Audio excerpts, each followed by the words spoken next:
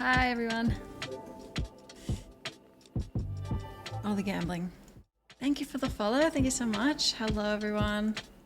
Happy weekend. Mixantos. Choco. Ranacore. Nice to see you. Pathfinder.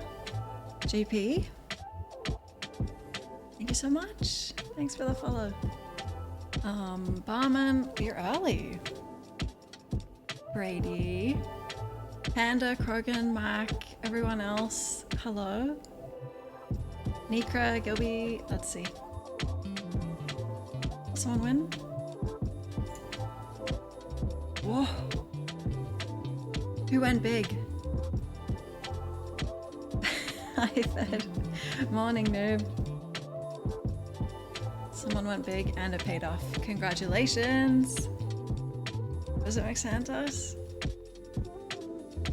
Slimies. G'day nuts.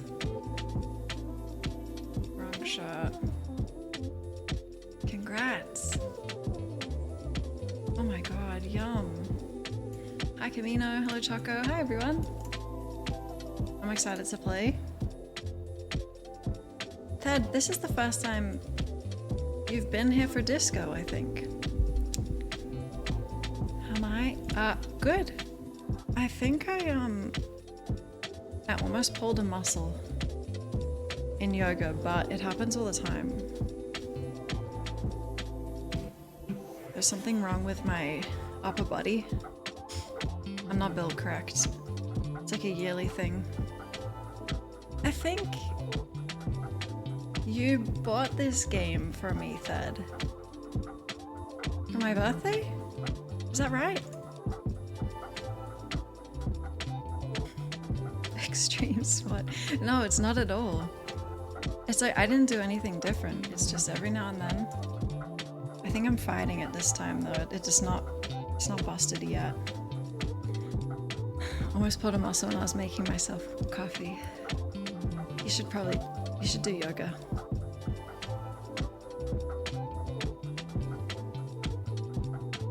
It's called being an adult. Nah, this is different because it's never my lower half. It's other than my knees. My ligaments always been kind of... One time when I was really young, I couldn't stand up. Something happened in my back. Anyway, any doctors here? I'm pretty sure it was Thed. Thank you, Thed. Everyone say thanks, Thed. Oh, the cracking of the bones is the best part of yoga. Oh, it feels so good. Like, I can't even explain. It was so painful. I sat down and I couldn't stand back up because the pinching. It went away though. On its own. Thank you, Thad.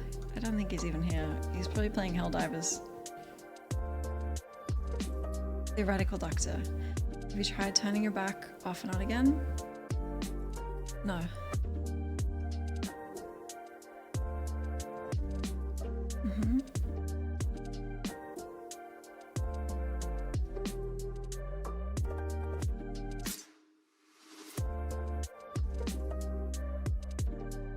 I wish I could play Helldivers, but I have to do my gacha game chores. We could rebuild my back? Nah, I wouldn't risk it, honestly. It's a pretty good one. I have the worst spine because I'm always shrimping when I draw. Yoga, it's great for posture. $1 Million Man reference. Is he really? It cost $1 million?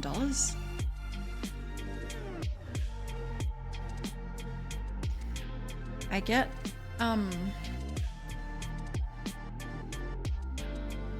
that mixed up with...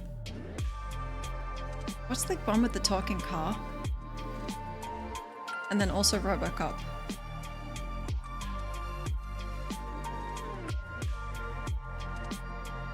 Yeah, get into the yoga. Knight Rider. I think so. Yeah. Yeah. get them mixed up. Damaged nerve in my lower back. Oh god. Were you like doing sport or something? Yoga stream? I was gonna say never, but I mean, maybe one day.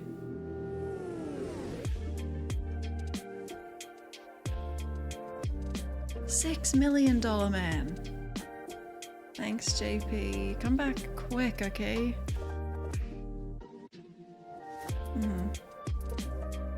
Oh my god, a long night. Well, that's okay. We get Trevor Phillips from GTA 5 saying, did somebody say yoga? Does he say that? I missed the joke. Is it a meme? Oh, my insides.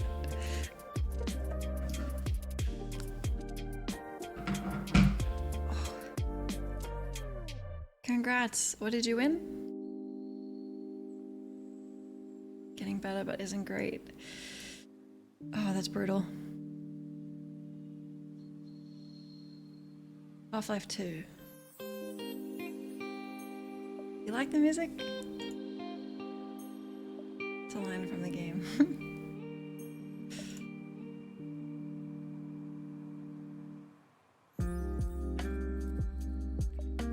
I don't really play video games, to be honest.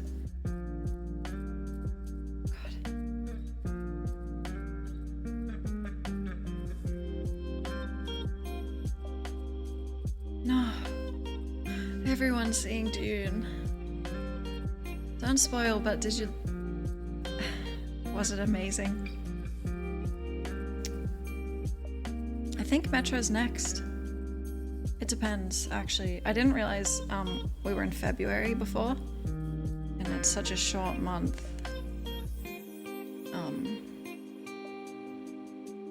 Tomorrow? I don't know if I can go out.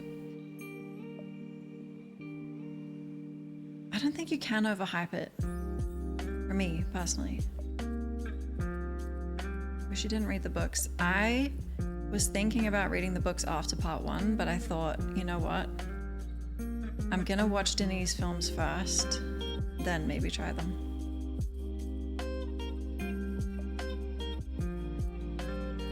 Part 1 in comparison is rubbish.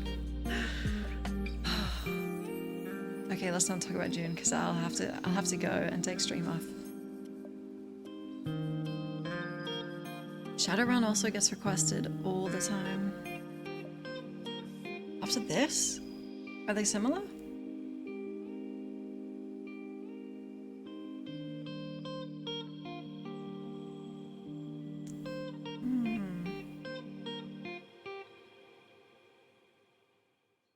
Stop.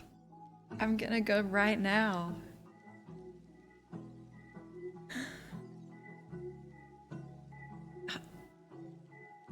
I'm in the detective mood. I didn't know this was a detective game, but I was making my Detective Loki playlist. Then I watched Zodiac. I'm into it. We do have to play Horizon soon though, because Forbidden West is March, right?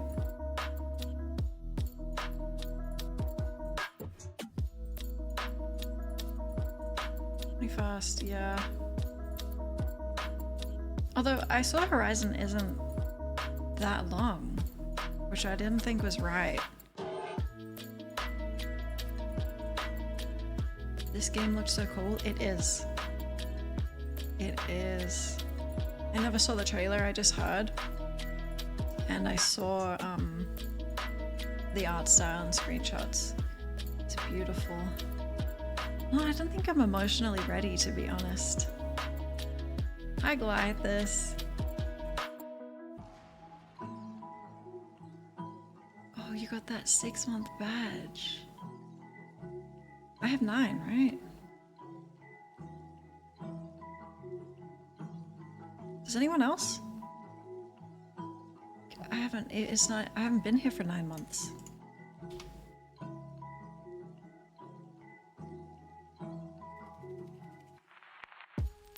I am pretty well. I hope you're well too, everyone.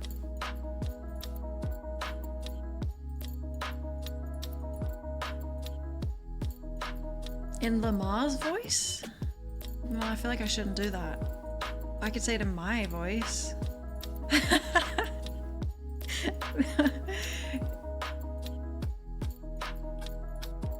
Yeah, I remember that line from GTE. Like my hair, thank you. Hello, gamer.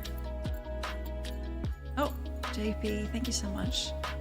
Move to New South Wales. What?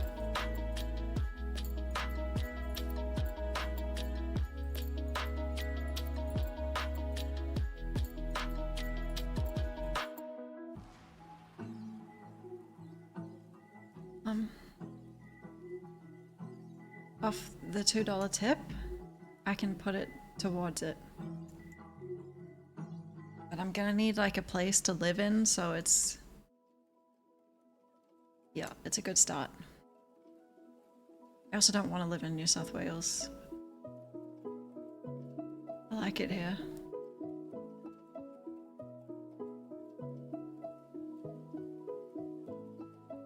I've Shadowrun bundle. That's what I'm here for. I play the games for you.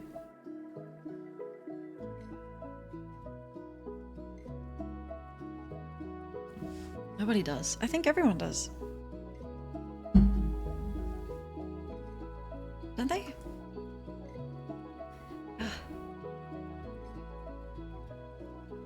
Okay, JP. Good luck.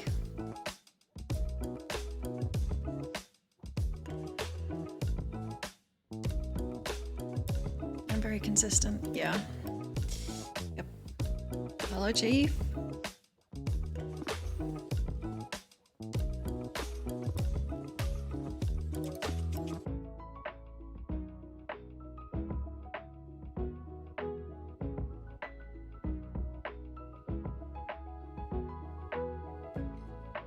What's up? Not much. I'm just streaming. What's up with you?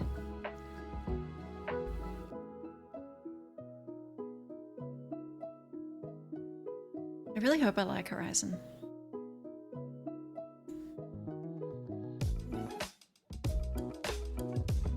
Morning, Toady. Hello, Dimch. So Nadia. You will? It's beautiful. I played the bit I played of it. Wow. Stunning. I'm not bad. Excited to play? Yes, thank you. I forget every time.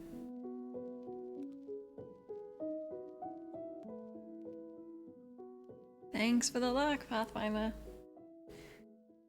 You're asking me where Clano is? I don't go in the basement, so I'm not sure.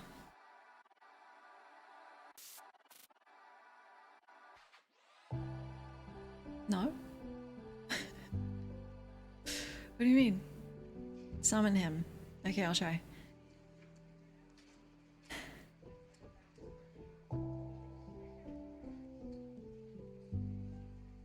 I'm trying. Thank you. This will probably help. It's slow.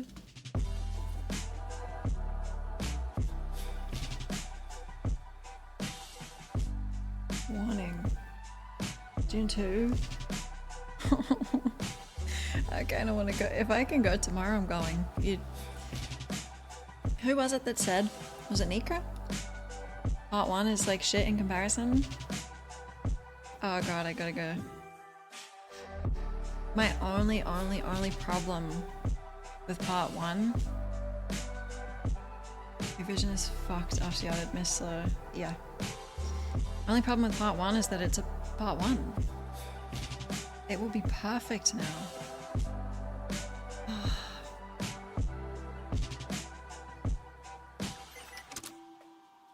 It is so good, yeah. I'm definitely gonna watch it again, yeah. Before I go. You look like a Pokemon trainer. Wait, what one? What would I be? When you could pick your What was the game you could pick? I always picked Ace. Ace something? Ace Trainer? You haven't seen a Dune movie? Wait till part 2 is out and then watch 1 and 2 together. The only problem with Dune is that it's not real. If you try hard enough, it is.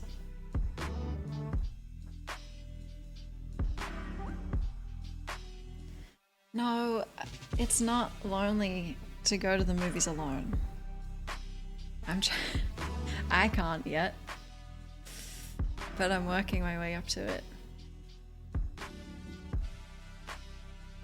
No. Wait, how are you falling asleep in Dune? That movie's... What parts? You're alone, but you're not lonely. Totally. I feel like if you're going to a showing with a kind of empty cinema, it might make it easier if you're a little like socially anxious about it, but also then you are alone. You know what I mean? If you can try and go like prime time when there's heaps of people everywhere. Oh, I love the cinema. I love it so much. Sharing an experience with everyone. Wow. That's what it means to be alive.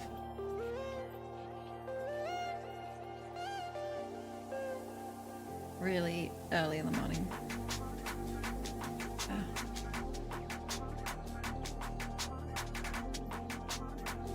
Don't like to be alone, but I hate big groups. That's normal.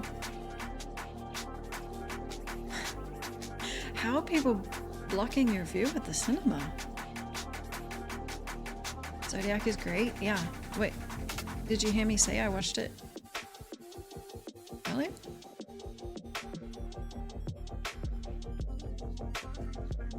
It's good. I like big groups when I run out of topics to talk.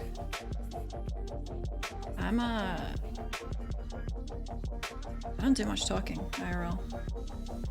I'm a listener. Last time you went was 2012. You gotta get some magic in your life. The joy of cinema.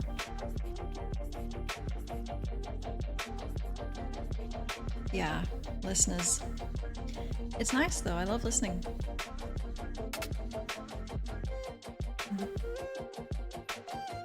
Oh, okay, any have, has anyone got good detective movie suggestions for me? I'm in the zone. I need them. Don't say 7. I think you won't shut up if people talk to a topic you liked. Me? Columbus. Dishwasher scared me.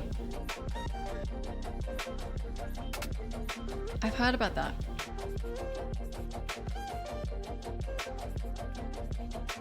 Last movie I saw was Fast and Furious in a cinema.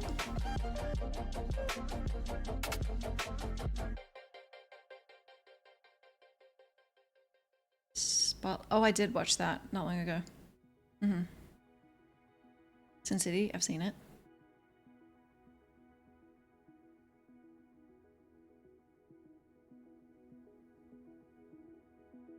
It's fun to see how all the humans interact with each other. I like that. People watching. The Saint with young Val Kilmer. Okay. Goofy 90s spy technology. I'm talking more like a very bleak...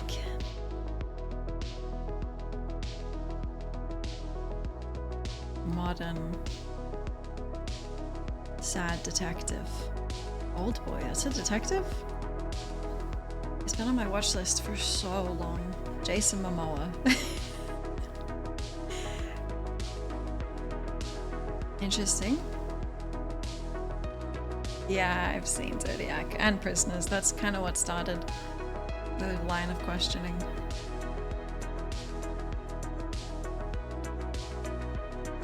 Yeah, I know, I was slacking on movie night. They keep, keep using my days off to edit.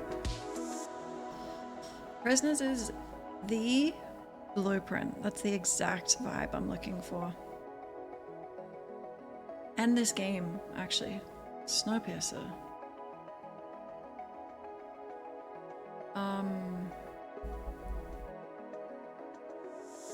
Who's in it?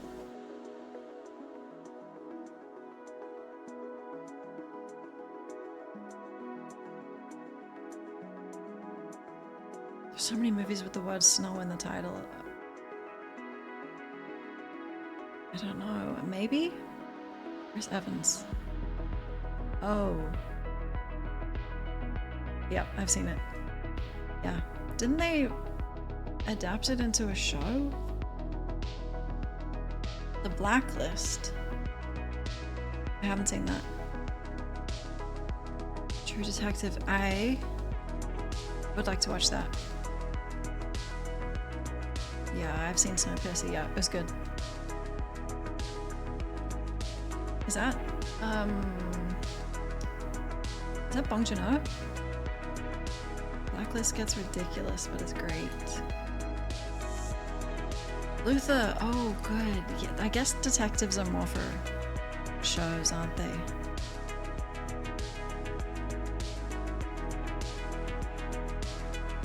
The only movies I've seen in the theaters, Jurassic World 2 and Bohemian Rhapsody. Really? Just 2?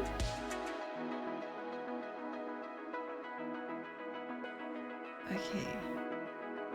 Blacklist, Luther.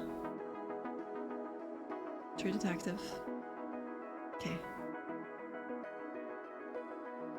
One Life with Anthony Hopkins. No. Last Anthony Hopkins thing I saw was... Is it called The Father? Oh my god. Crushing.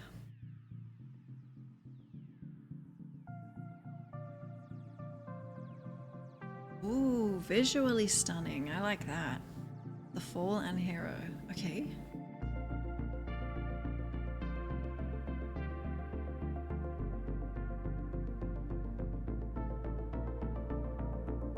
Every Star Wars, Jurassic Park. Wait, at the cinema? Oh, my cinema used to do that too, yeah. So good. I've talked about this so many times, all the movies I've seen. Aliens, Jaws, The Shining, Predator.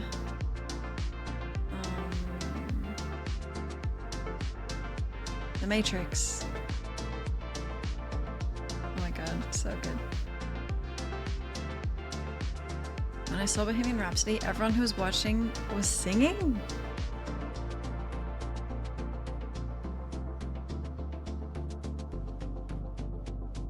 Furiosa will be good. It can't be bad. I don't know if it will be better than Mad Max, but does it matter? You know? I think it will be fun.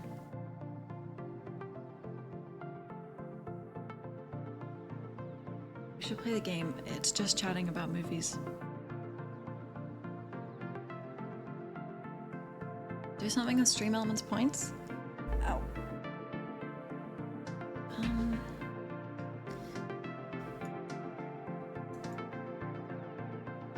What could we do with them? People do, like, I think no one has any. Because everyone gambles all the time.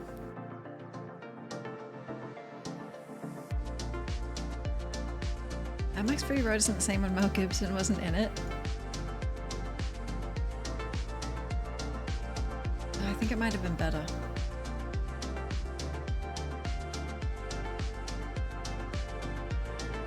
They're going all in again. Okay, game time.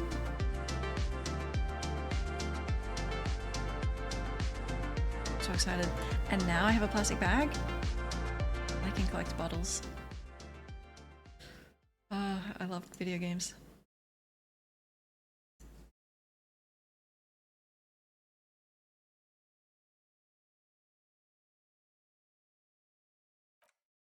Into the Wild. I think that's Been on my watch list for a long time.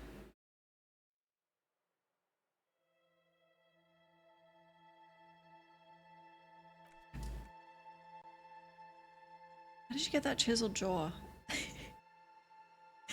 It's the Sigma grind set.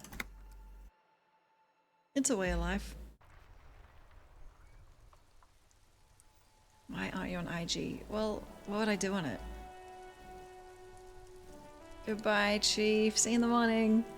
Oh god, see you in 7 hours. Who was in Into the Wild?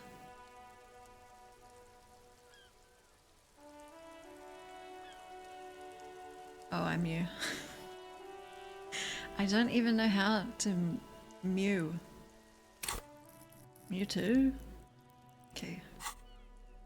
Okay. Not my alcohol. Get that away.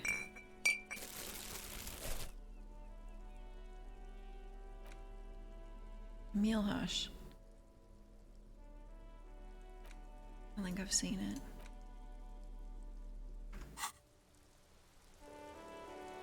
Okay.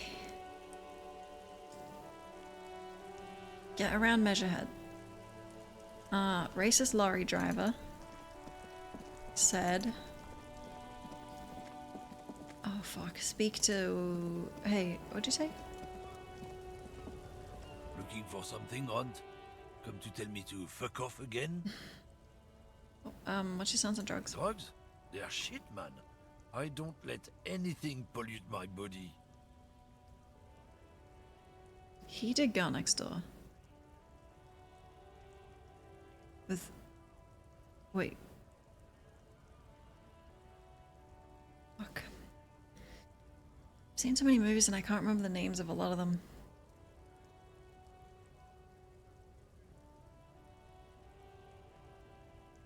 Thanks for the like, McSantos. The journal might say... I think it will just say look for... Interrogate the drivers. This guy did say something though.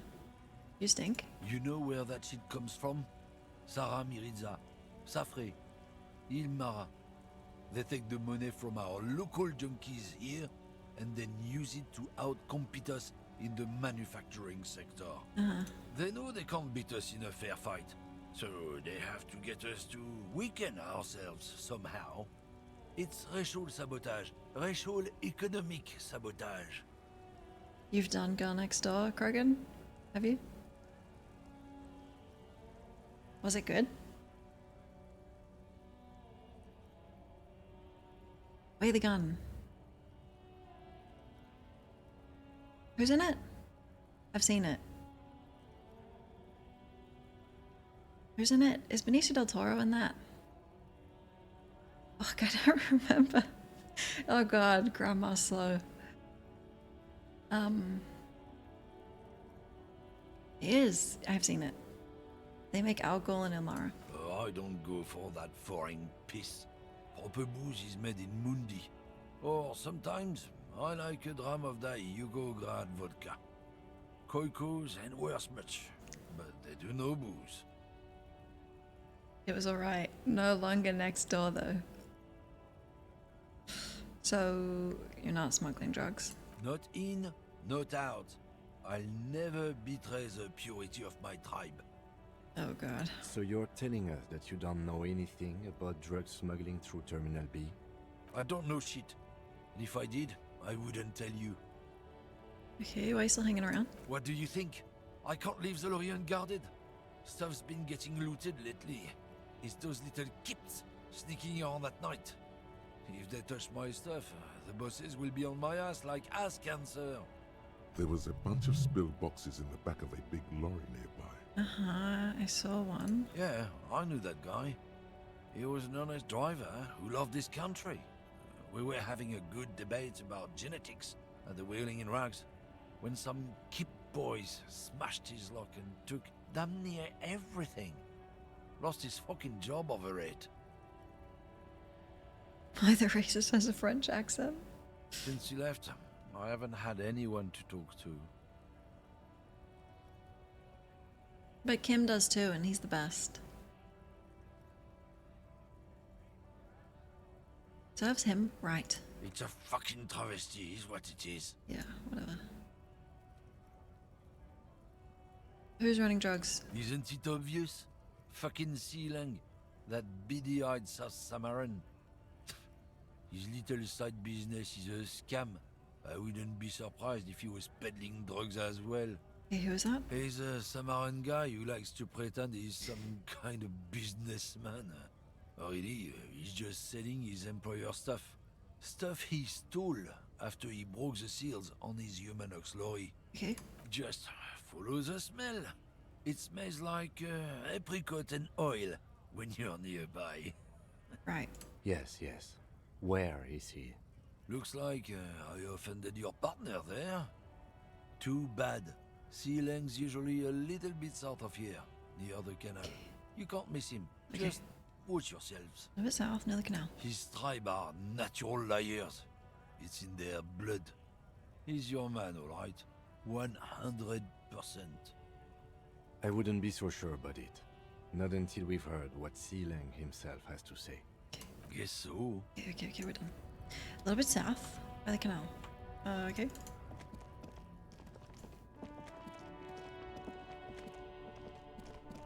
I'm going south.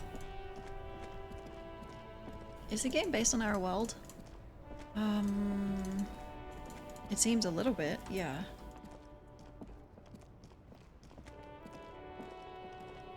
There are clothes inside. Cheap second-hand clothes, smelling of strangers' body odors. Don't be shy. These are premium class clothes. Good quality fabrics, best retro design. Save the economy with your style, officer. Oh, Save the economy? That sounds off. hold on. Save the economy? That sounds off. Haven't you heard, officer? We've got to be economically conscious. Recycle your cash, keep it in circulation. Don't buy new things. Buy eco.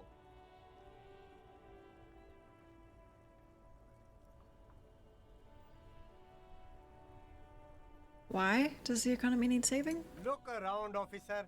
You see all these premium goods just sitting there, not getting bought. We've got to keep the flow of goods moving.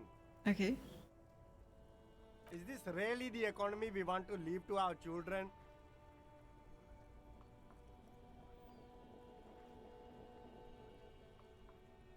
Oh god.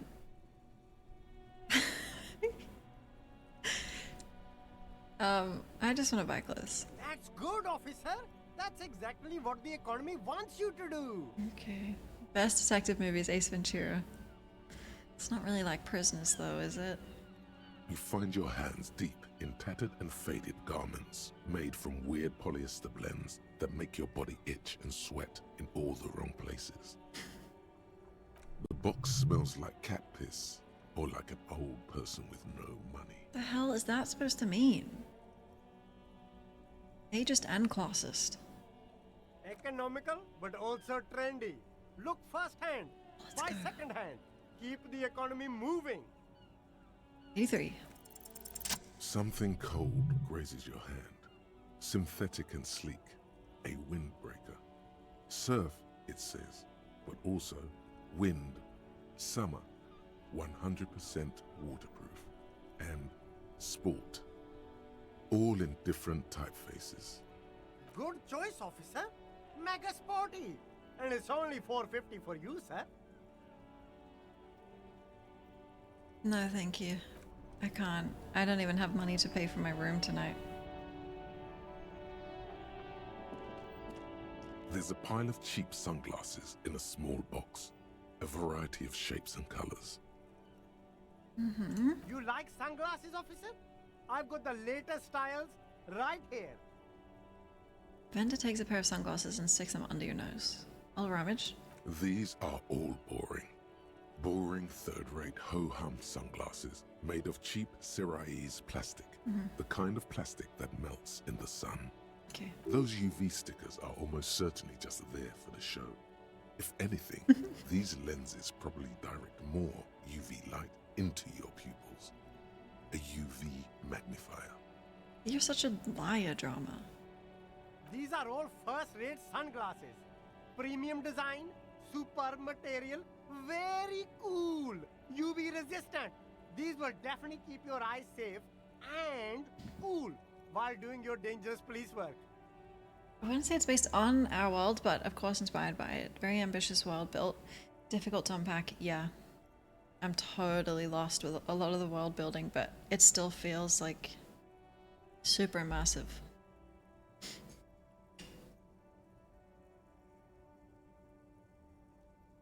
I'll find something. No luck. Okay. All you find is this lime-colored cellophane visor, Ooh. produced by a bargain sportswear brand called Amphibian, apparently. There's a malformed green frog on its bent cap. Oh, that visor is perfect for you, officer. It'll definitely keep the sun out of your eyes while you're shooting criminals. Bang, bang! And all for a mere 6 real. 6. Hey, at least it might actually offer some protection against the sun. Not like those cheap plastic shades. Kim? Are firefights something we should be prepared for? I hope not. You don't like it? Sure, Square Joe. No problem. Let's get you some real shades. Square jaw. I'm you. Okay, I need to talk to you. Oh, 1 second. You see two lowly, defeated speakers, thralls, slaves basically, perched atop them like conquerors surveying the land. A pair of found, durable wear sneakers, ultra serious. I can see you with taste for luxury, officer. Can't keep your eyes off those sneakers? Inspect the speakers. These once respectable speakers have been conquered, reduced to a mere prop by the indomitable found ultras atop them. I can't buy shoes because Kim said he likes mine, so. A small heat emboss on the veneer reads, Solidarity Aid from the People's Republic of Samara. The speakers themselves don't seem to display any magical qualities. Okay. No, don't look at the speakers, officer. Look at the sneakers. The sneakers are the stars here. What about the speakers? These, officer? These speakers are Samaran garbage. I'm ashamed to even use them for props. Don't waste your time on them. Samaran trash. That sounds like they're from the Samaran People's Republic, produced under the dictatorship of the proletariat. Can I just buy the sad conquered speakers? No way, officer. These aren't for sale. They're bad speakers. Lo-fi socialist junk. I love lo-fi. Oh. I think I am too. No, officer. You're a high-class policeman who accepts nothing less than the best. Okay. Lucky for you. You're right. I've got the best on sale. Yeah.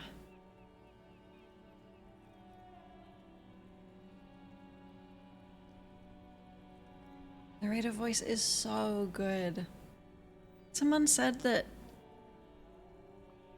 when it was released, it didn't have, what is it? What is that? Voiceover? Partially. Okay. For what main characters? Did it have the narrator?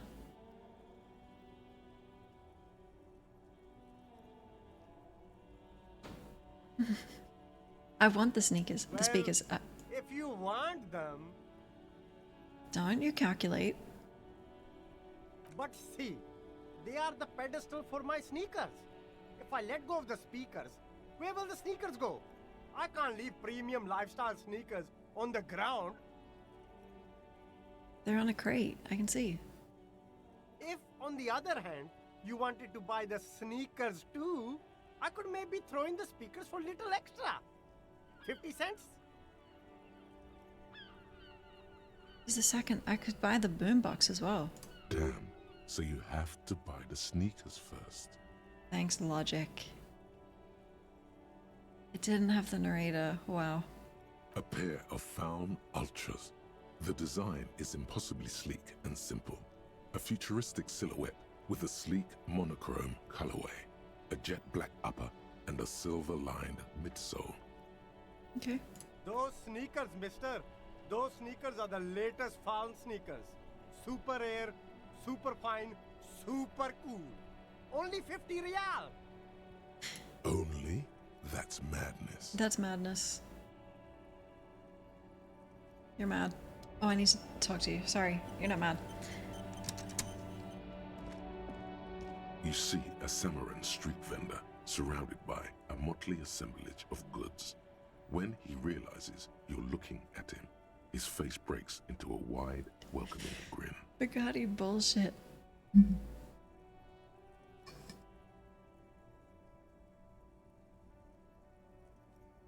Okay, let me use the bathroom really, really quick.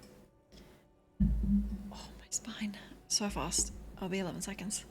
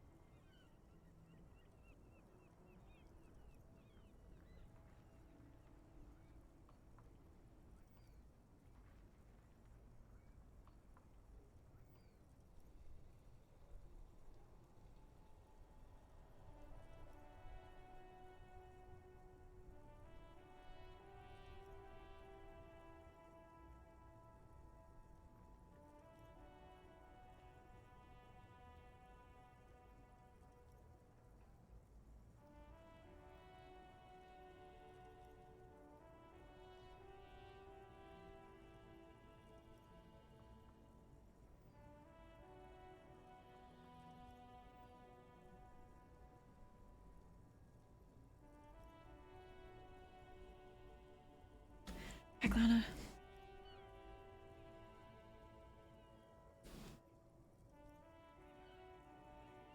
The name Sileng is embroidered over his breast pocket.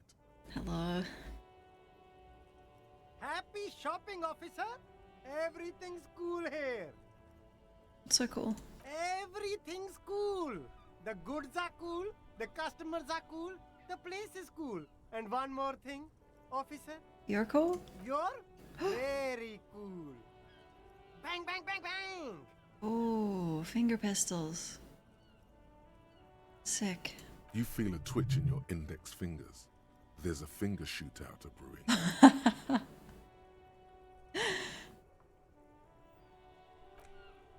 I whipped him out. Ooh. Don't shoot, officer. Have we got an arrest here or just a shakedown? Fuck, I'm smooth with it.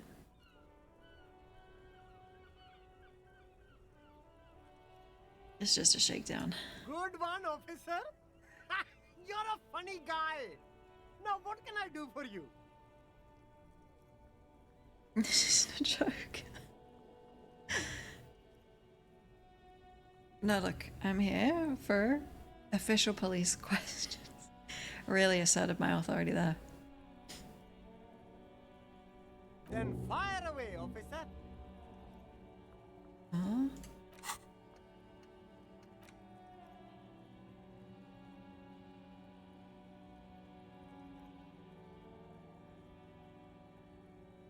Finger pistols. It only takes an hour. I gotta do this one.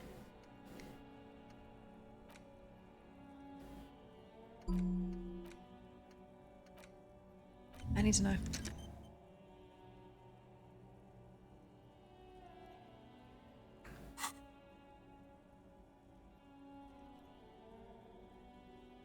Okay, we'll do this after. Finger pistol is 9mm.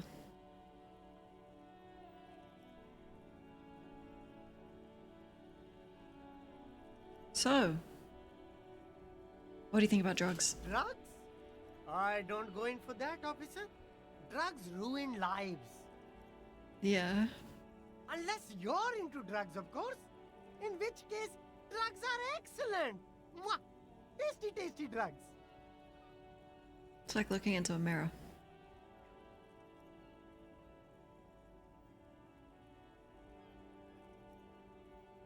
I love drugs. That's very cool. A lot of the coolest detectives do drugs. Sadly, I don't have any drugs on sale, or at my home, or on my person. Specific. Sir, it appears to be true. Oh, No drugs in sight. Not in the box of sunglasses or under the speakers. I actually don't like drugs. That's cool. Especially after you already said you're into them. Yep. All the coolest detectives in the movies do drugs. And I'm very conflicted about it. Still, no drugs here. I'm not conflicted. Oh god. We're looking for a lorry driver transporting drugs. He or she is in this traffic jam. That's even cooler. You investigating that and all. But I am not a lorry driver. I'm just a street vendor. I don't know anything about that. True. A blatant lie, sire. Yet he tells it with such conviction. We'd believe him if we didn't know better. I see. But you are a lorry man. Another driver identified you and your lorry. Who said that? It's the fat racist, right? I bet it's him. He has an agenda against me because I'm an immigrant who works harder than he does. He's a hater. Oof. So you admit you're a lorry driver? No, I just said I work harder and he's an asshole. I'm... Go on. Realizing he can't get out of it. Smart man. Okay, maybe I'm a lorry driver too.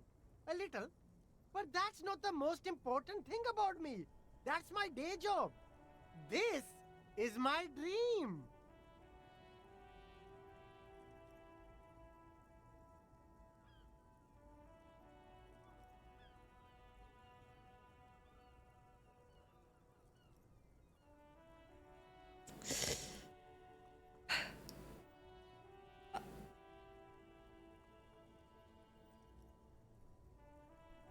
Oh god. Hi Panda, lurking. Love listening to the stream to soothe me to sleep. So nice. Okay, I'm gonna be sleep mode again. Very gentle. Not calling anyone a bitch. I'll put you to sleep.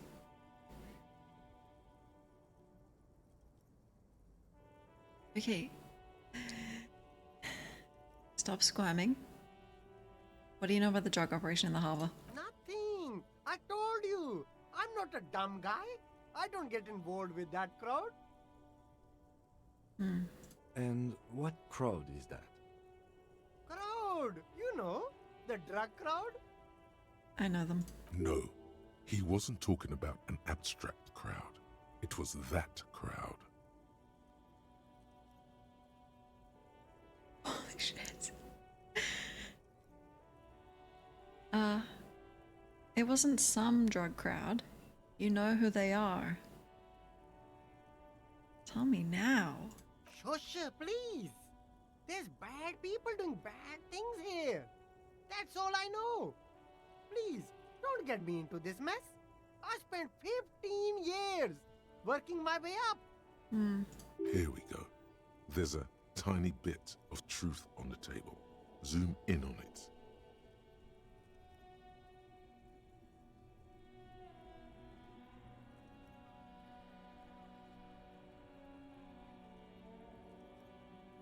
Holy shit.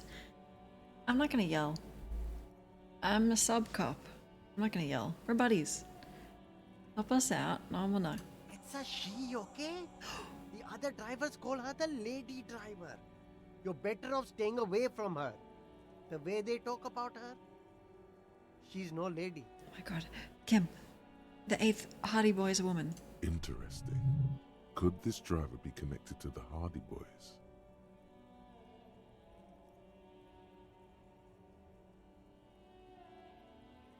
Is the lady driver the old woman? I don't know. Maybe. If she is, I haven't gone near her. I don't get involved. I told you. True. It could be. She was strange. He's not ruling her out. Who are these other drivers who talk? All of them. I don't know. I told you all I know. Are we cool now? I really want us to be cool now. Who exactly is talking about this lady driver of yours? The racist or the other one with the tattoos? All of them. Even the ones who've left. I don't hang out with them. I don't remember who has tattoos. Okay. Could she be associated with the Hardy Boys? I don't know. Yeah. I'm not local. I don't know anything about that. Yeah. Okay, we're cool. All right. I scored. Let's cap this off with a purchase. You can walk away from here with funky sunglasses, detectives. Both of you. You deserve it. Fuck, you think I'll get +1 or -1 from asking where he's from? Hi, Mafia. You might get, like, sentimental about home. Where you from? Me? It's a boring story, officer. Who cares about the past? I'm all business now. All Revachol. This man probably comes from Seaguy, sometimes known as the Apricot Suzerainty, an archipelago in the Samaran Isola.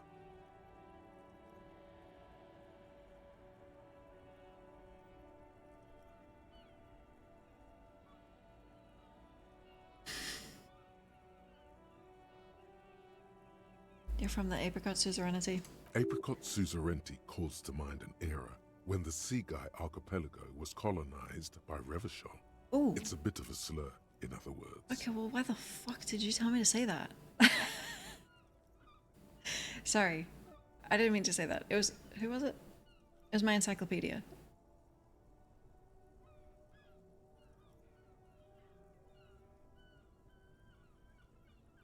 No, I'm the sorry. I'm the sorry cop. Sorry about that. Very cool. Yeah, sorry. I admire your awareness of our intertwined histories. It's super nice of you to apologize for colonialism. Yep. But the Apricot Suzerainty is a shithole. That's why I left. You're welcome. For the apologizing.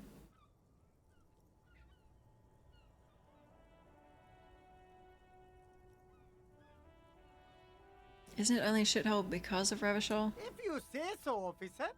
I don't worry too much about politics. I'm an entrepreneur, you know. Whatever's good for business is good for me. Okay. Give me money.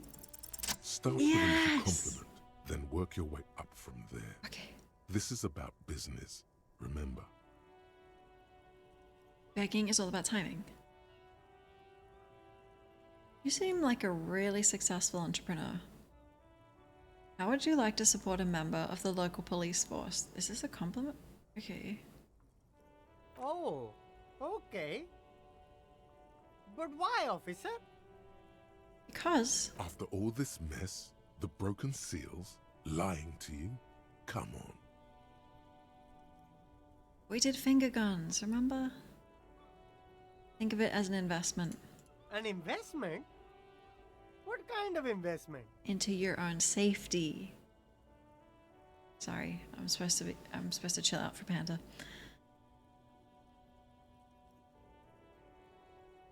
A highly experimental human being.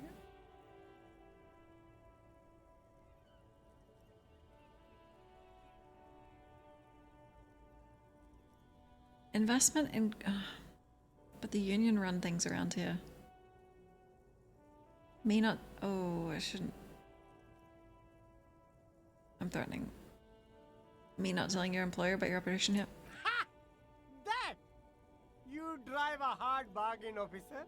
I respect that. Okay. What's it going to cost me? Be reasonable. 10. Sounds like a fair deal all around. Corruption. No.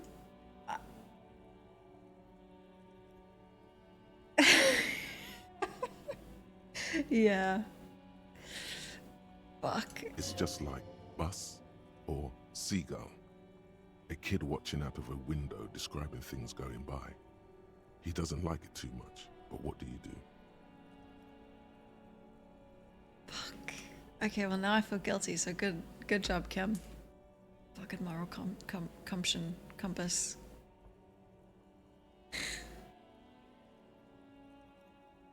Thanks.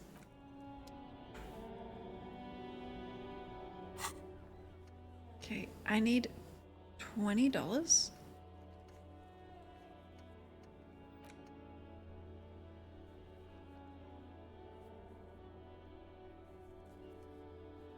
I kind of want to know. What if I don't have the money? Kim? Did you pay for me again? Okay, talk to the pale woman. We're on the case. Not the correct case, but a case. Hi, Based. Hello.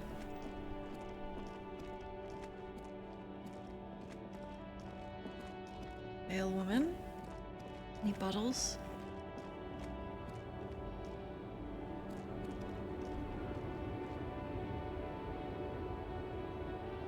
Okay.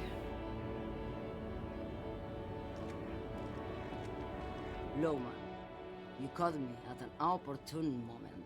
This awful weather keeps me awake. You can entertain me with your questions. I love her voice. Okay.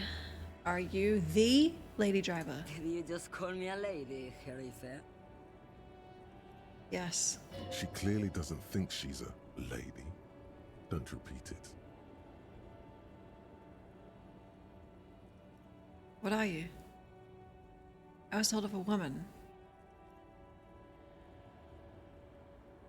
I'm not that either, Herife. I've gone too far from it all to remember what was between my legs. It doesn't work like that on the long haul. Okay, I guess it is the 50s, so...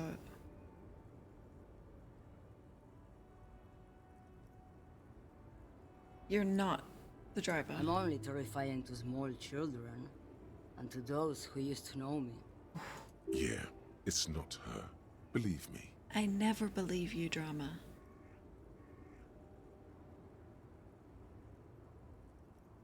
She said the long haul. The big ones, the trucks. There's no women and men there. It's all just... Yeah? In the middle of this town, there's a ghostly motorway. It takes all the people where they want to stay. Let's go. Believe me, said drama. Sauce? My drama said. Okay, who's the female driver? How should I know? Do I look like I spend a lot of time with the other communers sniffing around when I have my movies to go to?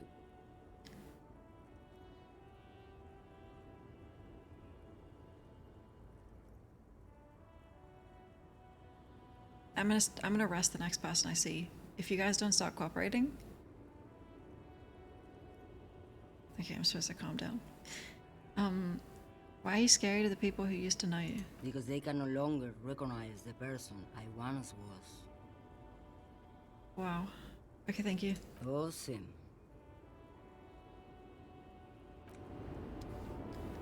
Fuck, so now the fuck what?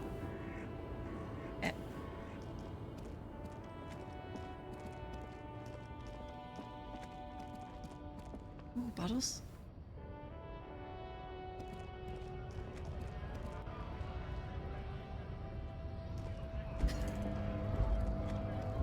Dude.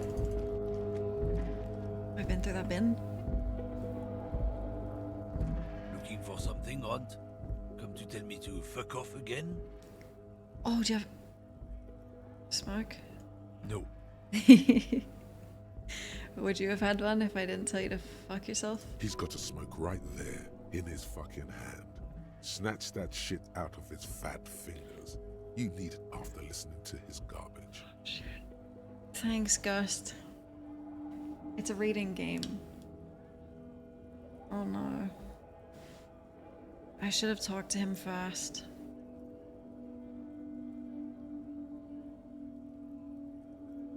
Then I'm gonna have to take the one you're smoking. Can't have it. Hand it over. It's evidence. Evidence of what? I haven't done anything.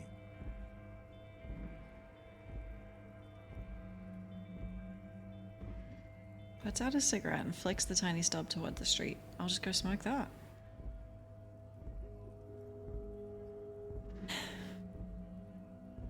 I don't mind. I bet. Noxious effluence. Sorry I couldn't be of any help. Ambivalently mocking half nod. Okay, dude. I know you've been giving me the runaround. I don't know what you're talking about.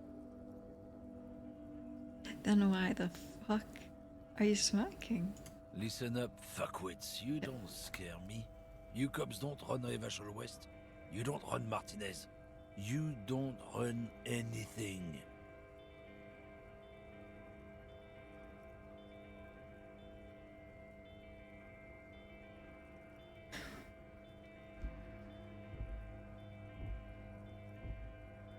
So who does? The lady driver? No. He means La Puta Madre. Huh? A legendary, and not in a good way, crime boss from Jamrock. Controls what is probably the most powerful organized crime outfit in Revachol West. Oh. Get that fat nicotine stick. I keep trying.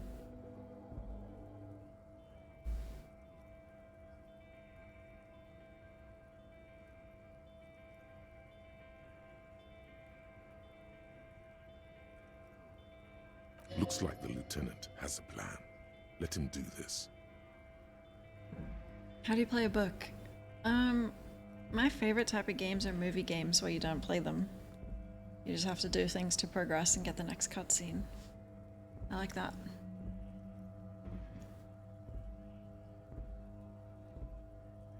Come on, Kim. Yeah, him. What are you doing, Kim? Then I presume you are familiar with his peonies. Yeah, they're his little bitches. He's got them all over the unions. Detroit? Not just the unions. He has peonies everywhere. Some say he even has them in the RCM. Dirty fucking peonies who'd do anything for him. Multi-ethnic drug addicts. The lieutenant adopts a rodentine quality. Be cool, sire. He's getting into this. You're not peonies. You wouldn't be investigating a drug thing if you were. No, of course not. We are not peonies.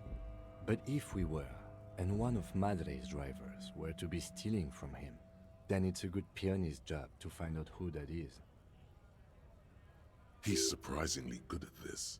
Not bad at all. Look at him lurching. I'm looking. It's not a hard job. It won't take a long time. It won't make Padre Madre angry. But a stupid fucking racist is standing in the way, protecting this fucking thief. I'm not scared of you or the mob. I'm under the protection of the Lorryman and Carter's Guild. You've seen that corpse in the ceramic armor there. Did his shitty little guild protect him? Nah, you wouldn't just leave him out there if you... Tries to light a fresh cigarette, but his hands are shaking.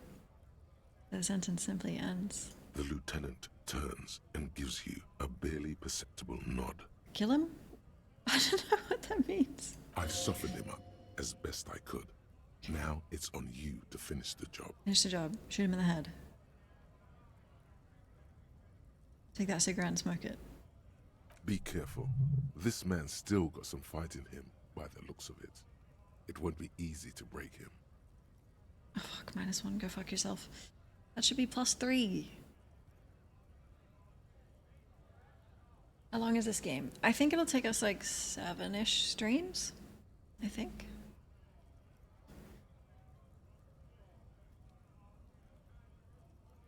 I can't. 28%. Glasses, thank you. I gotta get Kim glasses. That's what I mean, Z. Like from the start, I've known he should be taking the lead. Oh, thank you. Ask him for a smoke again. True. This is all I can do.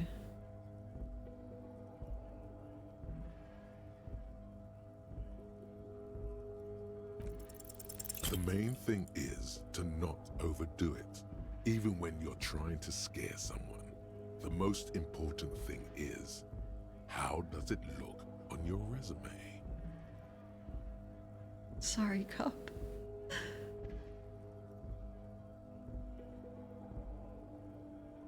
Let's say this, we're already outside. The jig's up, okay? I got the goods on you. Oh yeah? And what goods are those? You know. Your goods. There's some kind of homo thing? Well, I don't know. Kim did tell me to finish you. Kim? Maybe it is. Okay, that's enough. Thank you. That's enough. So sorry, Kim. We'll just have to ask someone else about the lady driver. Let's go. Okay, thank you. Sorry. Oh, fuck. Who? Hi, Hashashin. Hello, Dawn. Kim, who should we ask? Yes?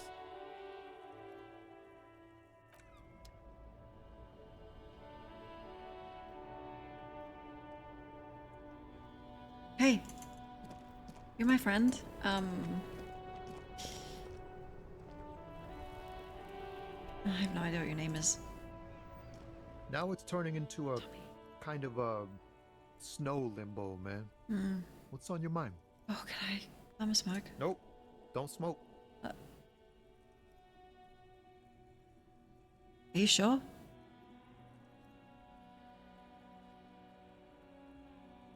You sure? Because I can see and hear it. Some of the other drivers do, though. There's still a few around, waiting for the jam to disperse.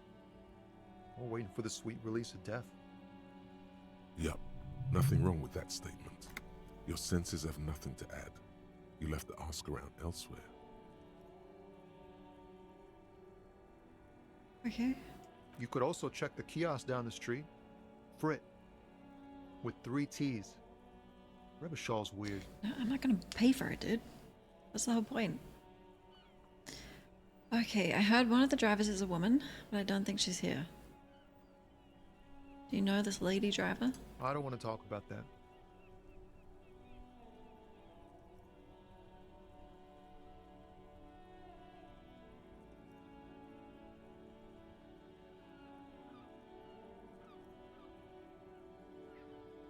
I do need... It's not prying, I'm a detective. I need your help, okay? No, you know something, what is it? Man, I was hoping it isn't gonna be her. All I can say is, she isn't around here anymore. She isn't some evil drug trafficker. And I don't know where she is.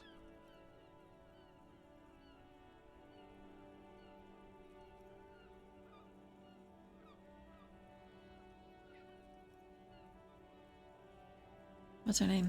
Thank God I don't know. People here call her the Lady Driver. She kept her name a secret. From me too. Now I see why. Who is she to you? A friend? An acquaintance. I don't know. She was the only person in this damn jam I could talk to. She's someone I don't want to rat out to the law, okay? Okay. What does she look like? A youngish woman. Gruff, but in a cool way. Could you be a little more specific? What color hair? Yeah. Blue and violet. Died. It was violet when she got here. Blue before she went. Okay. Blue. Okay. Then she may have dyed it again.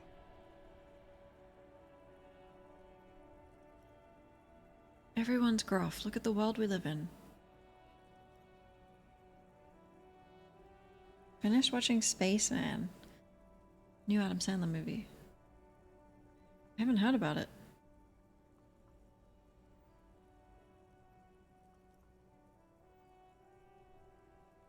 Okay, I asked you who's conducting the drug trade. You said you didn't know. Now you're saying you do? I didn't, man. I told you I was hoping it's not her. That she wouldn't be mixed up in it. But you suspected she might be.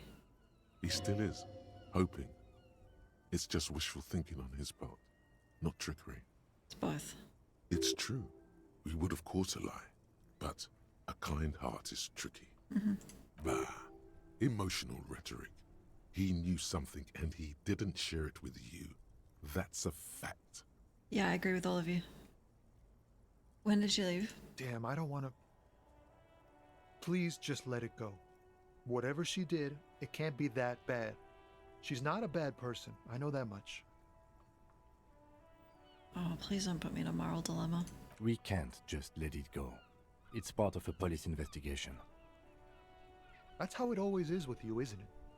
All part of the investigation. We're fucking cops. The girl's troubled. If you hunt her down, she may not survive it. I can't have that on my conscience. Look, I kind of doubt she's more troubled than me. Okay? I just talked to my hanging corpse last night in my dream. You know what I mean? It won't come to that. We won't pursue her on this. This is information only. I don't believe you. Okay, well, I don't care.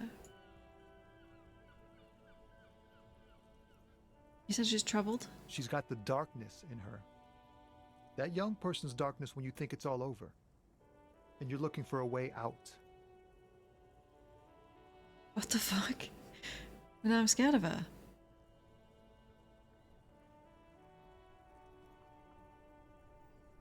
She shared this with you? Yes. Which is why I don't want to snitch on her. Lighten up, dude. You're not afraid of her, then? I heard the rumors. I saw the other drivers looking at me strange when we talked. And she told me, too, that she's had a violent life. But I wasn't afraid of her. More like for her. Did this violent life include drug trafficking? Well, it looks like it did now. But we didn't talk about that. We talked about life, you know? She talked about her mind. Her mind. The way it worked. The trouble it was giving her. Oh my gosh, she's like me. Okay, when she left, did she leave her lorry? Fuck, man. Go grill someone else with these questions, okay? There are plenty of drivers here who couldn't stand her, or were afraid of her.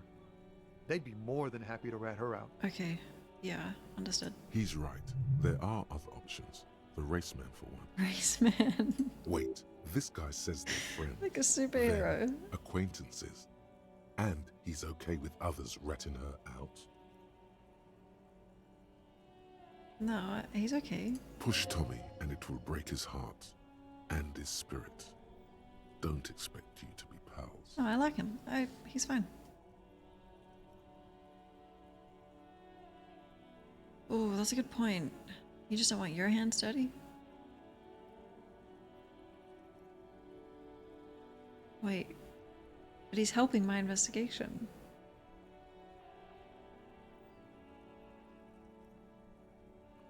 I'm curious. Fine. I don't want to be a butcher. And I don't want to be a knight either. I just want to be a person who can sleep at night. A little fame wouldn't hurt too. What? Ice cream and cherry Dr. Pepper. What flavor ice cream?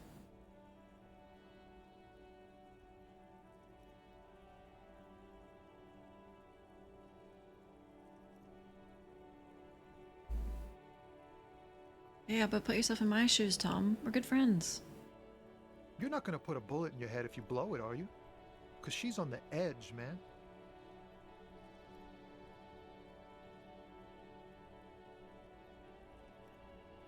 Yeah, I think I might be as well. Imagine it. An explosion of stars. Goodbye world of men, money, and machines. I put points in you, and you're telling me to KYS? I'll find another way. Thank you, friend.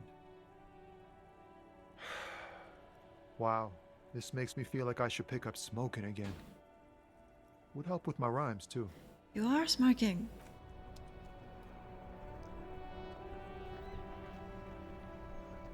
Neapolitan.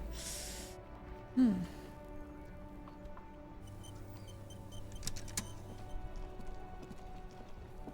gonna get a smoke from him after, yeah, for sure. Okay, race man. Looking for something, Hunt? Come to tell me to fuck off again? I'm gonna have to ask, Tommy.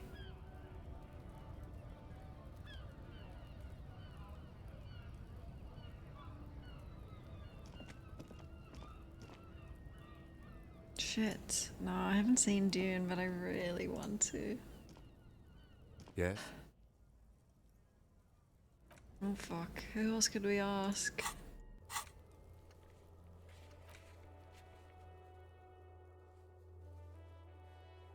Maybe the woman? No, she doesn't know anything.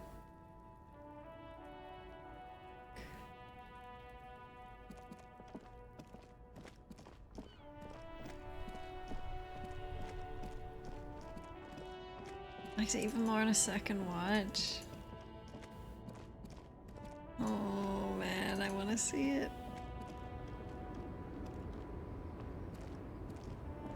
Hello, man. The woman is still hunched over the railing, her head swaying to the music, her eyes looking at nothing in particular. Sorry. Huh? What is it? What do you want? Nothing. Fuck, sorry to bother you. Oh god, Tommy.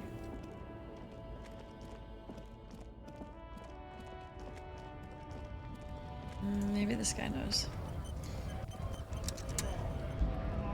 Right to work! Right to work! Shame on you!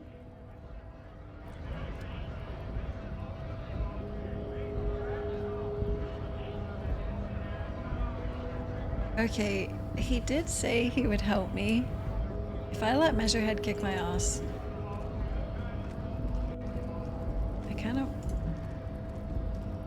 I want to see if I can do it after that. Hey. Your race descent has only worsened since I last saw you. You have really let yourself go. Why are you not with the Hardy Boys? I am not the first line of defense. I am the last. Ooh. In addition, these so-called Hardy Boys are an effeminate clique of bodybuilders. Their company is spiritually degrading.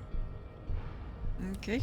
You pick up on something artificial in his tone, like he's putting on an act.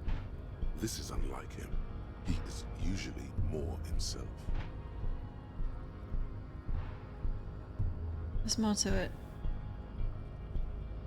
What do you got against them? Fine. They have recently fallen under the influence of a possibly sexually perverted female vagrant and a narcotics peddler. It's shameful. Play it cool. What do you mean? Find out for yourself. Fuck. Endomorphic blob. Interesting. That is interesting. This is even more interesting.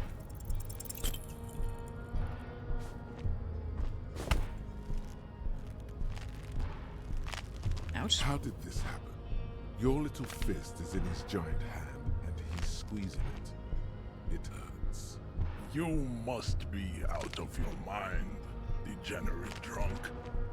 Say it. Fuck you. Your fist cracks in his hand like a ripe apple. Pain shoots up into your brain as he's twisting it more and more. Look at my glasses. The words to the song have changed. Say, I am a violent drunk. No. Your hand twists in his grip and the pain blinds you. Still you press the words out of your swollen mouth. Good. Now leave before you humiliate your homoerotic organization any further. Does everyone know I'm gay? Is it glasses? Yes? I'd appreciate it if you didn't force us into situations where I may have to shoot random civilians, because that won't get us anywhere. No, but the guy downstairs said I had to do this, remember? I'm not even sure the one bullet my chamber holds would even prick that Hulk.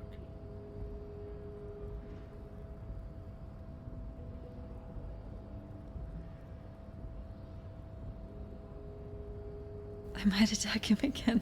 How else are we gonna get through? There must be some other way. Let's go see the yard again. It faces the other end of the harbor. We're done with Measurehead here. The yard. Look, I was trying to fight bad ideologies. I wouldn't call myself a hero. We're not here on some political quest. Yeah. We're here to solve a crime. Sure. Don't make the situation any more volatile than it already is. Sorry, Kim. I was just trying to assert dominance. We're not here on some political quest. Oh. We're here to solve a crime. Sorry, Kim. Don't make the situation any more volatile than it already is. I might attack him again. The lieutenant groans, but doesn't say anything. Kim. That's right. You should do it again. It's the last thing you'll be expecting. Wait, seriously? No, Kim, look, because the guy down here said... Setting off everyone's gaydar. It might be because I'm in love with Kim. Nice aggression with the native. Thank you. Don't let the chief fool you next time. You don't need to be that up in his face. Leave yourself space to move. Okay, Not bad advice, actually. This might do the trick. okay. Let's talk about our right to work. Could you please be my champion? No, I'm not a fighter. I'm a worker. Okay. Okay, watch this, Kim. I know you don't like it, but... I don't even think I saved before I did this.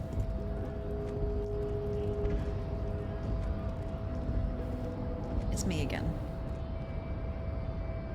Your race descent has only worsened since I last saw you. You have really let yourself go.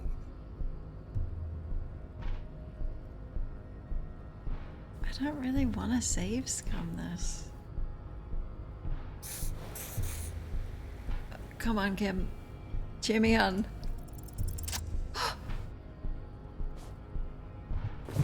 Oh!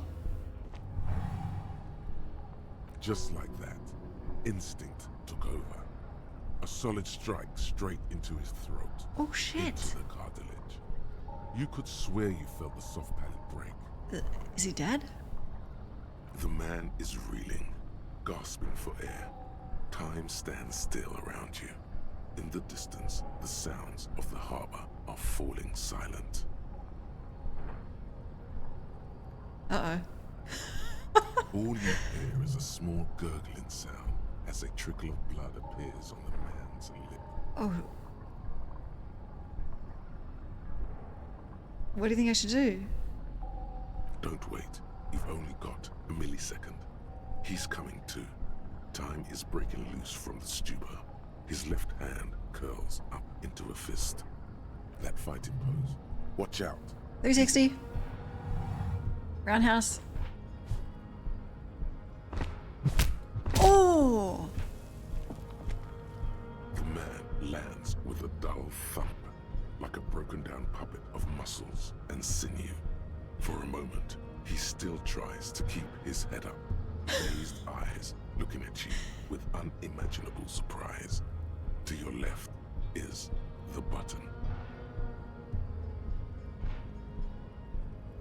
Sorry, Cuff. No, it's not police brutality. I'm a cop and I'm brutal. It's not the same thing.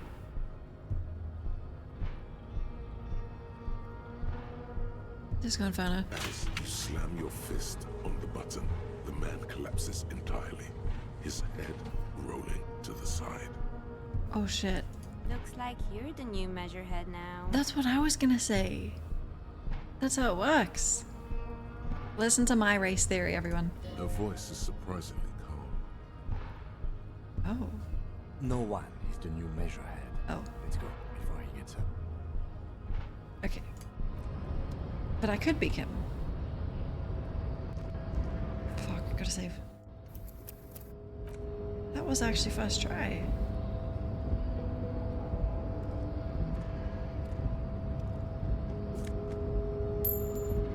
I don't want to wake him up, but I want to loot him. Finish him while he's down.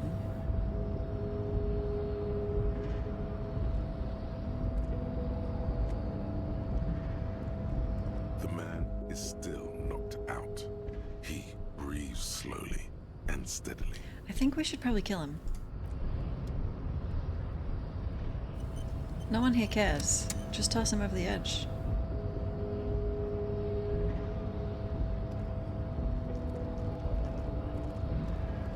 We did it!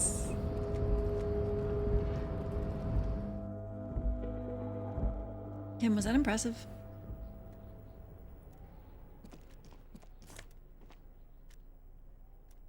A book?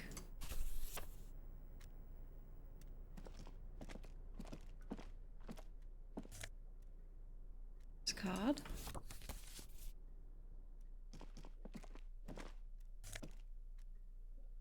Magnesium. Kim, you okay? You good?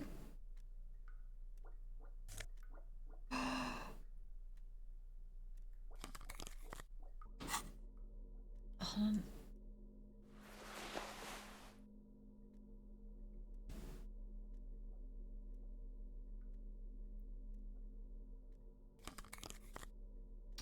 I make them look shit. Fuck.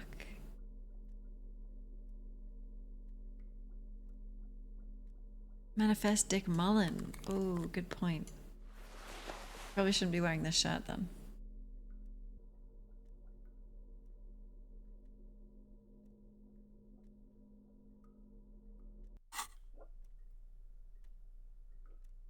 Kim, you might look good in those. Someone left the coffee machine on. Dark liquid and it looks almost sentient.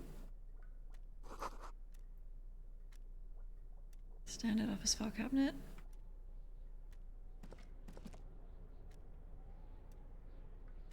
On second glance, someone has forgotten to properly close one of the drawers.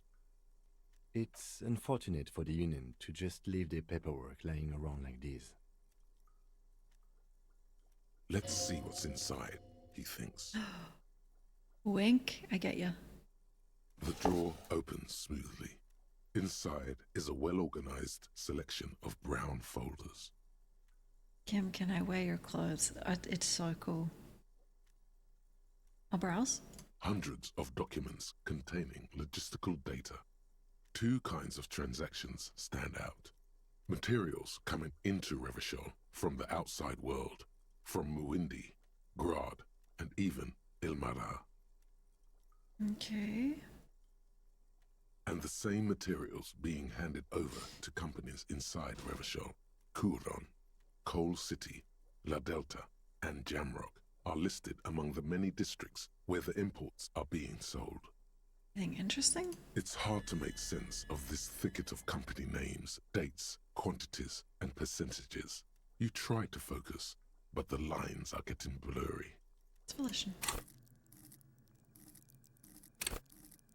Oh. Yeah, I might want that one.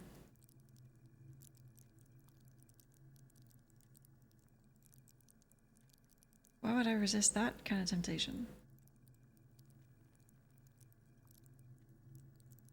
Okay, I gotta get volition.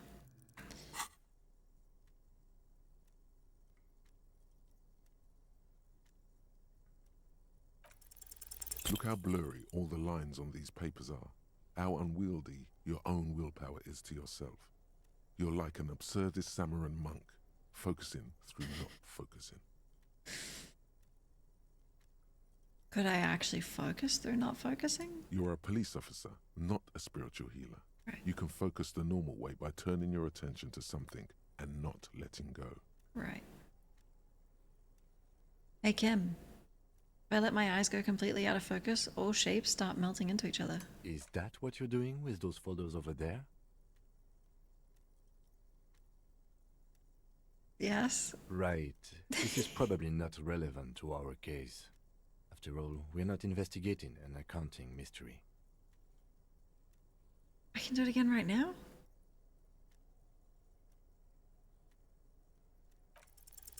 You're trying hard, but the data here is unbelievably dry. Something about containers.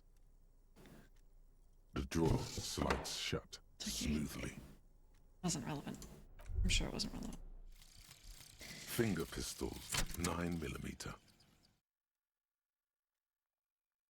Snap, snap, baby. Turns out guns aren't that much for protecting as they are for attacking people. If you want to protect people, really work for them, you have to whip out your signature dual 9mm Villiers finger pistols. Who needs real guns anyway? That conversation you just had? It would have gone better had you snapped those bad boys at them. Note, 9mm dual finger pistols do not count for an actual weapon in a gunfight. +1 reaction speed. Empty hand slots give suggestion 1.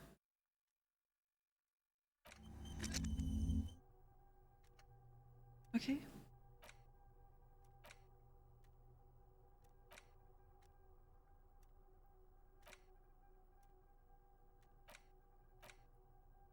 Um, 5 hours.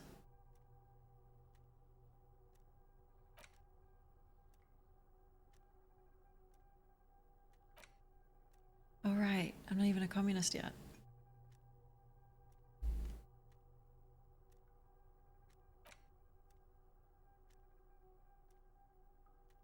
I guess I'll remove this one. Wait, it takes a skill point to forget?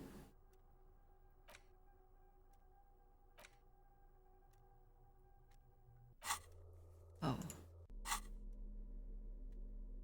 Okay. I'll come back for that. Dewey typewriter. Every worker is a member of the board. Yep.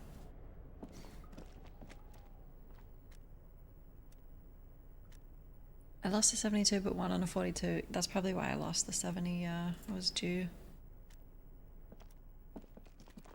An imposing combination of a punch clock and a payphone is looking down at you from the wall. A note on the side says, "Tokens unavailable due to strike. Use change."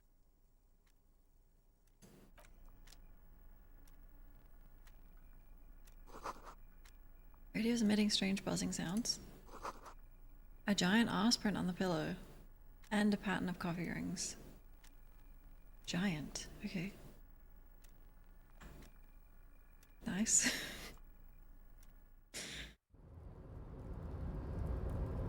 Kim, our copper is stacked. Okay.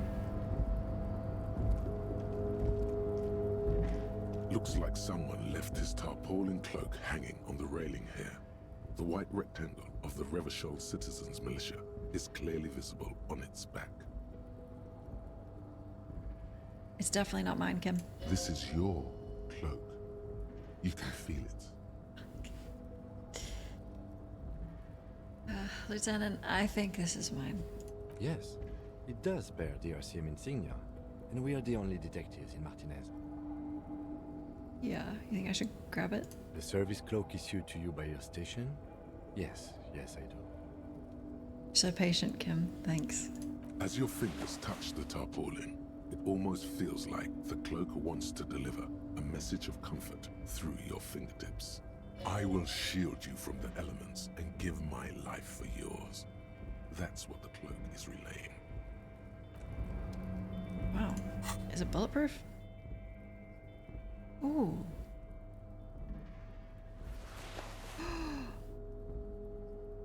Dick Mullen.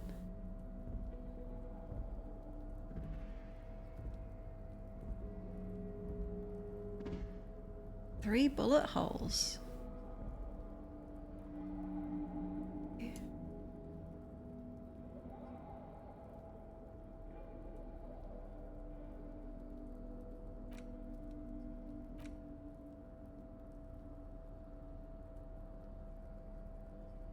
Sell for a pretty penny. It's 30 cents, dude.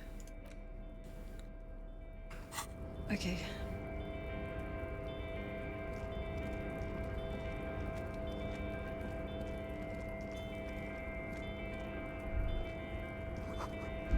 All around you, great machines and quiescence.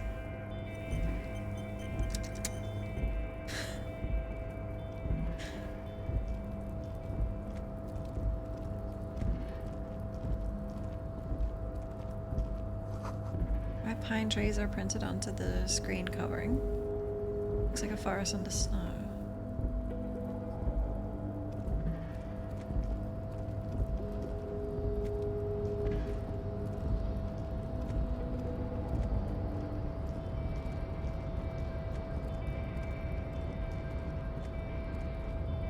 Hi Fuller, morning. Yeah, I love this jacket.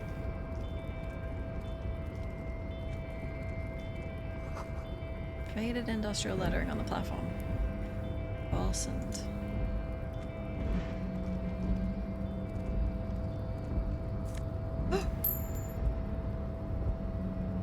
Let's go.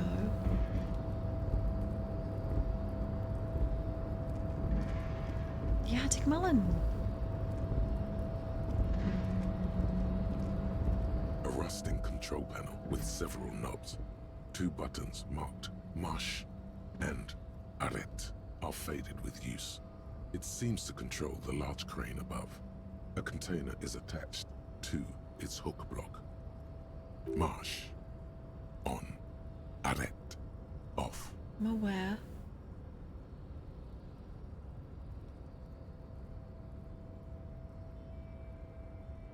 Okay. With a loud grind, the crane shifts overhead, moving a massive metal container through the air.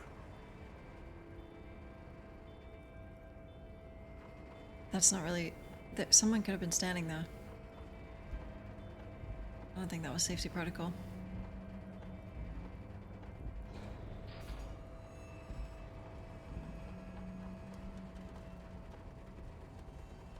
Oh my god. Is it... Okay. And with a surprisingly quiet thunk, the crane places the container down. The harbor sleeps as the strike rages in the distance.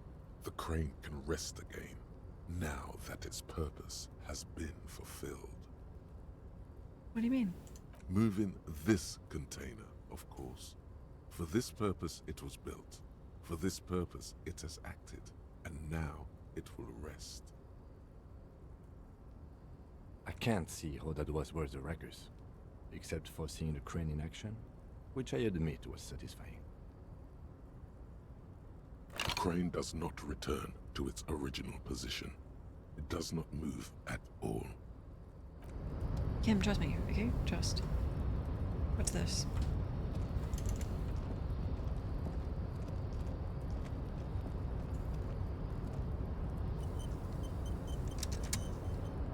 Before you stands a cargo container, just one of many in the yard.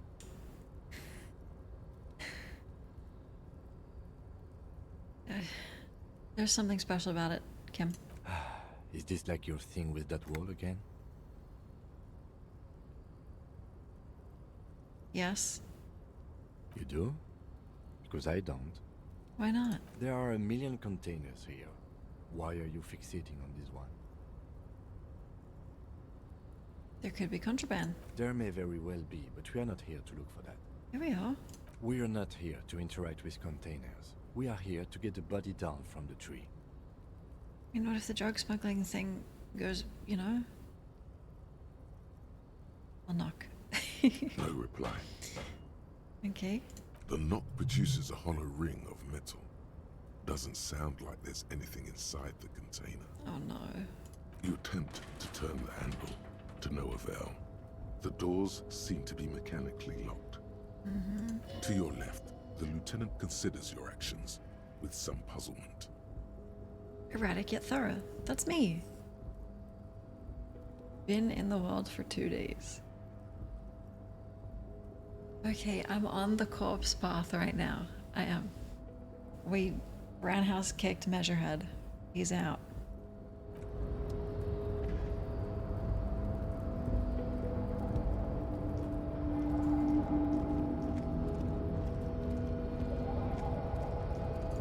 Kim, it's a video game, trust me. It wouldn't be there if it wasn't important.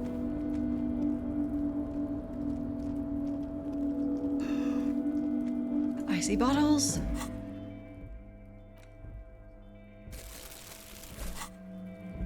Oh, yes. Oh, yes. Numerous empty bottles of Commodore Red. Oh god, this was me. 3 packs worth of...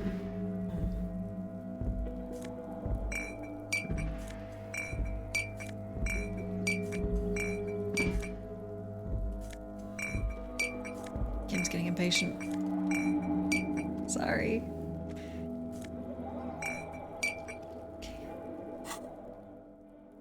It's just what I do for the town, you know?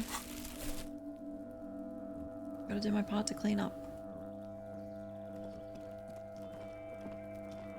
This is the night watchman's booth. The name on the door reads, Rene Arnaud. Listen, it's okay to take a few minutes to yourself. Sit down and have a breather.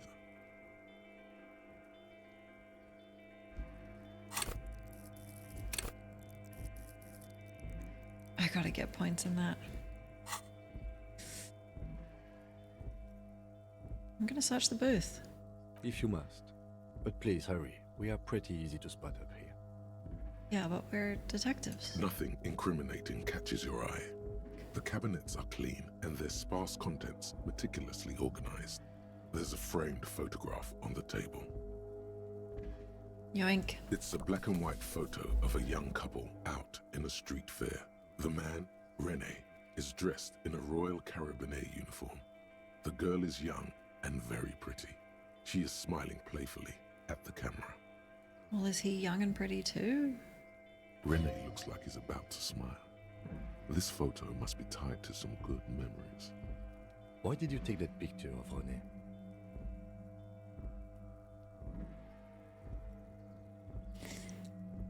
Evidence. Fine. But let's move. I don't want to be seen snooping around here. Okay.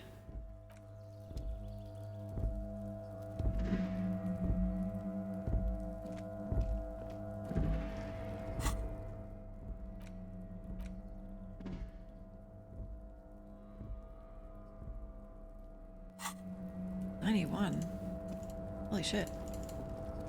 Do you mean 1891?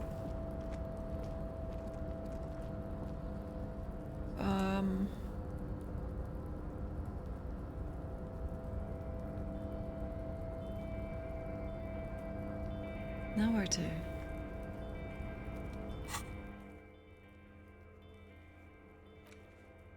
Oh right, I forgot to do that. Also we have to meet this guy at 9.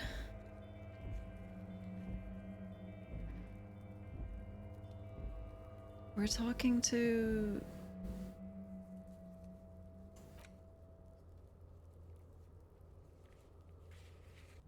Hello?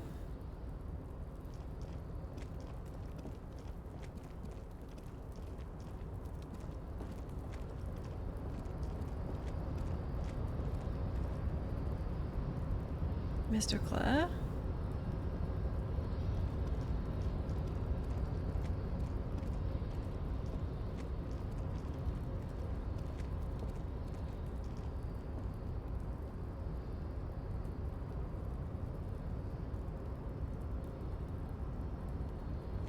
Is there... Can you go down the stairs near the...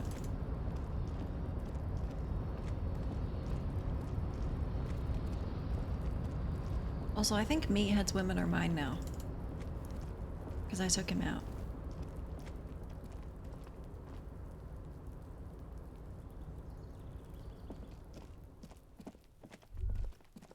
those empty wine bottles and cigarette butts on the ground. Someone partied really, really hard here.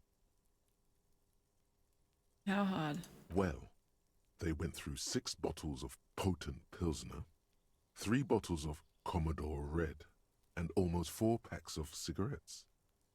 It must have been pretty hard. Yeah, I think that was me. Well, yes, I think we can say with relative confidence that it was you.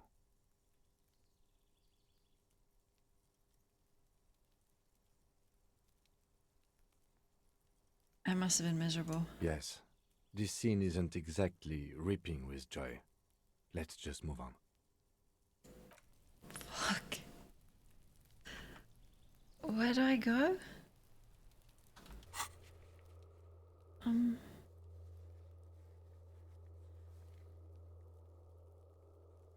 Harbor Master. Is it past Measurehead the other way?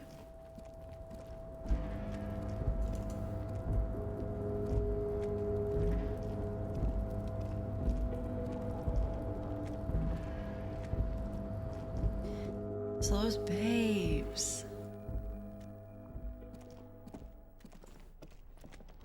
I'd call them my angels. Door is locked and cannot be opened. What the fuck? Kim? Oh. On the phone? The already familiar cold touch of plastic welcomes you as you pick up the handset. On the phone? The machine swallows your coin and seems to be waiting for your next move.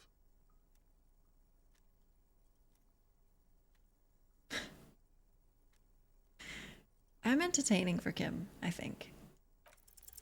Your fingers run over the dial pad. 005. That's the dialing code for Revachol. 4952. And a moment of hesitation before entering the final numbers. 993. Calling. Calling. Still calling. Then.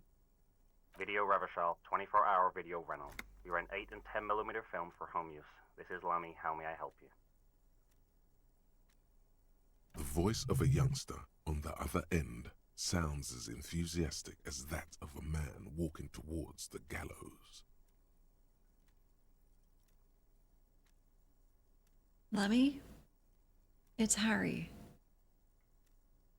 Who am I? Video Revachol is a 24-hour video rental. We rent 8 and 10mm film for home use. This is Lemmy. Do you know me? No. Really? What's the place to me? Sir, I don't know. It's a video rental. Maybe you rent videos here. You'd remember me. Why did I call you? Maybe you called to extend your rental period? Do you need to extend your rental period? Yeah. Maybe. If you need any further assistance, you can visit us on the corner of Voyager and Main. I can't help you over the phone. Are we done? Yes. He thinks you're pulling a prank on him.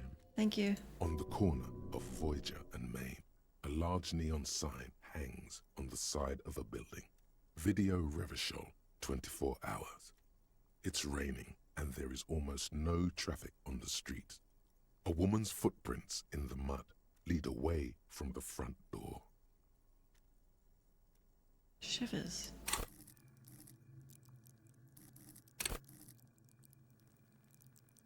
Tune into the city. And this is different from Inland Empire.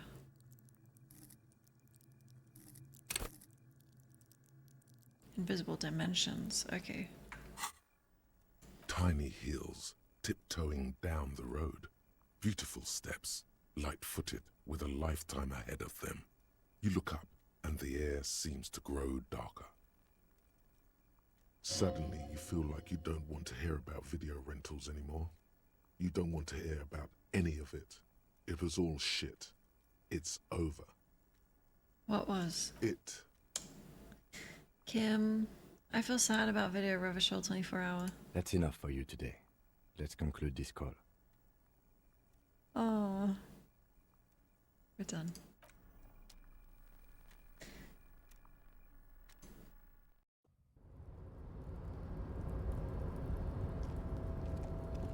I guess I'm gonna sit and wait outside the room. Rainwater. It's the only thing I have left to do here. This is the Night Watchman's booth. I love it when customer service people are rude. This is the Night Watchman's booth. The name on the door reads, René Arnaud. Rest. The chair is not as austere as the rest of the booth. A thin grey pillow is attached to the seat, secured to the stiles by black ribbons. Breathe deep. Stale air floods through your nostrils. Not a single mote of dust floats inside your lungs, though. The inside of the booth is immaculate. What do you mean? I'm searching. The drawers are empty, save for old timesheets and receipts. One small box, however, does hold some cheap painkillers. They are slightly out of date. Kim? Would you mind? I'm not here to tell you what to do, detective. Read the side effects. Oh boy, where to start? Elevated risk of dementia, mini strokes, Prophet's disease, sudden death, hair death, erectile malfunction, critical flatulence, watery blood, black mucus, uncontrollable weeping, increased sensitivity to la opera, inoperable joint disorder, total spinal collapse. Okay. Don't think about that. Quick, think about something else.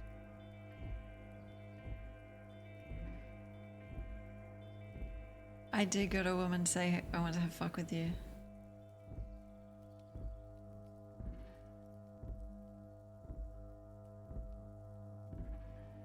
I'm a cop. I have cop things to do, and Kim is counting on me. The enormity of the case before you dwarfs the list of side effects. You can't even see the side effects anymore. They're nothing to you. Nope. You stand and exit the booth. Oh my god. Kim, did you see me resist?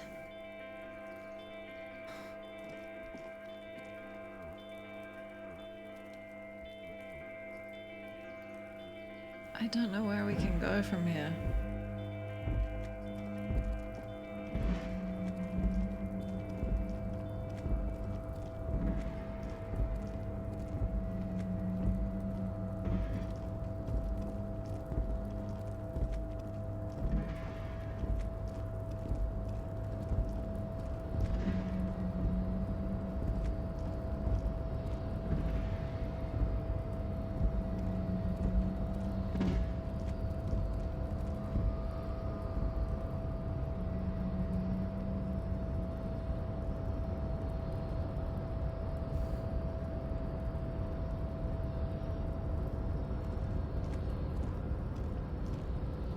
Can I walk up here?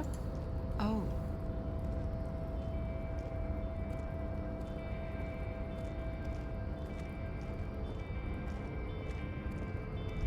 I didn't think this was safe. It's definitely not safe.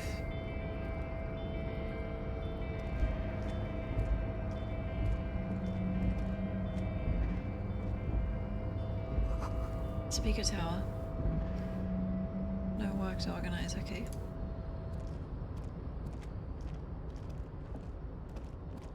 Yeah, I almost did painkillers because I thought it was the only option. The mask of oil and rust. This is... And we're not even wearing hard hats.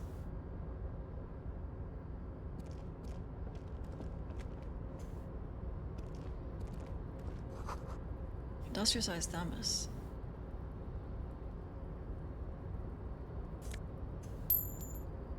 Let's go. I'm at $30. I have to sell 20, but sell my money? Banner sags under the weight of rain and snow.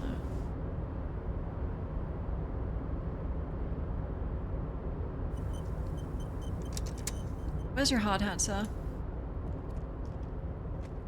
Container, container, I'll turn you nice and red. Container, container, put the logos on. The accent is so thick, it's impossible not to notice he's Ubi, from the vanishing peninsula of Ubisund on Muindi. Mm-hmm. Container, container, used to be Wild Pines. Container, container, now belongs to Everard. Mighty Man is so engaged he doesn't notice you. Hi. Everard, Everard, Everard, he looks after everyone. Huh? Well, hey there. How can I help you, mister? The look in his deep blue eyes is as sincere as you've ever seen. Kind of makes you feel like an arsehole for no apparent reason. This guy's like a hobbit. I see you are not a union man, mister. Did you get lost? You're not one of them scabs, are you?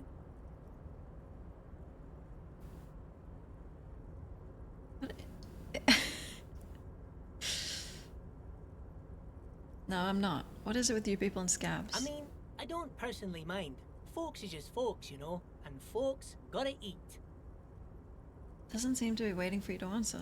Just some of the other guys don't look too kindly on the scabbing kind, if you know what I mean, mister. Are you Yubi? Oh yes, born and raised in Irish, mister. Mum had to leave my dad after he got a bit violent. Took us here to the new world. I was about 10 then, too old to lose my accent then. People say us Ubis are up to all sorts of trouble with sheep and other animals and whatnot. I just want you to know there was never any of that where I come from. No sir, those are just nasty rumors. It's a strange thing to open with. Thank you for clarifying that, sir.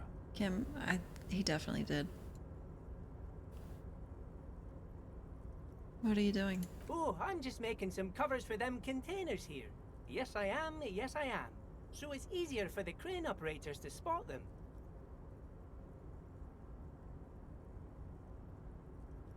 What's going on here? The containers in the yard are green in Wild Pine's livery, and the mountains rising behind Leo is all red in Union colors. Yep. It's like some red infection was spreading outwards from the container yard's core. There appear to be cisterns underneath the Union container covers.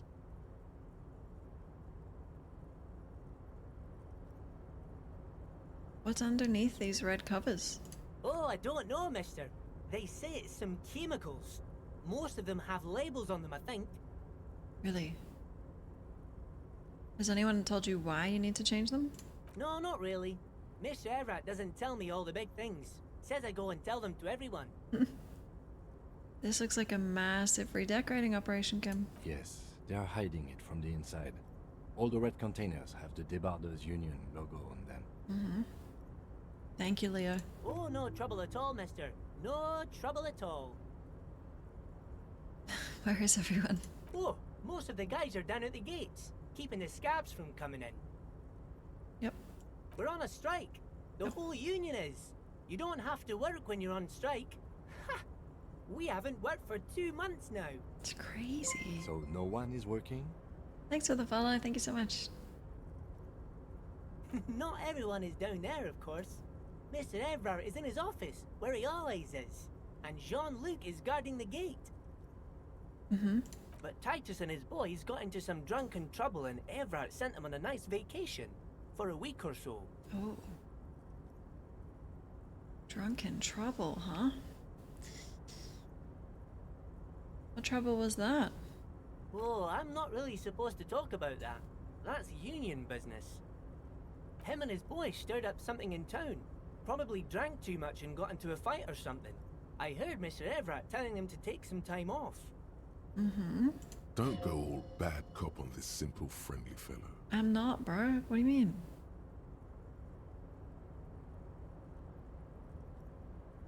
This isn't bad cop. What did they actually do? I guess the boys got a bit too rowdy and had to let out some steam. I don't really know the details. That's just how boys are, you know. I haven't been in a fight since I was in middle school. You telling me you fought a kid? I should arrest you for that. Easy, Leo. Let's keep this on the hard ease. Okay. Look at him. It's not going to be anything useful anyway. Don't fight it. Better to go with the flow. Okay, I'm flowing.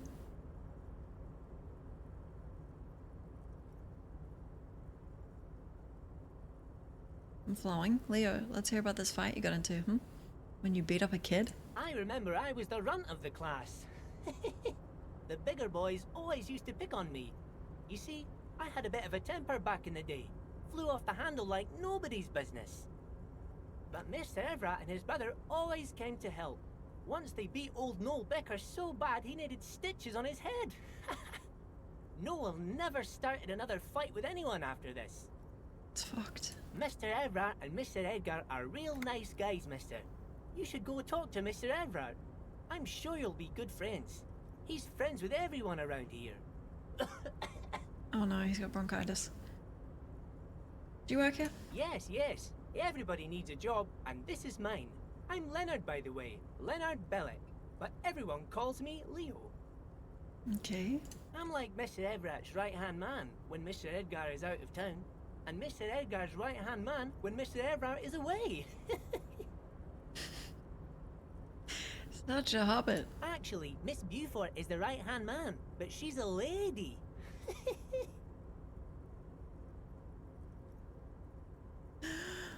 Who is this, Miss Beaufort? Thank you for the follow, thank you. She did it. Miss Beaufort. A real pretty lady with a skin like those Douai Sucre candy bars my missus likes so much. Them are real nice to suckle on once the dinner is done and me and the missus sit down beside the radio. Okay. But I can't listen to the radio all the time. There's so much to do around here and I'm always busy keeping things running here. Yes I am, yes I am. Who's Miss Beaufort?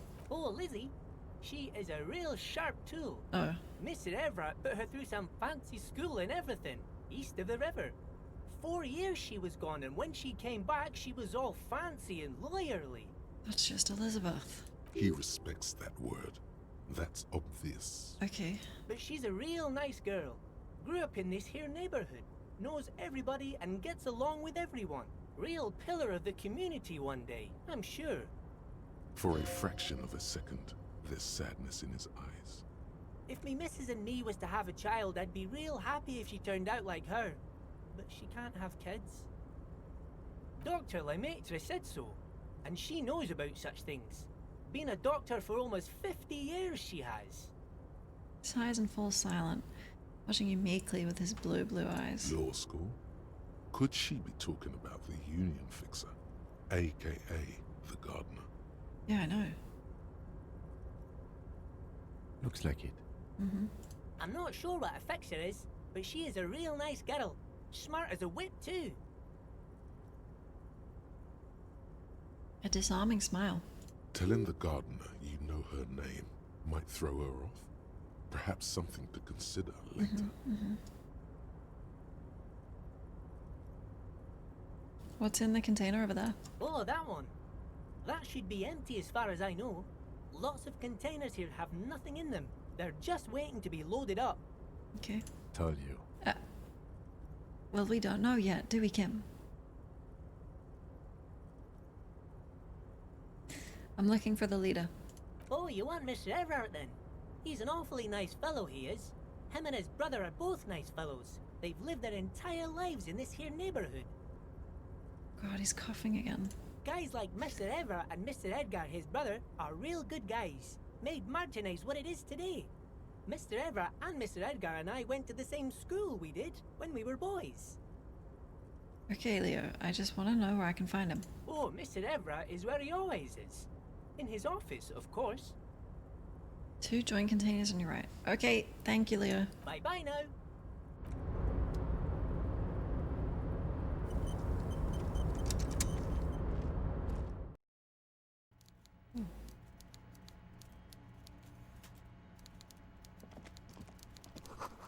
Coffee in the giant thermoses is still lukewarm.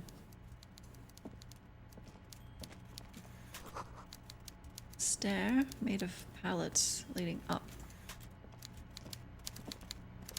Is this safe?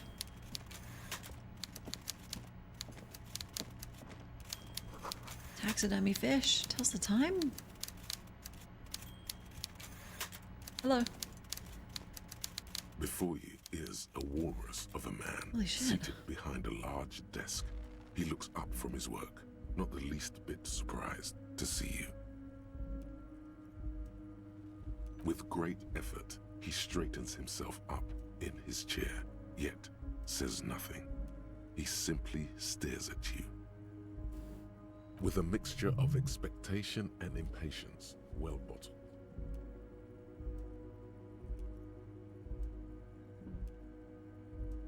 So should I waste his time so that he unbottles? Are you in charge around here? Welcome, Mr. Dubois, Mr. Kitsuragi. It's good of you two to stop by. Please, have a seat. Tiny chair opposite his giant desk. I'm Everard Clare, head of the Debarders Union here in Martinez. I'd offer you my hand, but unfortunately my health prevents me from getting up. You understand? Yes. He looks extremely comfortable. The tiny folding chair, on the other hand, looks like a torture device. You go ahead, detective. No, I'll stand. Whatever he has in store for you, it can't be good, he thinks. I'll do my best. Ooh, I'm about to be interrogated. Forget about that. What's with this Dubois stuff? You're getting some seriously bad vibes from that name. Oh.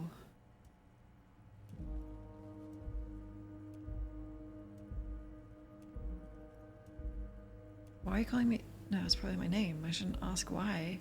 I'd rather stand. Please, Mr. Dubois, let us converse in a civilized manner, as equals. Take a seat. I insist. I actually can't sit, you'll understand? It's a health thing, so. Very well, Mr. Dubois. I respect a man with strong convictions. You're gonna love me, dude. I, too, have convictions. One of which is that I will not engage with any man who won't face me at eye level.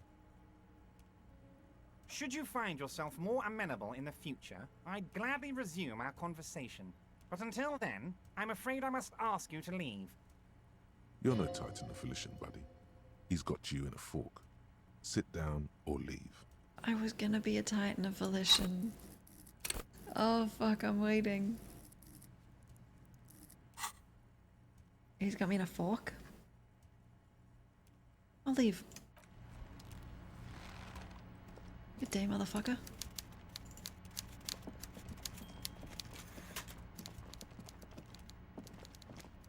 Kim, I really need to talk with him. I need to talk with him, but now if I sit down, I'm a beta. You understand? We're in a bad position here.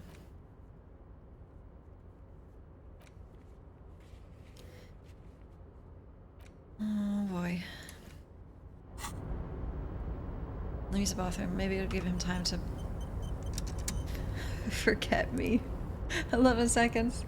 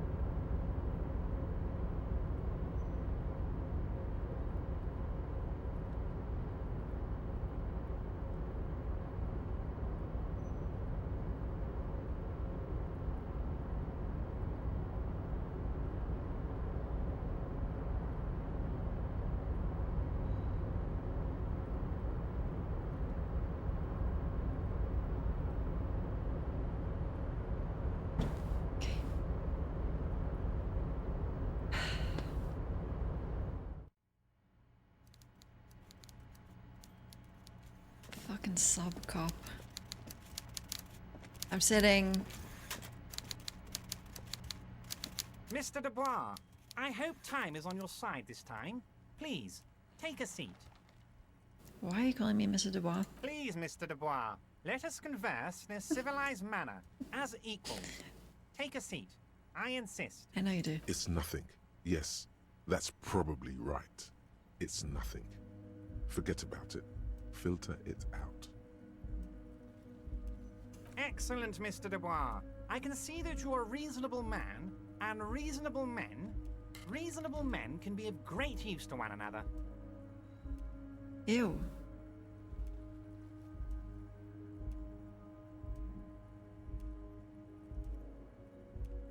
I'm not gonna flirt with this guy. So tell me, how can the head of the Debarders Union help a representative of the Revachol Citizens Militia today? The chair you're sitting on has got to be the most uncomfortable chair in the world. It's violating your backside. You're killing me! I've actually sat in a chair like that multiple times.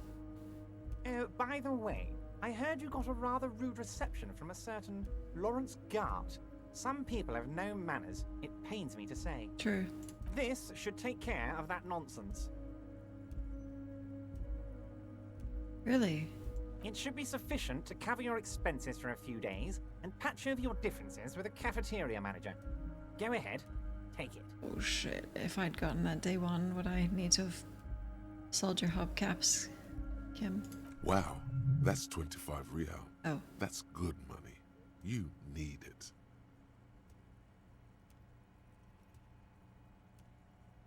No, I need it. I do. I need it.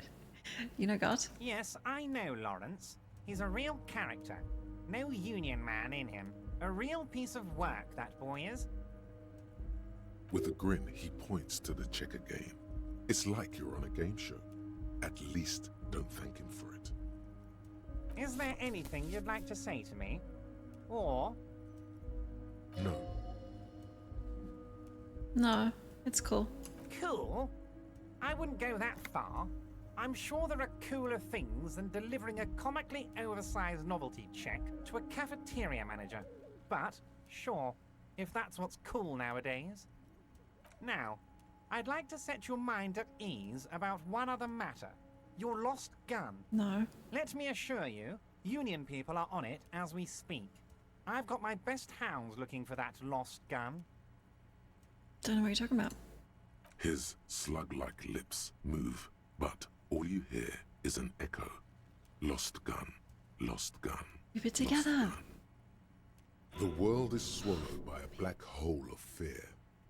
Only two words escape its gravitational pull. Relax. Lost and gun. When he said, don't worry, he actually meant, be very worried. Dude, I'm getting fucking torn apart. Kim.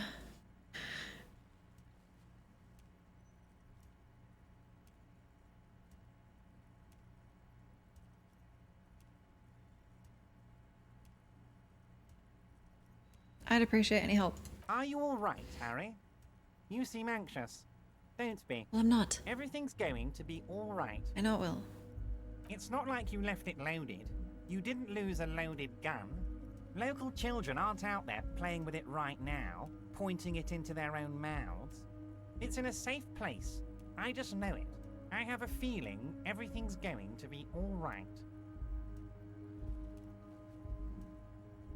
It was loaded. There were 2 bullets in it. You always keep at least 2 barrels loaded. Kim. Help me. Kim. Officer, we will deal with this later. We don't need Mr. Clare's help with this. Okay. I wouldn't be so sure about that. I'm gonna cry. Kim. God, you're sweating. Your knee is jerking. You're about to cry. Oh, fuck. You're about to cry. Again. Because you lost your gun, and those children are gonna shoot themselves with it. No. I'm not about to cry. Mr. Dubois, you don't look so good. Just pretend to pass out. That would be better. What is this, Mr. Dubois? He keeps repeating. What is he trying to pull here? You need to cool the fuck down. Chill. Pass out. Mr. Dubois! Oh fuck. Mr. Dubois! Harry! Pass out. Yeah, slide down the chair. That's good. Mr. Dubois, are you okay? Can I get you a glass of water or something? Are you having some kind of medical emergency? Yes. Maybe you could use your hands somehow, in a kind of throw-in motion, like you're throwing that Mr. Dubois act right back at him. He's Mr. Dubois. Kim. Keep sliding. I tell you, you gotta make it like a medical thing, not an emotional thing. Slide. Don't be dramatic. I can see your condition isn't terminal. You're supposed to. What an odd demonstration of... you got me, Harry. I don't even know what. As entertaining as it was, I'm afraid we're wasting our time.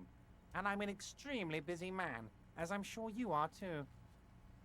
Okay, where's the option to cry? Okay, enough. Oh. We are here to ask you some questions pertaining to a murder investigation. Couldn't have done that before. He fucking humiliated me. Quick, here's your window. Get yourself together and ask him questions. Police officer questions.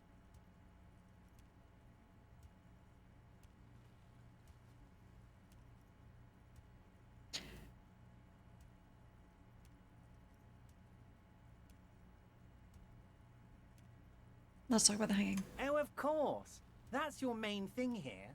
That's why you're in Martinez. I know everything that goes on around here, and I would love to discuss it with you. I mean, it's no secret that the lynching is connected to the strike. So much to talk about. Honestly, it's been weighing on me so heavily. I understand you need to interview me. But there's a thing that's been keeping me up at night. I want to talk about the hanging. I mean, if we could just calmly talk, exchange information, we could blow this thing wide open.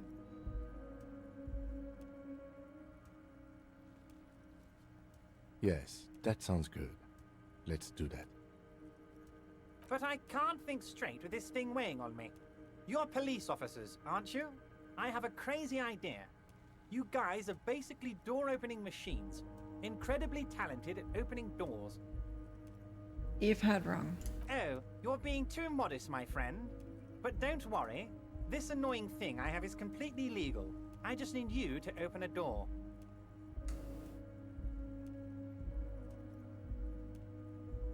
An excellent opportunity presents itself, sire. You could win the trust of the arch-liar, pretend to play into his hand. Then, should you wish, bend his efforts towards your own. Hi, Nick. Kim's the guy who reminds the teacher about the homework. Yeah, so that everyone else steps their game up, you know what I mean?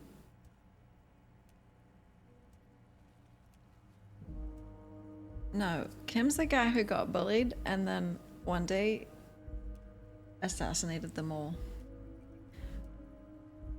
And got away with it. Then every other kid thought he was so cool and he wasn't interested.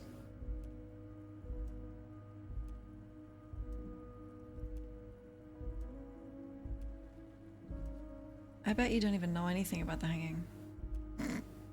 Harry, my dear friend, I am what people call a local bigwig. I know everything that goes on in Martinez. Mm-hmm.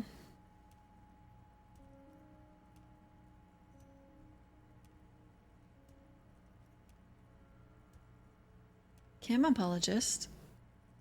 He's got nothing to apologize for. Kim is the best of us. Write this down. Whose door? Oh, no one's. It's just a weasel. A weasel lives there. Nothing for you to worry about. What do you mean? A loud blabbering weasel. When weasels feel no one is watching, they start acting foolishly. Just go there, unlock the door, and leave it open. It's been such a burden on me, Harry. I just want this to be over so I can discuss business with you. Why don't you do it? Harry, I'm a very busy man, and more importantly, I don't have that extraordinary physique you do. You look like you could run around all day. I do. You want to send someone a message that the police are working for you. I repeat, I'm a very, very busy man, Mr. Kitsuragi, and therefore I must occasionally enlist outside help. So what will it be, Harry? No. Of course, Harry, I understand. But if that's the case, I don't think we'll ever find your gun. Even worse, we won't be able to speak like equals about the murder. Perhaps this was just bad timing for you. Know that you can always come back to me. I really hope you do. For your sake, my sake, and for your gun's sake too. Yes, we both understand what you meant. This may be the only way, he thinks. I won't hold it against you. In fact, we probably should reconsider later. Really? I met Joyce. Oh, that's very nice. I haven't gotten around to her yet. I'm very, very busy, you see. I hope you're getting along. One thing I want to make very clear, Harry, is that this is not some kind of union versus corporation situation. Everyone is just pals here. Just pals? Yes, we're all trying to do what's best for Martin 8. Don't feel like you shouldn't work with her just because you and I are such good friends. I'm not a jealous guy. Dives up the wall. Whoa, that's so nice of him. Suspiciously nice. Are you sure? It's a little odd. I'm just a nice guy, Harry. I wouldn't be where I am now if I wasn't nice. Politics is all about emotions, and I want you to have positive emotions when you think of me. Are such nice guys. Okay then, positive emotions it is. You like positive emotions. Yeah, but not from this guy.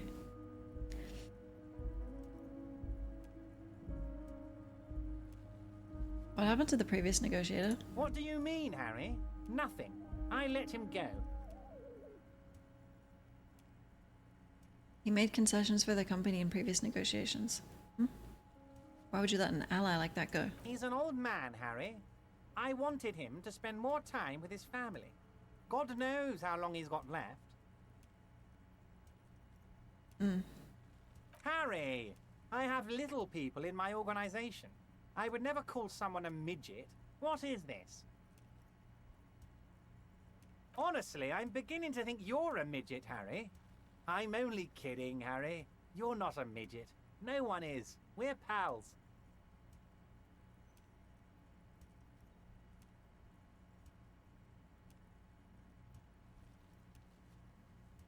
Joyce said they disappeared under suspicious circumstances. Vanished?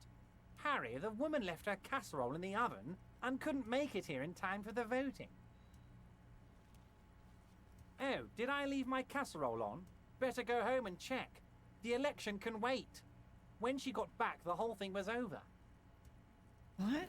Wait, there was no mention of a casserole from Joyce. Is this true? A man of the working people. Harry, Harry, Harry. Do not fixate on this little matter. Maybe it was a rabbit stew, or a hairdryer, or an iron. The point is, her heart wasn't in it. Mine was. If it's spilled blood you're looking for, then there certainly isn't any in his expression or demeanor now. Why haven't you let her in to see you? If she actually wants to see me, she will find a way. Any good negotiator would. And I just don't have anything to discuss with a bad negotiator. Thank you so much. Let's talk about something else. Of course, Harry. Let me just assure you one more time. It's perfectly okay to share anything we discuss here with this Joyce. This is a completely transparent organization. I have no interest in what she is doing, but I myself have nothing to hide. Your business is your business, and I respect your privacy. Just remember, none of this is secret. Tell her about all of it. My brother's picture, my singing swordfish clock. Tell her how overweight I am and how I'm helping you find your lost gun. Tell her about everything. Everard doesn't mind. What about the drug trade? What? Harry, how could you say that to me? You know I appreciate a joke as much as any jolly fat guy, but I can't take slander. Are you actually investigating this? The reaction appears to be sincere, but it's impossible to tell with this guy, honestly. Yeah, I am. You've hurt me, Harry. Me, a friend. But you know what? I trust you, like I trust all my friends. And I know you'll never talk to me about this again, because you don't want to wound me. So do what you want, and let's change the subject. He's hiding his real reaction beneath courtesy. Thank you for your understanding. We will continue to do what we must. Okay, Kim thinks we don't follow it up anymore.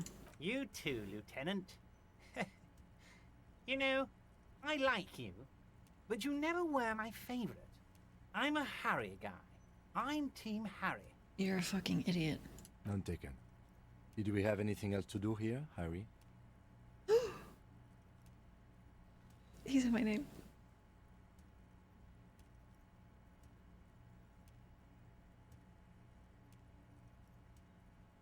Are you gonna ask how I got in? Am I going to ask? Hell, Harry. You spin-kicked my strongest man in the face. I saw it from my window. Did you? Would you ask a man like that how he got into your container yard? You don't have a window. It was a figure of speech, Harry.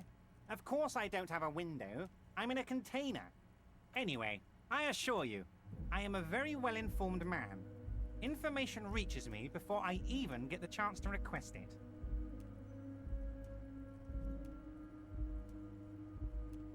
Could you help me with the dead body? You might have noticed there's one hanging on a tree behind the hostel cafeteria. Oh my. Don't take this question personally, but why would I get involved in this matter? Mr. Clare, the man was hanged with a cargo belt. A steel-reinforced cargo belt. It's safe to assume the Union had something to do with the murder. Besides, getting the body down would benefit all of us. It's a stain on the neighborhood. I can certainly see how having him up there might start affecting some real estate values. But of course, all joking aside, I am going to help you. Yes! Jean-Luc, the cop who bested you in physical combat is here, and he has a little dead body in a tree problem. Namely, he needs it to be taken down. Please extend him this courtesy. Not Jean-Luc. You can find Luke down at the gates. Oh, fuck. But you already knew that. Anyway, he's going to help you, now that he's back on his feet. Fuck.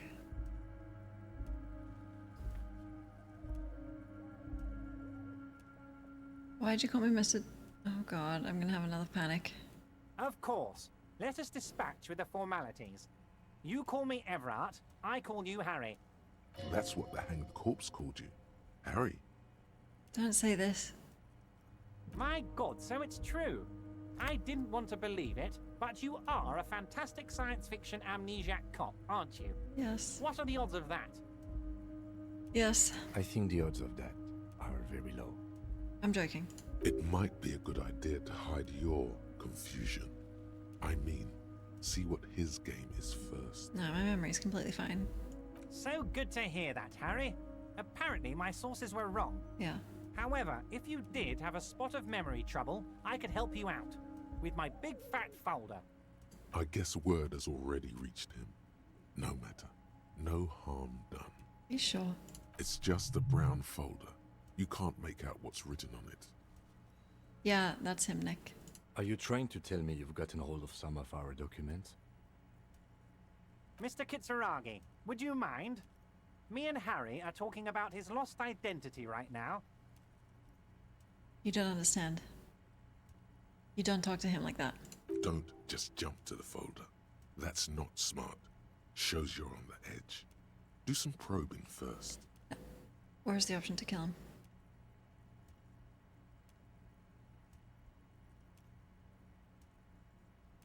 I'm having another look. As you look at the folder, Everard covers it with his hand and pets it. He's hiding it from you because it's not a real RCM folder. It's just another one of those brown folders you saw in the file cabinet. Hi, Darth.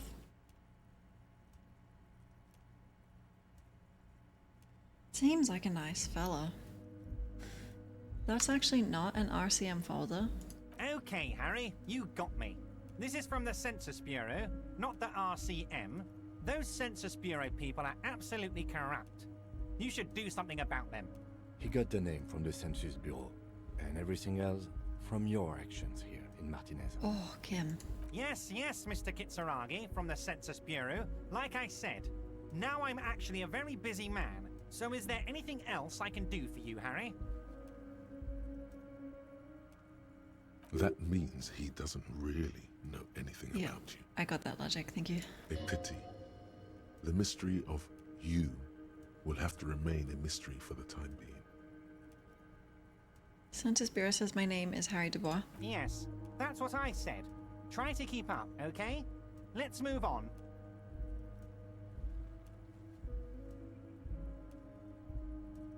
What's in the container? My dear Harry, there are literally millions of containers in this harbor.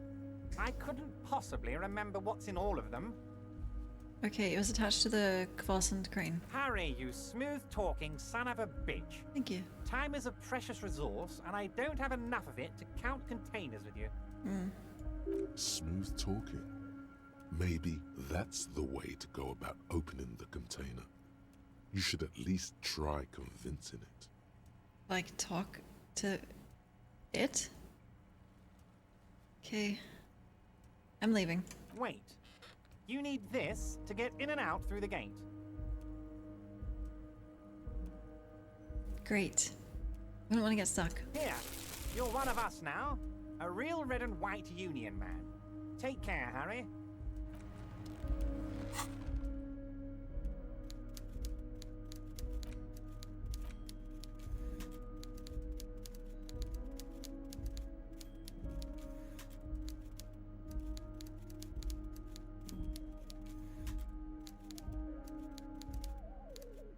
Is that how you spell constable?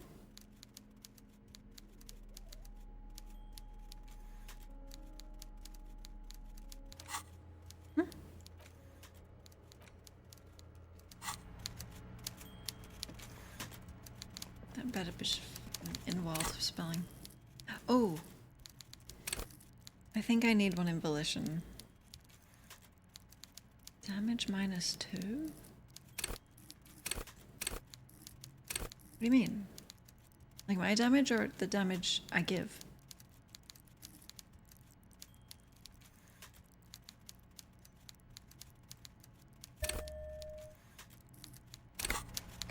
I spent my point instantly. Okay. Impossible. Godly. Legendary. Medium? Kim.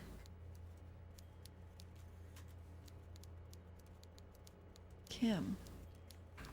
It is if you're in Oz. True. I am.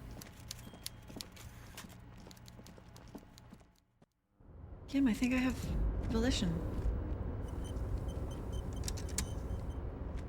Yes? Is it about your car?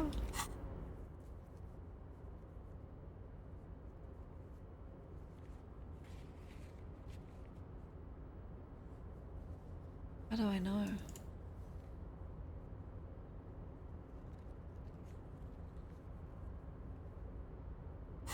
Kim.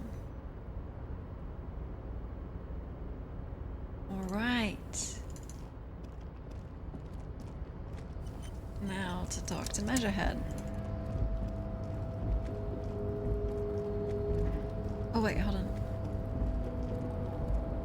Please open. Before the cargo container. Its drawer has not lessened since you were last here. If anything, it seems to have grown slightly.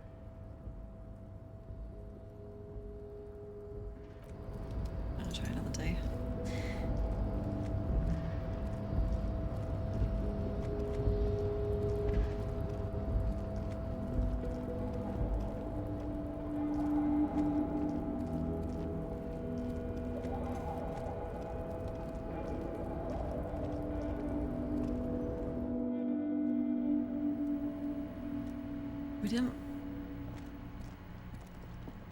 learn anything about the drug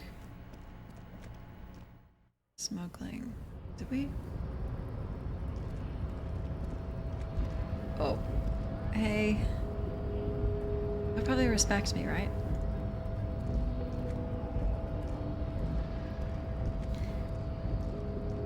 Do not presume this has drastically altered our race dynamic. How about minutely? I knocked you out like a god of martial arts. True. I said nothing about our personal dynamic. Yeah. That has altered. A little. Everyone told me you'll help us get the body down. So it was. You bested me in race combat to reach my superior, then had him give me an order. I salute your cunning, enemy. I will go and remove the body from the tree with my bare hands. Hold on, what race was I,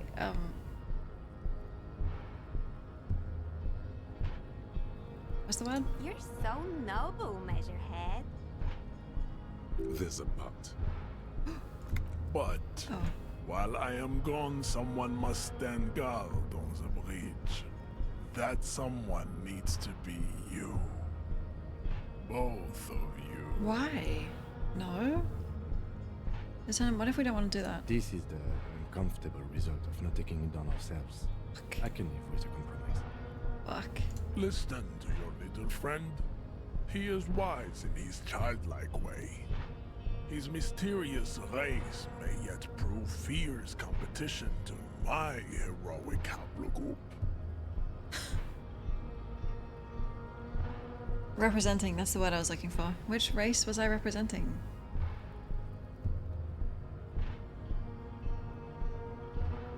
I don't think we should do that. Fine. Goodbye. Return to your degeneracy. I think it's the only option. Oh, fuck Kim.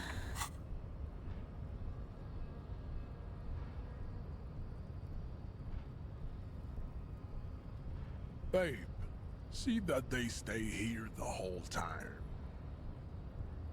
Love the way his portrait is painted. I love his voice work.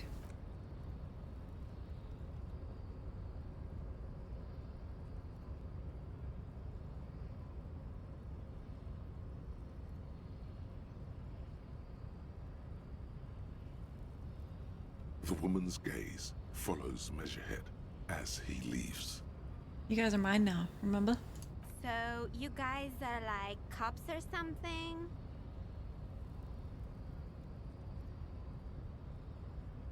Why are you with him? Look at him. His craniometric perfection. Are you cops or what? We're just trying to keep things from going to shit, to be honest. Have you ever thought that maybe things should go to shit? I'm Katya, by the way. No. You hear that? That sound.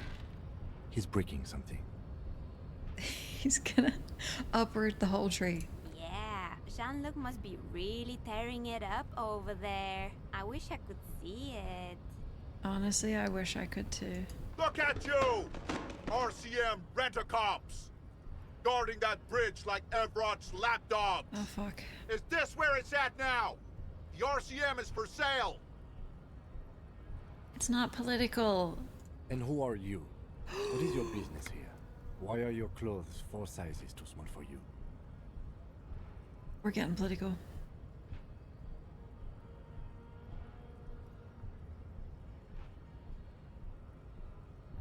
I'm cropped.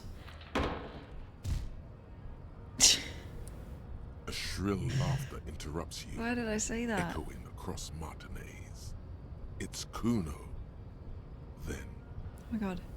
the man turns to look behind him at the behemoth appearing around the corner, approaching him, walking past him. Yeah, Kuna's fuck gimp.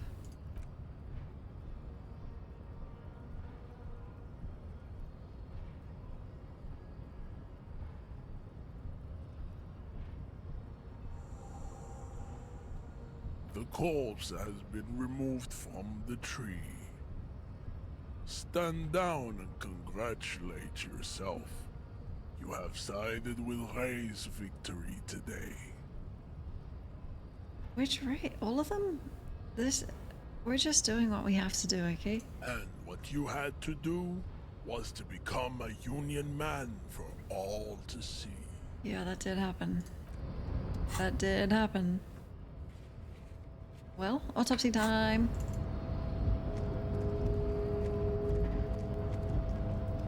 Day 2. The corpse has been there for 8 days now? Or 9?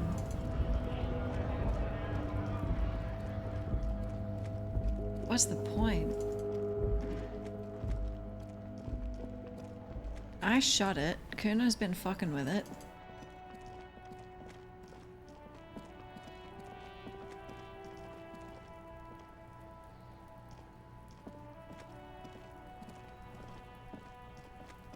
How did he do that?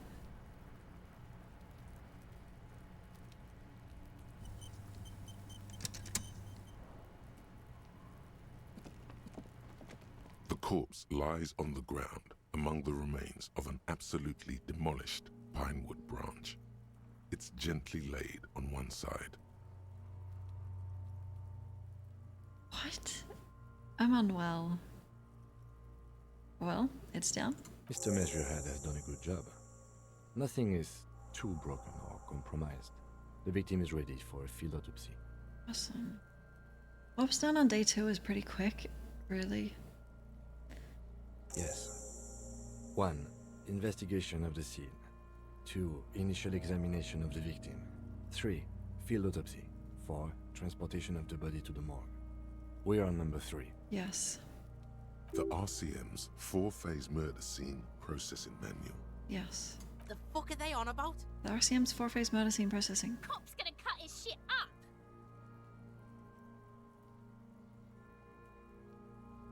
Is there not... yeah... forensics or something?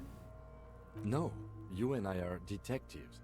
The honorary rank of detective signifies our ability to handle the entire incident chain. Oh. From autopsy to cleanup, to social work, everything. I'll do it. You said honorary. An honor and a burden attached to your rank once you've proven yourself able. Usually after 5 to 8 years of field work. Mine is lieutenant detective. Nice. I'm a detective. You are. Your station would not have assigned you on this case if you weren't. Now... Yes. The lieutenant adjusts his glasses and takes a deep breath.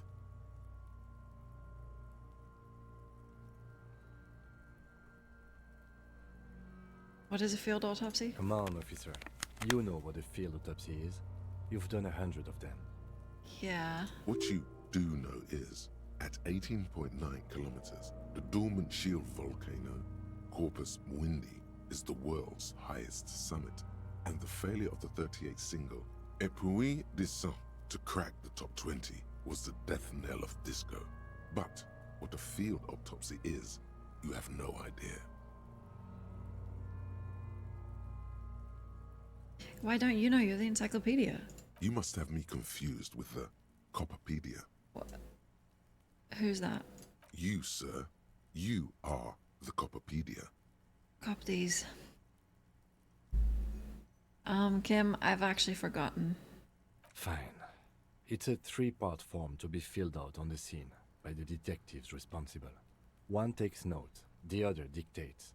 The goal is to establish cause of death.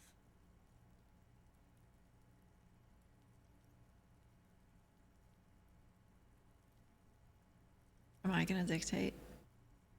A scalpel is not always required. I hope this is one of those cases. Latex gloves are, however. Maybe you have another pair, please? Unfortunately, no. I have gardening gloves. They are better than nothing.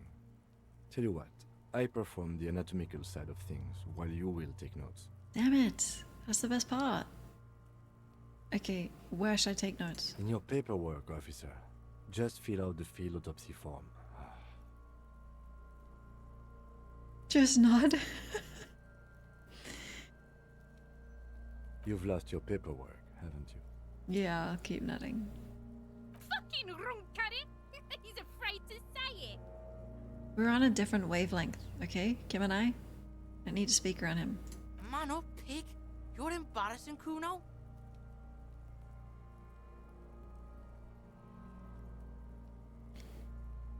I lost it. Now they only have one paperwork, too. Officer, what haven't you lost? I think my suicidal tendencies are still with me. And I do keep crying, so...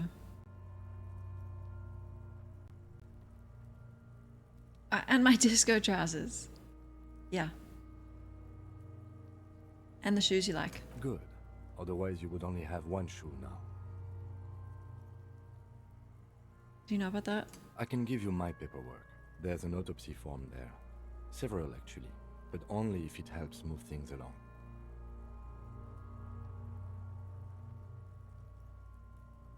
Sorry, cop time. I'm really sorry, Kim. Yes, well... Yeah. Well... It's okay to cry, Runkari. I know. It's my go-to.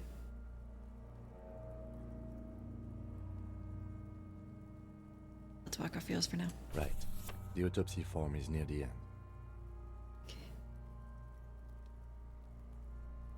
Ooh. Take a peek at his notes. You find a moment as the lieutenant inspects the dead man's fingernails. Just a few glances. The pages are filled with a bulky freehand that's nearly illegible. Bulky? Really? Still, you can make out a case with a curious title. The Man with the Hole in His Head. That's me!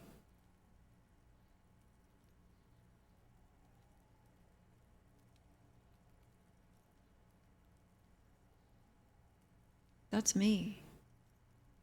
Not Team Kuno again. I think I might be Team Kuno as well.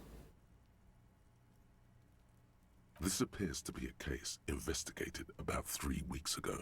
A workplace accident. The titular character's wife tries to get compensation. The company was not forthcoming. It's hard to make out if the hole was fatal.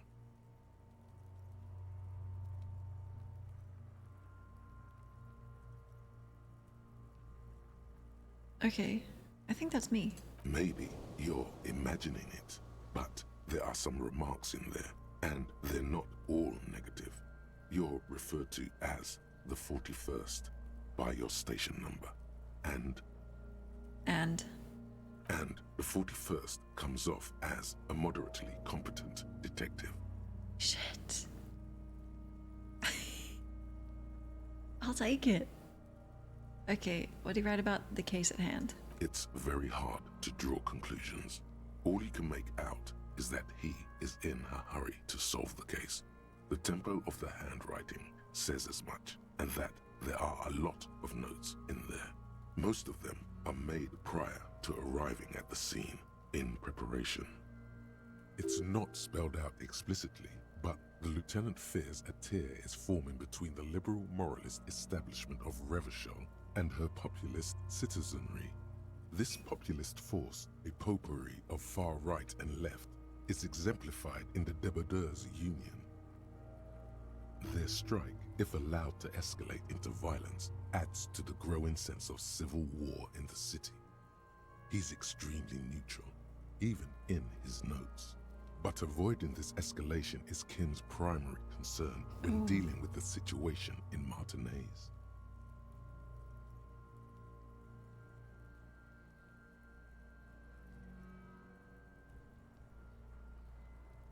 Here it is. What? This. 1 second. Tell me something. Shoot, Looney Rooney. Oh.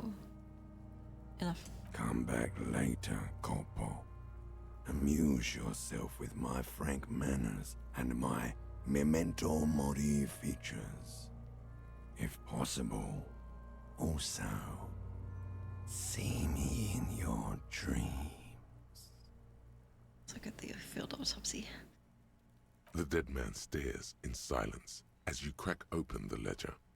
The bright red paper is covered in boxes and lists, describing the condition of his skin and organs in 3 parts. Above those, an 11-field info form needs filling out first. It begins with Number 1, assistant. That's you. Harry Dubois. The corpse is indifferent to your scribblings, just lies there. The next box says Number 2, coroner's case number. KK57-0803.0815. Got it? Next. Number 3, name. NA. Next. Yes. Number 4, date of birth. NA. Number 5, age. Roughly 50. Right? Around 50. the corpse looks ageless, like meat on a hook. Number 6, race. Mondial. Fair to olive-skinned, from the Isola of Mwindi. This is as vague as it gets. You might as well say whitish. Fair enough. The pudgy mess of curdled meat looks neither mondial nor anything other. Number 7, sex. Fucky, fucky! Male. Pigs can have sex! Fingers crossed. Okay. No. Male. Nor does he look male, with his pregnant belly and indistinguishable face. Number 8, date of death. We're still going with March 4th. 51. Okay. A 4 or 3? Wait, that's correct. Formatting. What else? 9. Body identified by is non-applicable. 10. Case number is the same as the coroner's case. Huh? What do you mean, huh?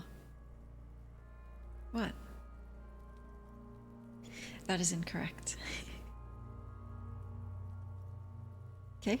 KK 57 0503 0815 listens, motionless, with the cargo belt still around his neck. Only one box remains. Number 11, evidence of treatment. None. At least not after the initial examination. Not American numbers. What is treatment? Interfering with the body's position or wounds post-mortem.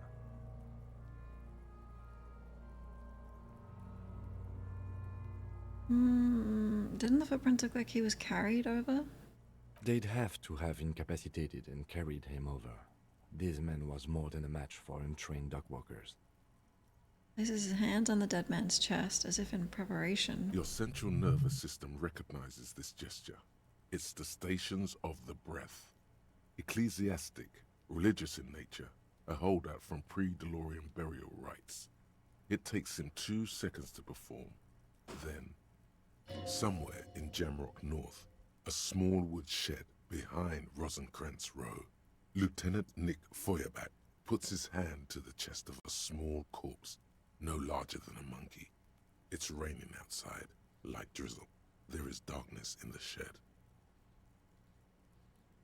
Elsewhere yet, an obese female sits in a wicker chair, her silhouette bull-like against the window. Outside, Grand Coudon. The day is turning dim for Sergeant Mac Dawson.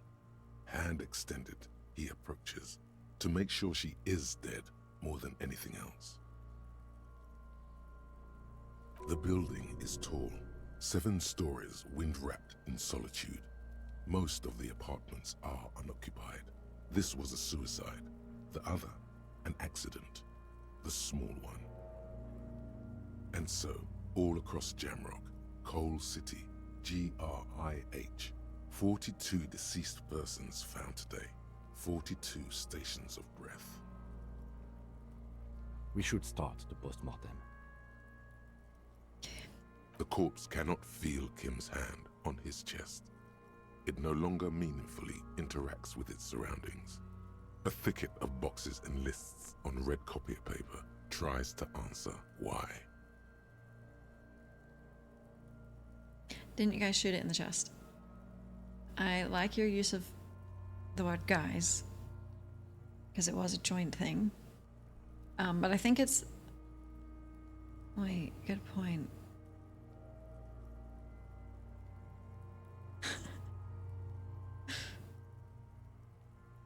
Okay. External examination. Summary. Clothes. The deceased wears armored boots and white briefs. The make of the briefs is Babrodin, I think. Let's see. Turns the body onto its side to check the underwear label. See, it's happening. Babrodin, yes. Inexpensive. Size M. Color white. The disappointment is palpable. The red-haired thing was expecting something more lurid. Writing it down. The rest of the clothes have been removed post-mortem by scavengers in order to get to the victim's ceramic armor. Officers are in search of the missing pieces. Removal of the boots is left for processing. It would be clever of you to omit the boots altogether, sire. If you are to keep them for yourself, as you ought to, you have deserved them more than anyone else. I don't want it. No. The boot has a serial number. It's E50.100.100. The lines between the plates are in the shape of the alphanumerical. The number is purposefully concealed by the design. Okay, writing it down. Tattoos. Stands up, feet planted on either side of the body. The upper torso is covered in a single, continuous tattoo, resembling a map of the night sky. It reaches from the right shoulder to the heart. The ink is blue and white. The assistant has a color photograph of the markings, to be added to the case files as document A1. The photo is taken on the scene, using a Trigat Mini. At least he didn't shoot him in the head like President Kimball. That was not me. I just failed to... Stop it. The deceased has a belt for airlifting cargo around his neck, tied with a hangman's knot. Color, yellow. Length, 3 meters. There is a buckle on the other end. Well-nourished, athletically built, measuring 1.8 meters. Generally consistent with age, about 50. Preservation is good. Ambient temperature, below freezing. I tried so hard to keep the president alive.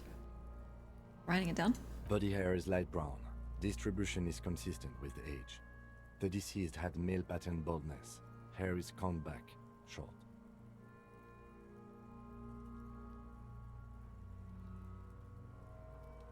I'm not wearing my gloves. I don't think I should... His hair feels wet, soaked with rain, cold to touch. Not that different from a living person after a swim.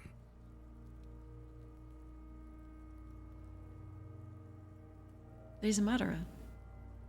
The stench is suffocating. Strands of dark brown hair start sticking to your hand, like thread off a rag doll's head. There's brilliantine in there. He's combed his hair back with oil. Ooh.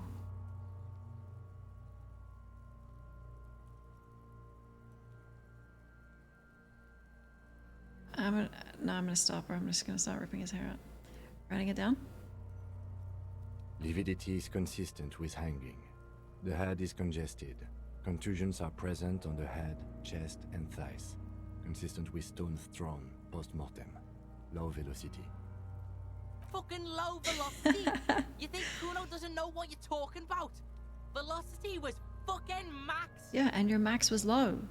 Pipe down. Talking shit about Kuno's velocity. In addition, there are bite marks on the face, scalp, and chest. Consistent with predation. Ligature mark. Lieutenant produces a small folding knife. With the other hand pulling on the belt, he starts cutting into the polyester. The stench is horrid. After a while, it's obvious the material cannot be cut. Steel wiring. There's too much of it. We need to remove the belt so we can get to the ligature mark.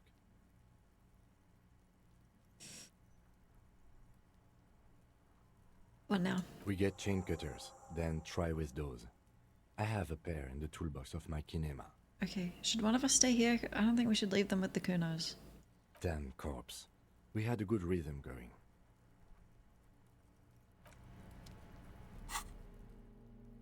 It's coffee time, might as well, after this autopsy. Okay, let me put my gloves on in case.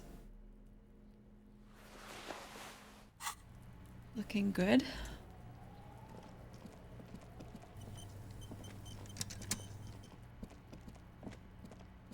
I still don't know who shot President Kimball.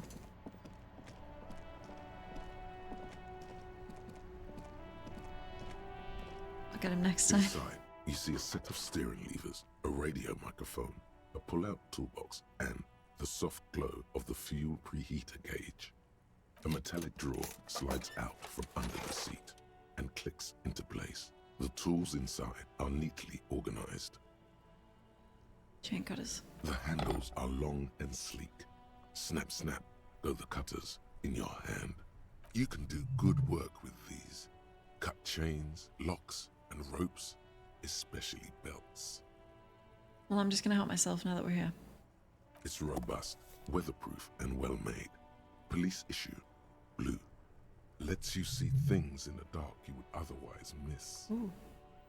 Pry bar? The pry bar feels nice and cold in your hand, heavier than you'd think.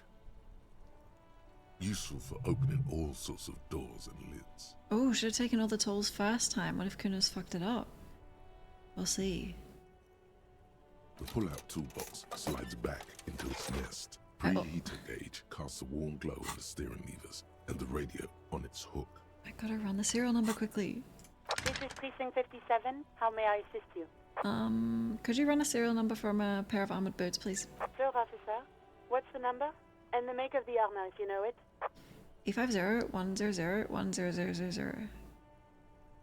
No, take 10 off. I did too many. The make and model is Fairweather T500 VE. Got it. I'll contact the ICP database immediately. Call back tomorrow. Hopefully they'll have dug up something useful by then. Fuck, I should have done that yesterday. The International Collaboration Police, ICP, is an inter-Isolari law enforcement service, the crown jewel in the moral intern diadem, alongside EPIS and the coalition government. Okay, goodbye. 57's over and out. In the cabin, you see a set of steering levers, a radio on a hook, a pull-out toolbox, and the soft glow of the fuel preheater gauge. Quick, Kim.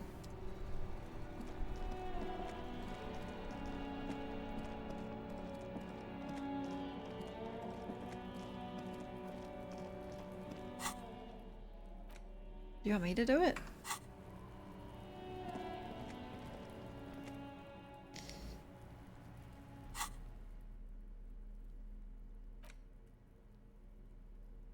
Oh, locked containers.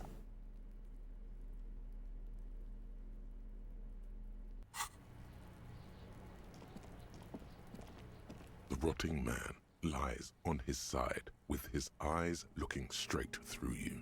His body is supine and open to intrusion by autopsy.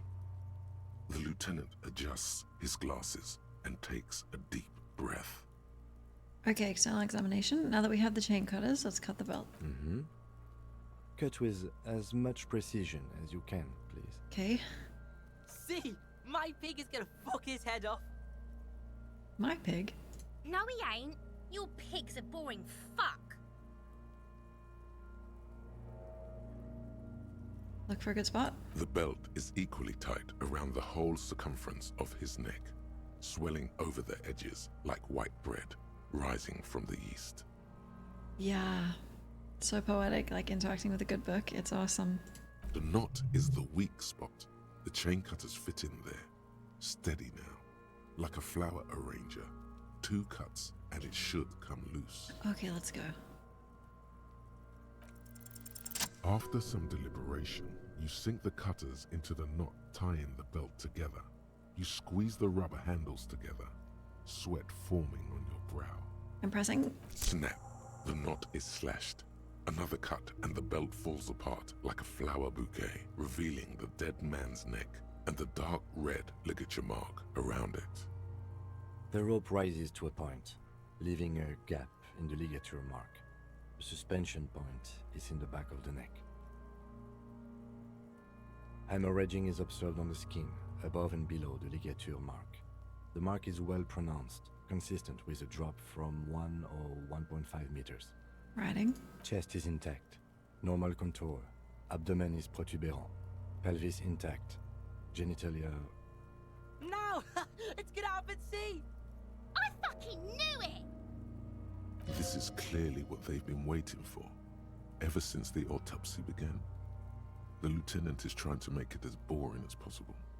Genitalia is male and unremarkable. No evidence of injury. Unremarkable? Let me see. The dead man's penis is average-sized, congested from the downward collection of blood.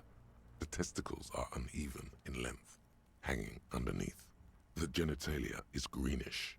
Marbling is present around the crotch. Okay, I'm gonna write all that detail. Back is symmetrical and intact. Upper and lower extremities are intact, but asymmetrical. There are combat injuries on the right hand, thigh, and hip. 5 out of 7? Why 7? In addition, I see smaller, residual scars, too numerous to count, covering about 30% of his skin. Last item, hands. Takes a man's right hand in his, inspects it, then moves on to the other. No, I'm helping.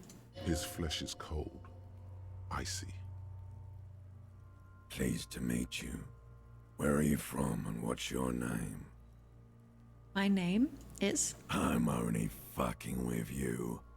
I know where you're from. From Cappadocia. And your name is Il Corbo. What can I do you for, Il Corbo de Cappadocia? It's good to hold your hand. Did you like it when I stroked your hair? I did, Kobo. I did. Reminded me of when I was just a small boy, before this happened to my face and my body. You did me a kindness there. Hi, Archie. We should do this more often. Be close like this, I mean. No, thank you. I don't think so. Hands are clean. No sign of injury from struggling. Dead man's fingers slip from your hand, cold and sausage-like. Were we expecting any? I was. Maybe I'm just not seeing them. Honestly, this stench is making it hard for me to think at the moment. Okay. Ooh. That's all for the external. Well done. What next? Internal. No. I will not romance anyone but Kim. Central nervous system. I have nothing. Do you have anything on this man's central nervous system? Don't I have to get in there? You don't even have a joke. Ah, fuck. Nope. Musculoskeletal. Purge fluid is coming from the mouth. Not injury related. Eyes and tongue protuberant. Hyoid bone. Let's see. With his eyes almost closed, the lieutenant puts his hand on the dead man's throat and begins to massage it, gently. A rotting smell erupts from the mouth. Purge fluid runs down his lips, black and viscous. You hear cracks as the lieutenant moves his sharp fingers inside the flesh, like the creaking of an old house at night. The fuck? Yeah, jack that fucker off! The hyoid bone is fractured. The rest of the musculoskeletal system is intact. Unremarkable. Respiratory system. Back hunched as if in prayer, he begins to pry open the dead man's jaws. Stops to exert more force. Both hands are used. Oral cavity shows no lesions. The victim has received dental implants, possibly after a combat wound. Mouth swollen. Hemorrhaging present in mucosa of the lips and mouth. I'll take a look. No scream, no sigh of relief rises from the darkness inside. It's humid there. Sickly sweet air, unlike anything living. You feel like you're about to throw up again, straight in that mouth of his. I probably should step away. Write that down. Hepatobiliary, NA. Why don't we have anything? Are you a hepatobiliary expert? Hepa. What is it? Neither am I. Okay, and that's it? That's it. What's Hepa? Hepta?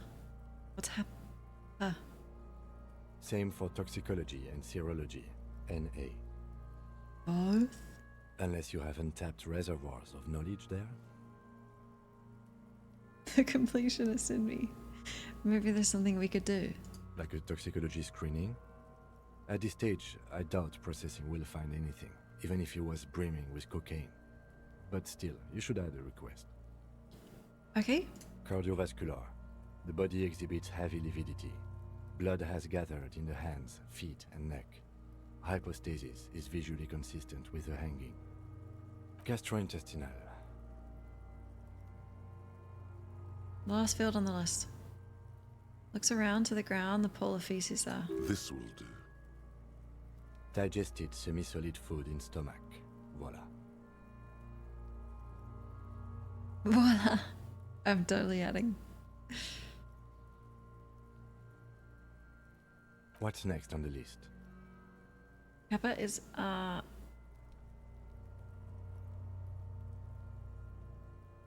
it's Hepa. What is it? Okay, description of injuries. Let's see. We have bite marks, contusions on the head and chest, and a ligature mark encircling the neck. You'll need 3 fields. Leave a 4th one too. Okay. Be thorough if you want maximum results. I'm trying. And what about the injuries we inflicted? Oh, so we inflicted them?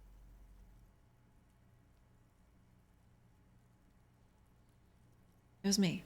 Okay, so there's a spin-stabilized munition from a Kiel A990 muzzleloader lodged in his lung. Ooh. I don't think we should mention that. Better not to muddy the waters.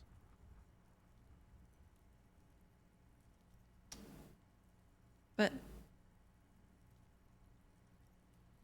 reaction speed told me to be thorough. Is that sloppy? Be pedantic if you like, it doesn't matter. No one else is going to investigate this man's murder. And if they do, such details would only confuse them. See? These pigs are fucking corrupt. I am. Why don't you fuck him if you love him so much?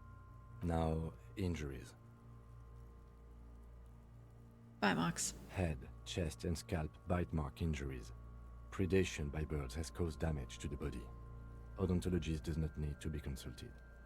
Writing. And your opinion, officer? 2 boxes waiting to be ticked. A, opinion, fatal injury. B, non-fatal postmortem.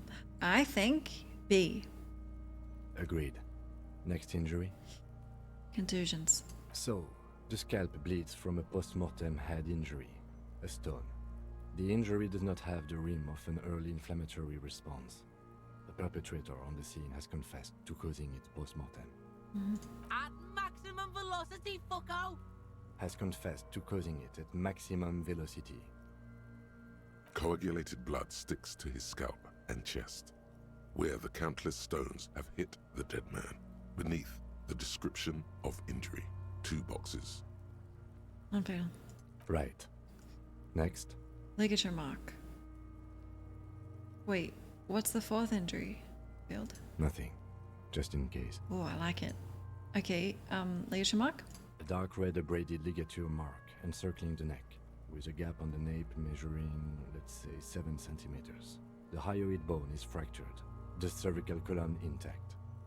I see hemorrhaging on the skin, above and below the ligature mark. Depth of the mark, 1 centimeter.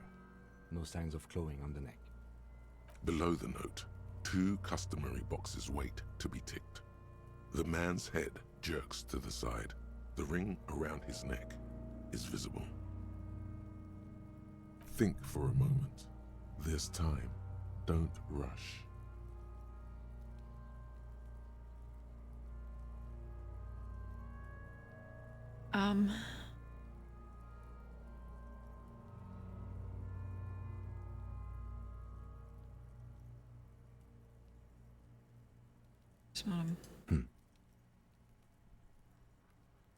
What do you think? He is deep in thought, eyes fixed on the bright red ring around the dead man's neck. Why do you say that?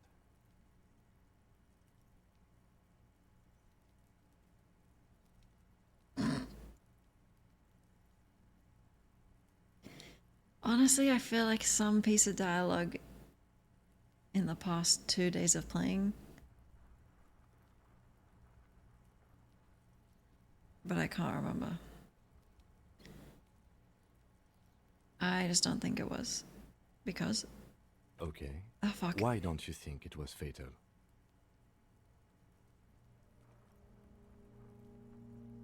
Psychic gods.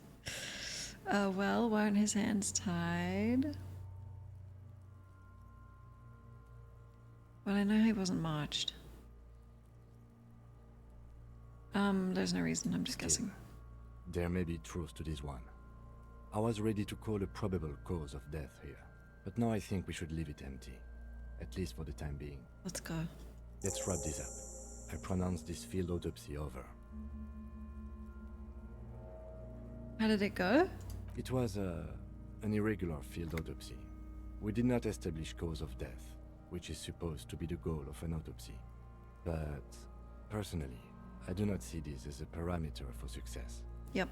We also requested a toxicological screening. That was thorough. Yep. The results should arrive in a couple of weeks, if we are lucky. I will not hold my breath. Weeks. What else? We were thorough with the list of injuries too. We described them all in detail. What is there to say? Given the circumstances, it was a professional field autopsy. Yes. And what now? Now we put him in a body bag and I drive him to Forborg for processing. No. The lieutenant looks at the dead man one more time, then at his notebook, then at the corpse again. He's thinking, did I miss something? You tilt your head, also looking at the corpse.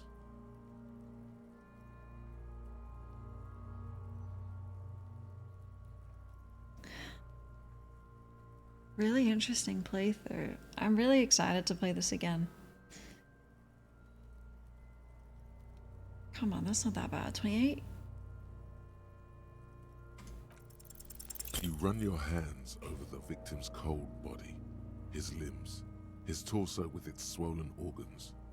Maybe you should be more thorough. That was my the most important role in the whole game. That was the cause of death roll. Go look in his pants. The genitals in his breeches continue to be unnoteworthy. You see the penis of a dead man. If you've seen it once, you've already got the picture. Can't get enough of that dick. Do you think we missed something? You can't shake the feeling that there are more secrets concealed in the flesh before you. Yeah, there's something we're not seeing. Okay, well, we are in livor mortis here. He is disintegrating. We need to refrigerate the body if we want to conduct another examination, and we need to do it fast. But it's snowing. Yeah, it's cold. Oh, where should we find a fridge? It would have to be industrial in size. Let's start by asking Gart at the Whirling in Rags and the Fritz store down at the gates. If they don't know, but only if all else fails. Ooh. Fuck are you looking at, Beano man? You want a piece of the Kuno? Wanna get fucked? Only if all else fails. Can I take another quick look? Hurry. This is one task we cannot sideline. Yes. With every hour, whatever we are looking for will become harder to find.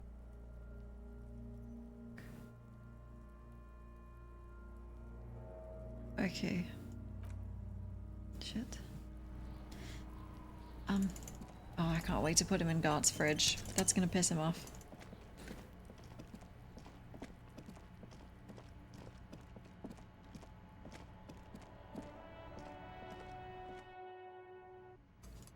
Gart. You have to, we're the police. Can I help you?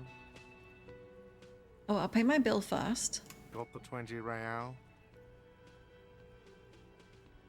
Wait, I have a giant novelty check. You must be kidding, right? No. Yeah, good one, officer. Real funny. It says constable on it.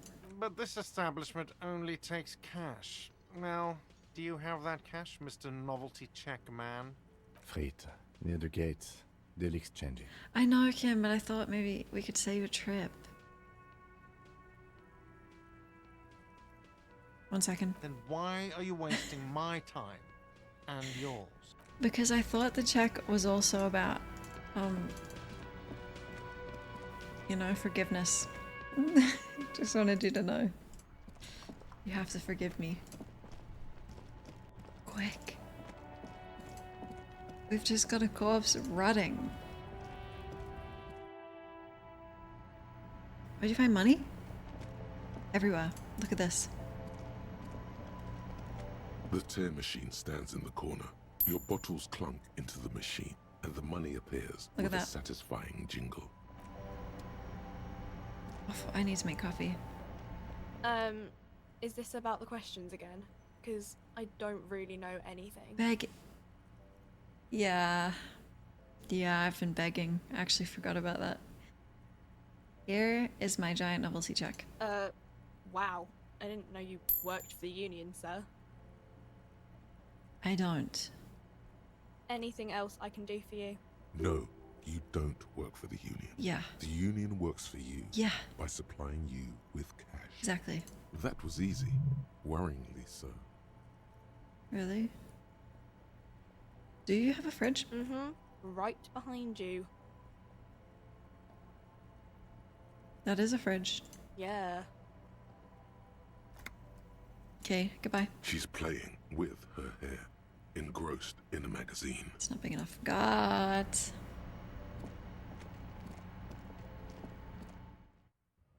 Fuck, there's no way he's gonna let me do this.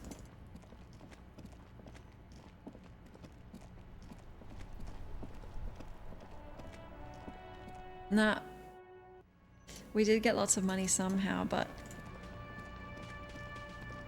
maybe you'll have to watch the VOD.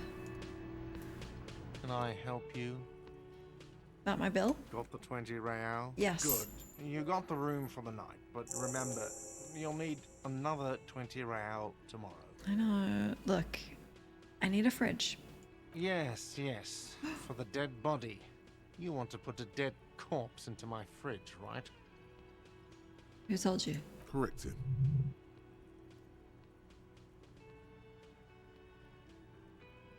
Correct him?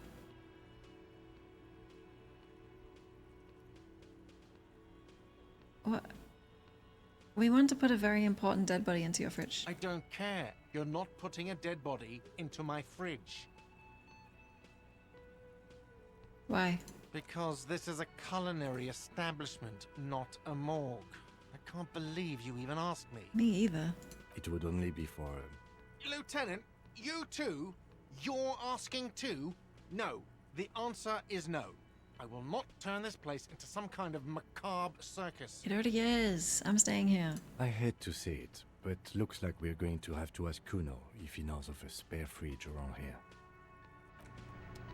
Give me my fucking money back.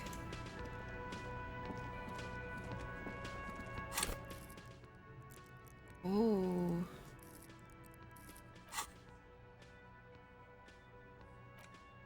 Should I get another thought? I don't know. I think I need, I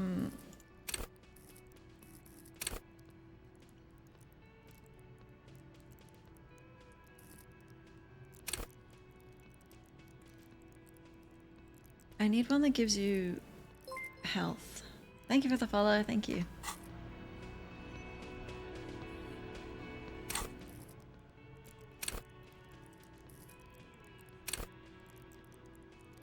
Endurance.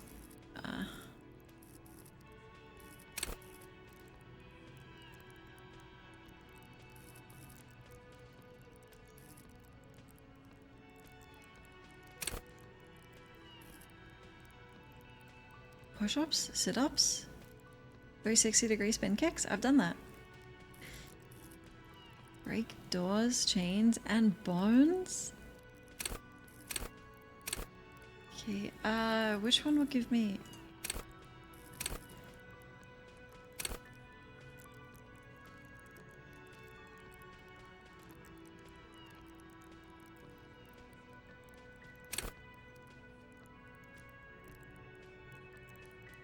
Okay, improving morale. Improves your health.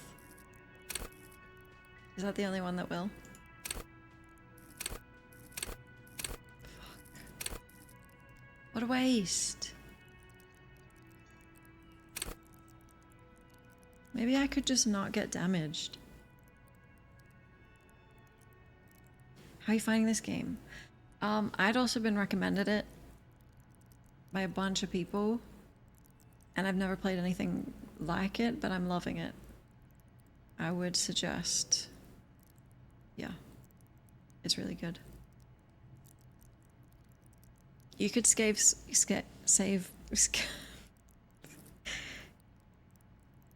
scum heaps. Yeah, I'm trying not to though.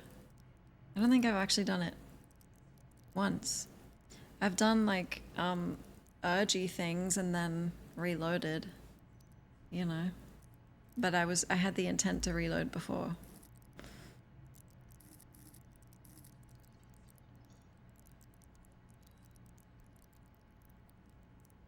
I'm just gonna do it.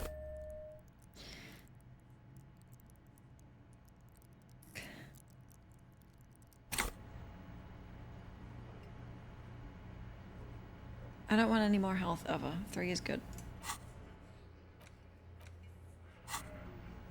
Kuno time.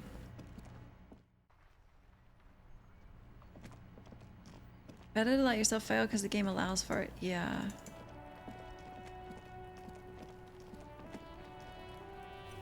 Kuno likes us. You missed a good show before. A kid came by and completely fucked the tree to pieces. He fucked the tree up! Fucked it good! It was porno! By the way, Kipt is a racial slur. Yeah, I kind of guessed.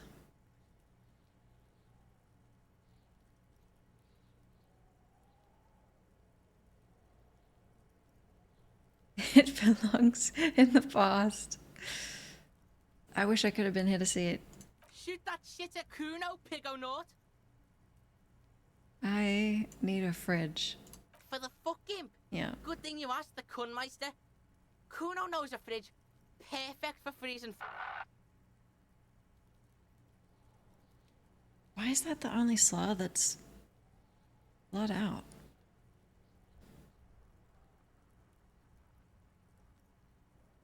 I thought you would. Where is it? Bacon Man's in a rush. But what's in it for the Kuno? What's the return on Kuno's investment?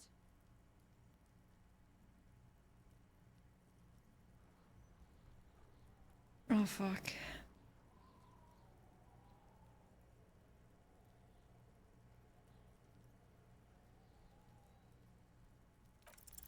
By killing in his territory, someone has openly challenged Kuno. It's in his best interest to put them in their place. Oh, genius. No, there's been a lot of real slurs.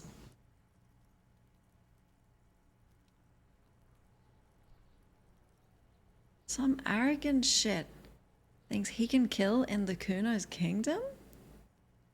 That's just absolute lawlessness. A dark flame smolders in Kuno's eyes as he ponders your argument.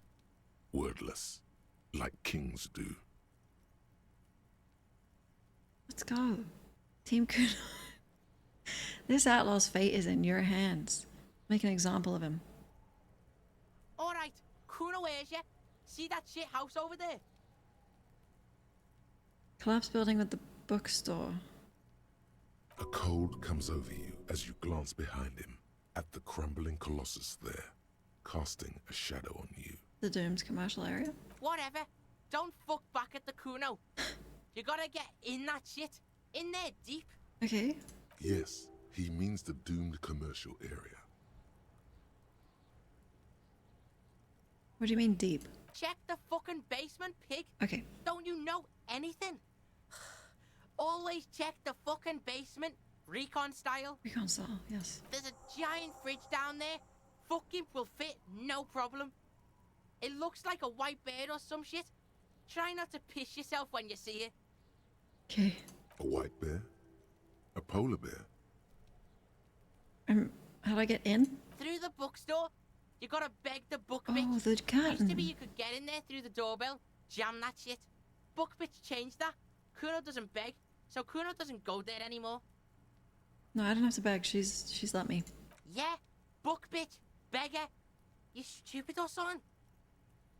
He means the bookstore. We have to ask. Plaisance is the mother of the little girl peddling books on the plaza. We have to ask Plaisance in the store. Impressive note-keeping, Lieutenant. See, the Clyde gets it. Listen to your four-eyed friend. Thanks, kiddo. You didn't hear it from Kuno, pig. But don't forget where you heard it from. Okay, not from Kuno, but Kuno owns you now, I won't pig. forget. You're Kuno's property. Goodbye. Kuno doesn't fucking care. Yeah, I know. Okay. So, if I had passed shooting the gun, would I have gotten him down and I wouldn't have had to do all that other stuff?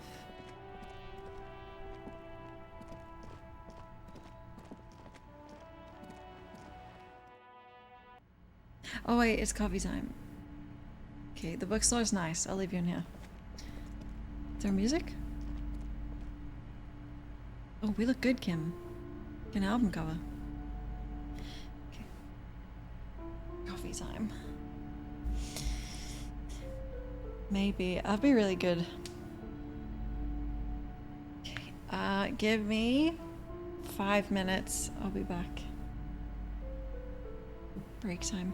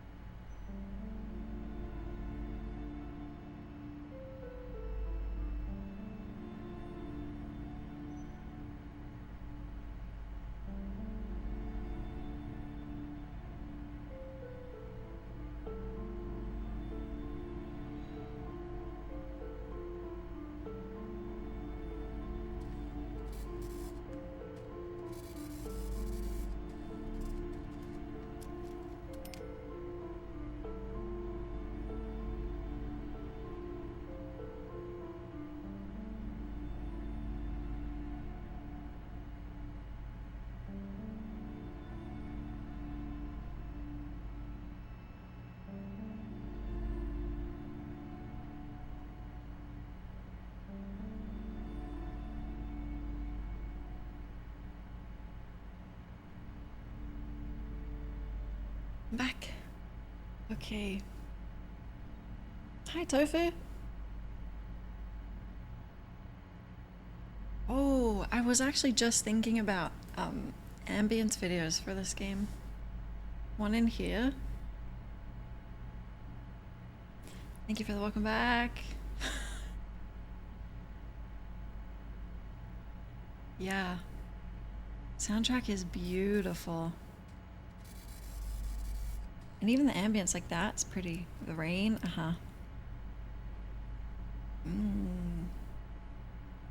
Trying to think of areas so far. Roy's shop. I mean, I'm sure there's been a lot, but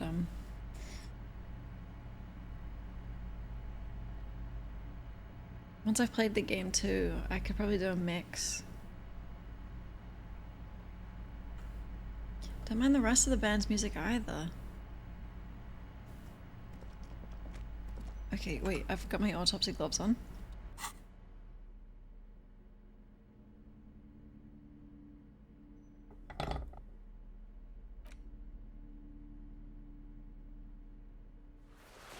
Okay.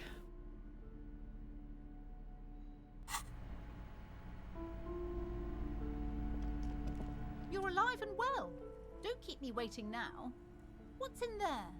In that dark sarcophagus? Is the rest of the band's music like this? Hold on, I'm not done. Oh. What about? Okay, so did you mean sarcophagus literally? Kim, I'm scared.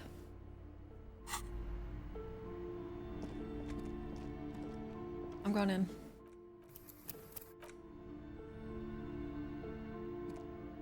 You see a set of tattered curtains blocking the way to another room.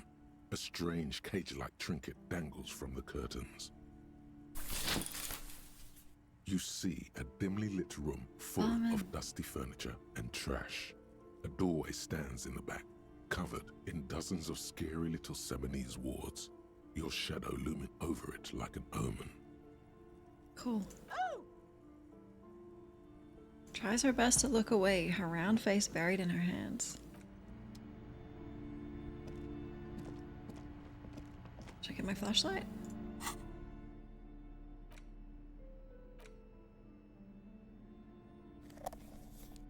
Let's go. Oh, cool. Oh. Awesome.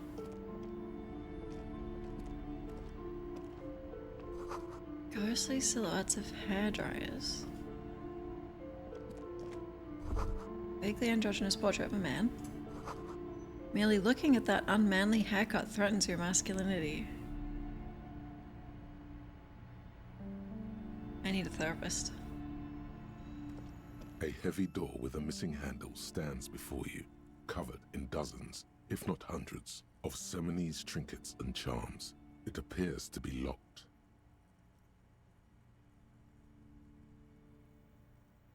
Knock. Only an echo.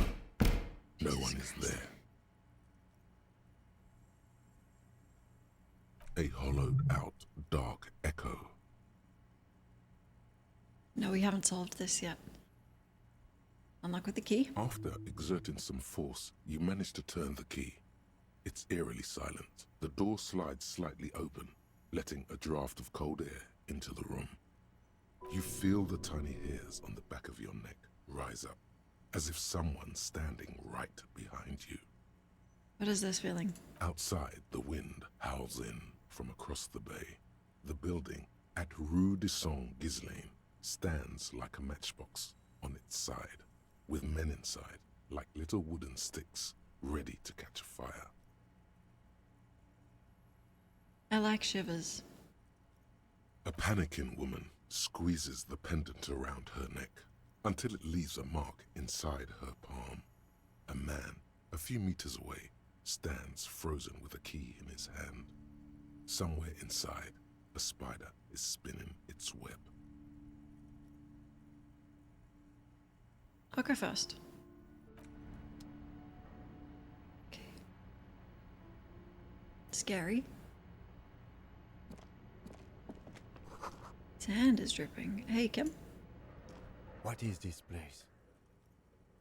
Lieutenant stares at the dusty training equipment. It's the netherworld beyond the veil. No, it's a gym. Oh. Though it looks like no one's been here in ages. Then why'd you ask? I doubt the electricity still works. Good thing we have a flashlight on us. Yes. Some specks of dust shimmer in a faint beam of daylight falling from the window. Other than that, the room is dark. An eerie feeling rises in your chest. What if there's a reason no one's been here for ages? Yes, because it's closed.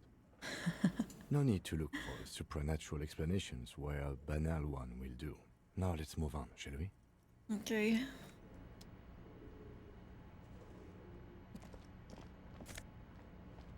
Oh! I can make amends. Citius Fortis, the rest is worn off.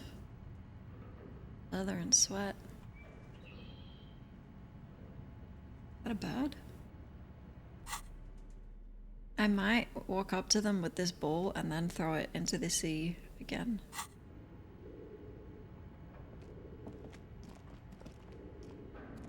A barbell lies on the floor. The color has worn off its weight plates. It's 60 kilograms. Your triceps hum at the sight of these weights. Show the world what kind of beast it's dealing with. Lift them. Hold on. Oh, I put one in endurance. There are no collars on the barbell. This is a safety hazard. True. Why does it feel so familiar?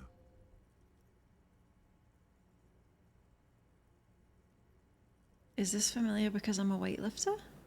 No, it's not that. It's the stale smell of rubber, the squeaky sound of sneakers, your bruised knee against the mat, and a whistle. Then the feeling is gone. Knee, singular.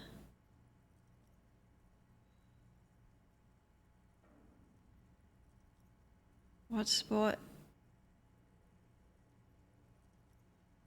It's just a memory. Yeah, I'm trying to remember. A memory from another life. When you were young and fit. I can't hoist. I don't want to damage myself or Kim. Look, it's a trap. You're right. The weight may fall off. Better not touch it then. What kind of bastard would just remove the collars? It should be a felony. It would be a violation of EPIS safety regulations if the gym was still operating, but it isn't. No one's supposed to come here anymore. What if I do it now that I've said that?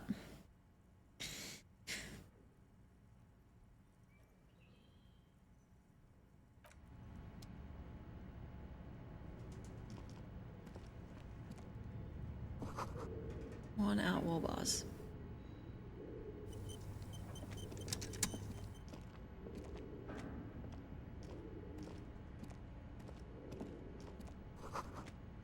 Always blocked by old window panes and debris. Oh, I'm scared, Kim.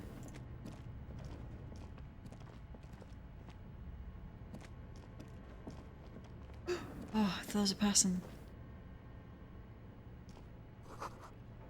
Demijohn full of strange liquid.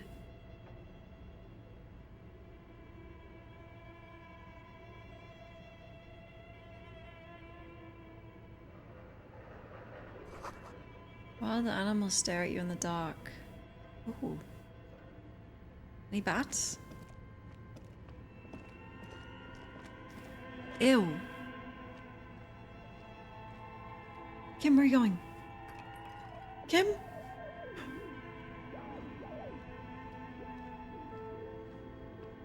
Kim?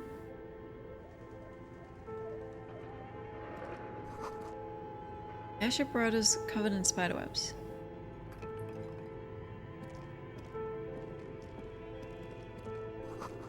Naked mannequin torso, a strange yellow color. Money? Blue velvet soft to the touch. Man, the lighting is awesome. Thanks to Chad. He is so unfazed.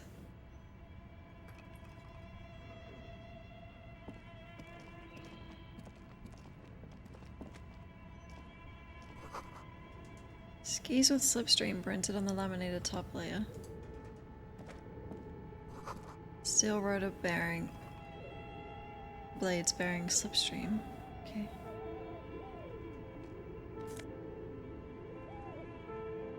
Filament memory. What the fuck?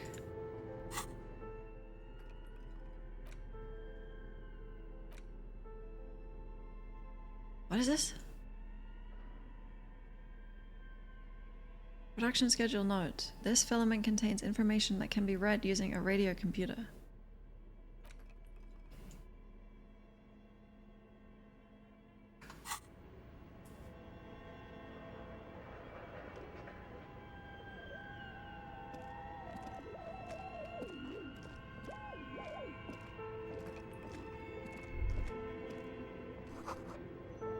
Where are the clothes?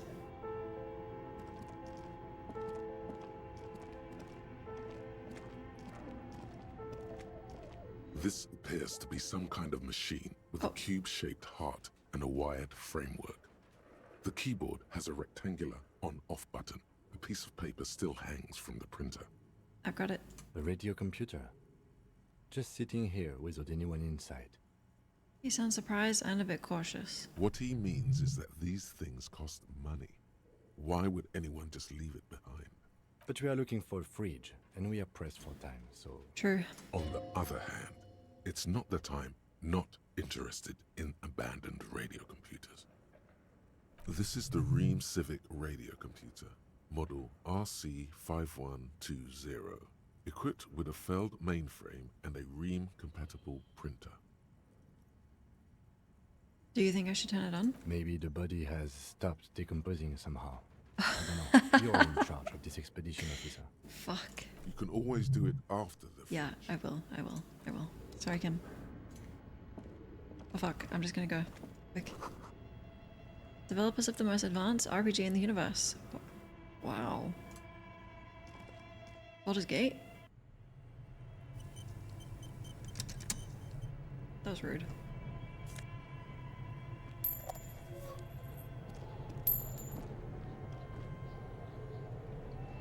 This is a fucking fridge.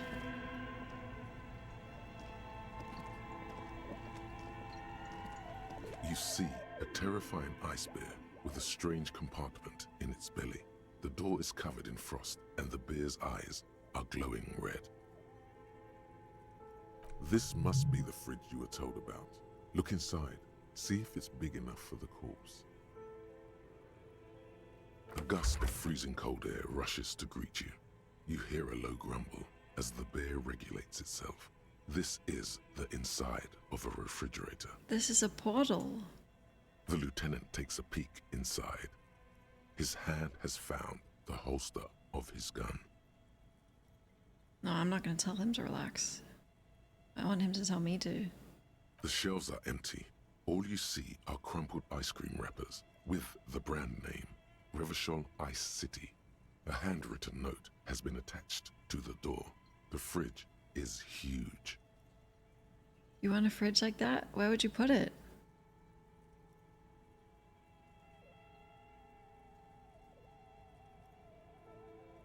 Examine the ice cream wrappers. A friendly cartoon bear smiles back at you from a glossy cellophane wrapper.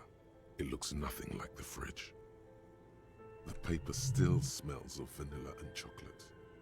Okay. Take the note. You pocket the note and the little fridge magnets keeping it on the door. What is the giant bear-shaped fridge doing in an abandoned cellar? Good question. It looks like an ice cream fridge. Yep. They tried to sell ice cream from this hyper carnivore. I know. What an unfortunate marketing choice. It stands out. What is even worse, the bear is still costing them money to this day. Yeah, I was thinking that. The fridge buzzes with energy. The electricity bill on this thing must be catastrophic.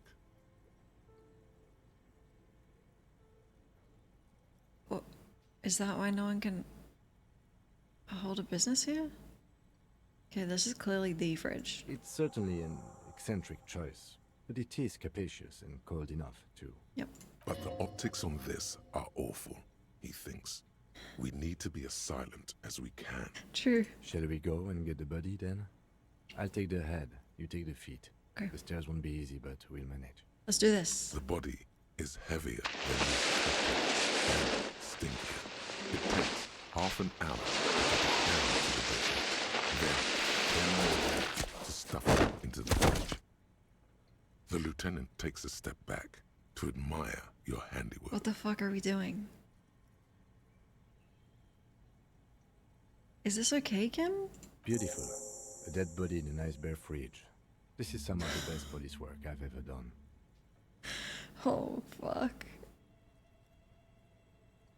I'm not sure I believe you. Of course you don't. Look at that. What have we done? That's what I just We said. stuffed a dead body in a nice bare fridge. This does not leave this room. Yeah, totally.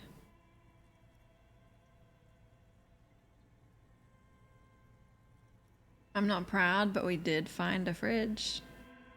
As impressive as the fridge is, this is a small victory among numerous defeats.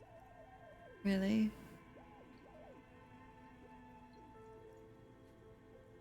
At least we've stopped the body from decomposing further. Now you can conduct another inspection under controlled circumstances. Oh, you made it in time. There's a time limit?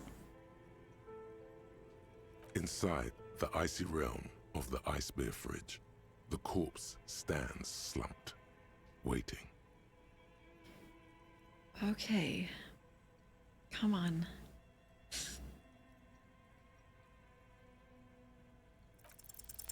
Your arms reach out and your eyes close, as if by their own volition. It's dark all around. You feel cold, slippery flesh, first with your fingertips, then under the palm of your hand.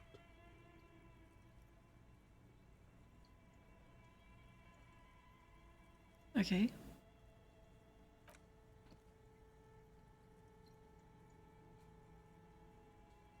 His face, his cheeks, his nose, his fat, swollen lips.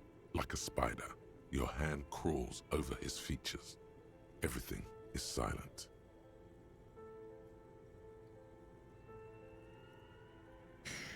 We need to lose our jobs.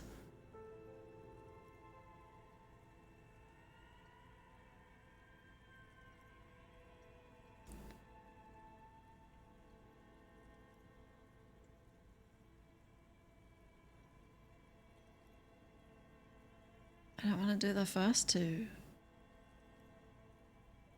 You pick it between your fingers.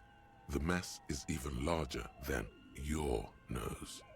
Very porous somehow. Like it's about to pop. Oh god. Keep crawling, lest you break it. Look, I can't put my fingers in his mouth. They are swollen shut. You need to really push to get in.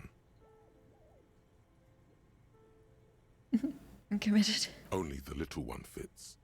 The flesh changes shape as you bore in, searching for something in the cartilage. Evidence. The thing you're looking for, it's not here either.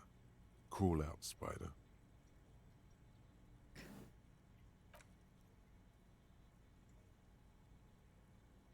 Kim, don't look. The oral cavity is cold and moist. A ball-like tongue attaches itself to the base of the mouth, lolling around like a scallop. You're on the right track.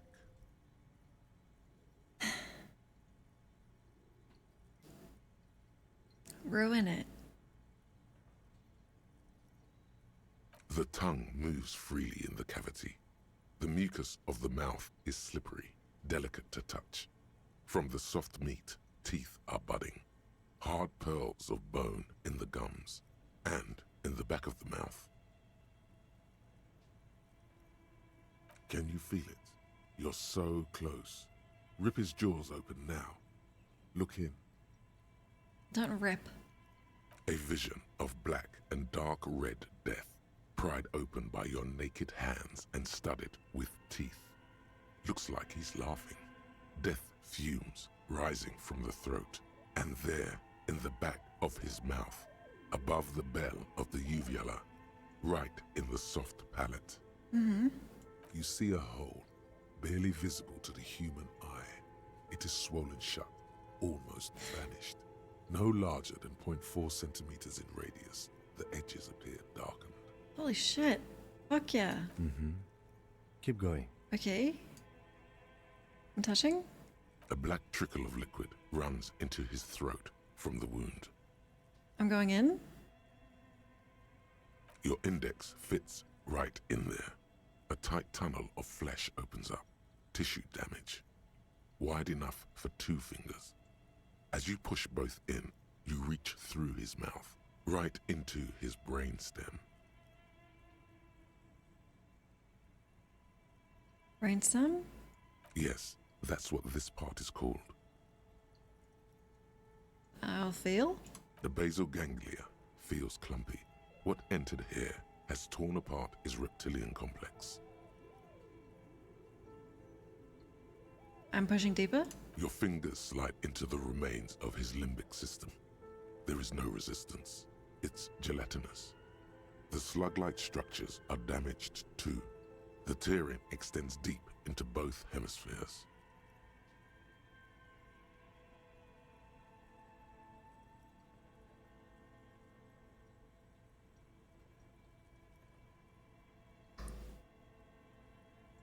Reptilians. Is this... Am I in a time loop? Is this me? There's a cavity. Right here between the hemispheres. The lieutenant answers with the sound of his pen on paper. I'm going deeper. Your fingers are all the way in now, reaching toward the inside of his skull. The cavity goes further, but the entry wound isn't wide enough for the rest of your hand to follow. What do you mean? Your fingers reach toward his skull. His cerebral cortex feels like jelly. Cold jelly. Strange fluid streams down your wrist as you push deeper until you feel it on the tip of your finger. Sharp, serrated material. The edges cut right into your skin. I feel a solid object. Kim. Can you get to it? I'm inspecting. There's a tiny crack. A protrusion in the cranium. Right in the back of his head. Your finger must be pointing straight at it. From the inside. Yep. The object that is in there stops just short of the skull, in the encephalus, knocking this tiny fracture into the cranium.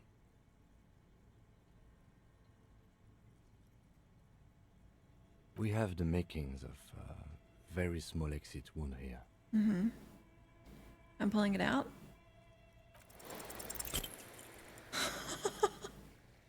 I failed. It was 92%. You push your hand further in.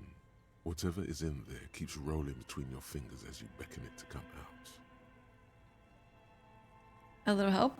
Out comes his small folding knife. The lieutenant moves its blade across the man's skull, searching for the exit wound. It's right there. Mm-hmm.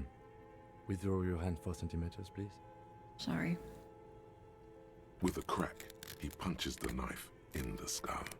Then, one more time, and one more, until the bone comes loose, like eggshell. Inside, you feel the jelly move from his poking. The object is still under your finger, yeah. Can you push it out? Push. A small flower of metal blossoms from the man's head, followed by your finger. Okay. A bullet. A non-calibre. Rifled. You may remove your hand from the victim's head now, officer. Well done. Thank you, Kim. Here's your prize. Drops the bullet in an evidence bag and puts it in your hand. Your other one. The one not covered in blood and cerebral cortex. Looks like we need to add one more item to your injury list. Injury number 4. Oval entry wound with an abrasion collar. Soft palate, back of mouth. That's why you left it. High velocity. Temporary cavity in brain tissue. Small exit wound on the occiput. How does that sound?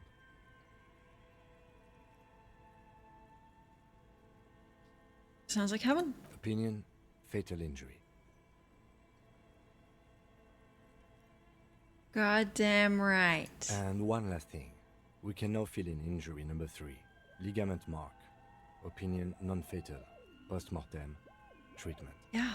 He's proposing the bullet was the real cause of death, and the hanging an attempt to conceal this fact.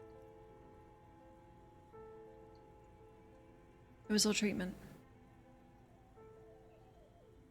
Yes, and the belt around his neck. The hanging. Even dragging him to the yard. All of it was done after this man was already dead. Agreed. I have had my doubts since you showed me the tracks. Why did they carry him over? Why not march him, I thought. There was no satisfying explanation. Yeah, me too. There have been other signs too. Small things.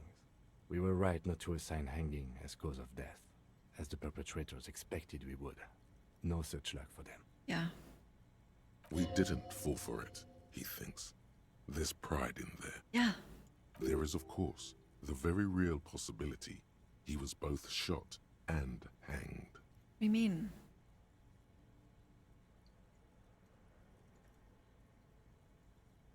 Maybe the bullet has some answers. Yes, we should take a closer look at it. I am certain it has more to tell us. This little thing could reveal much about the weapon that shot it. I need to wash my hand, please. Oh, you really, really do. I am glad to hear you say that. Your room in the whirling in rags should come with a bathroom. Be sure to make use of it in the evening. In the evening? Okay. It's 4 o'clock.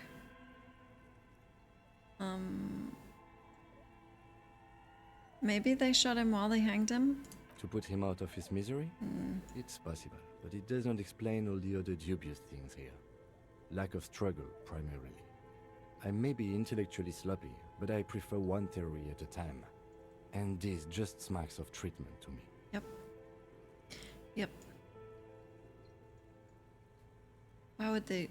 No, who would do this? That's for us to find out. But this, it will make finding them just a little easier. It's how much easier? Why would anyone do this? To hide something. The real killer? The real motivation? What really happened here? Yes. We bag the corpse and carry him to the holding pen of my kinema. I can transport him to processing myself, but I will be gone for the rest of the day. Well, what should I do? Work on the case. Tend to personal matters. Try not to do anything too dangerous. An officer needs backup in a neighborhood like this. True. I'll leave that choice to you. And one more thing. Great work, detective. After you bag the corpse, Lieutenant Kitsuragi will leave the party until tomorrow morning. You can do side tasks and even the main case, but it might be more difficult. Plan his exit accordingly. Let me talk to him really quick. Shoot, Looney Rooney. Do you like the fridge? I like it a lot, brother. This really is your finest hour. You're a genius. A regular Corporangelo. Thank you. Come back later, Corpo. Amuse yourself with my frank manners and my memento mori features. If possible, also, see me in your dreams.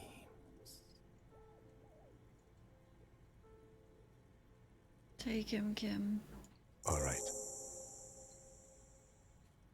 Takes out a shiny black body bag, starts pulling the plastic over the dead man's face. There go those beautiful enamel boots. You will never own the full set now. May they rest in processing. I mean, I don't think I should have. Oh well, in another lifetime. Yeah, next time. I will need a little help carrying him. You take the hands, I'll take the legs. Okay. The boots. I'm not gonna loot a corpse. I mean, the corpse under my investigation. I'd loot another one. The hell do I do without? No. No. JP, thank you. Thank you so much.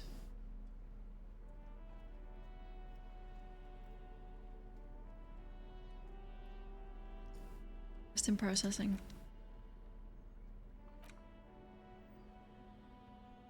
Mushroomed out on impact. Looks more like a fanciful jacket button. The bullet is safely sealed away in a plastic bag bearing the RCM stamp.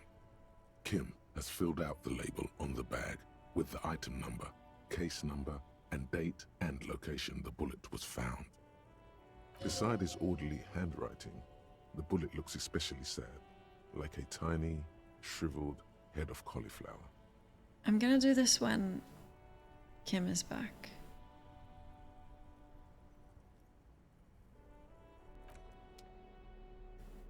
Oh, read this. What happened? I kicked the fuck out of Measurehead. Failed a 92% check. Talked to, Everett, is that his name? We did the whole autopsy, put the body in the fridge. Now Kim's gone. The note is written with a blue pencil on a piece of lined office paper.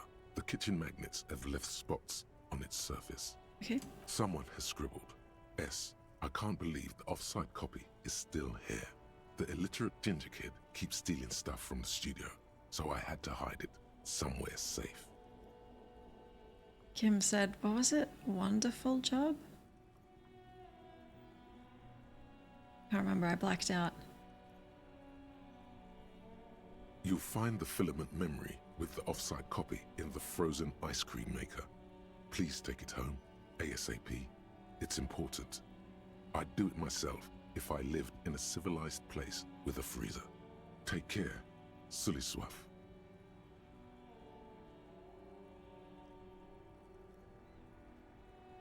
Who wrote that? According to the note, someone named Sulislav. Mm-hmm. Someone who owns a radio computer, one might assume. Makes sense. It does, but who might that be? Detective. What's a filament memory? The note doesn't specify. I know what it is. It's part of a radio computer. When not in use, filaments are stored at temperatures below zero. It's like the production schedule you found, only this one's an off-site copy. Who's the illiterate ginger kid? The note does not specify. Are you serious? You sure you don't want to hazard a guess here, Detective? I don't know who it could be. Really? You sure it isn't a certain red-haired little gremlin who refers to himself in the third person? Who? The damage is truly extraordinary. It's a miracle you don't shit yourself. Who the fuck are you? Okay, where's the frozen ice cream maker? Somewhere among the shadows in the cellar. Okay, I'm going in. What else can we do now that Kim's not here? Go to bed and wait for him to come back?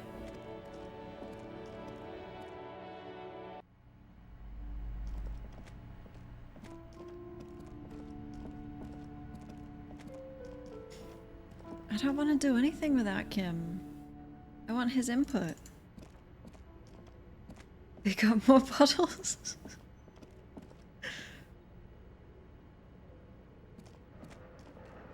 Oh, you're not allowed to go in without a torch.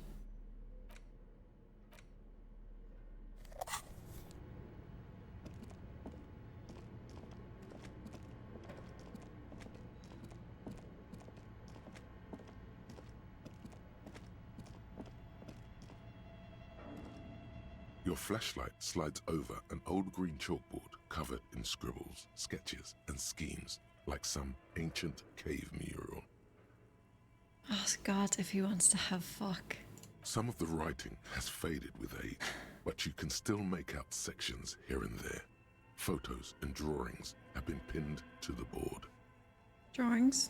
These lithe, pointy-eared creatures appear to be different types of Welkins. You make out autumnal candle Welkins, casting wax-based magic.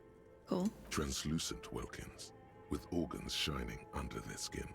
and even ether Welkins, hailing from the vast emptiness of sidereal space. Cool. Who are all those creatures? Fantasies of a tortured, feverish mind?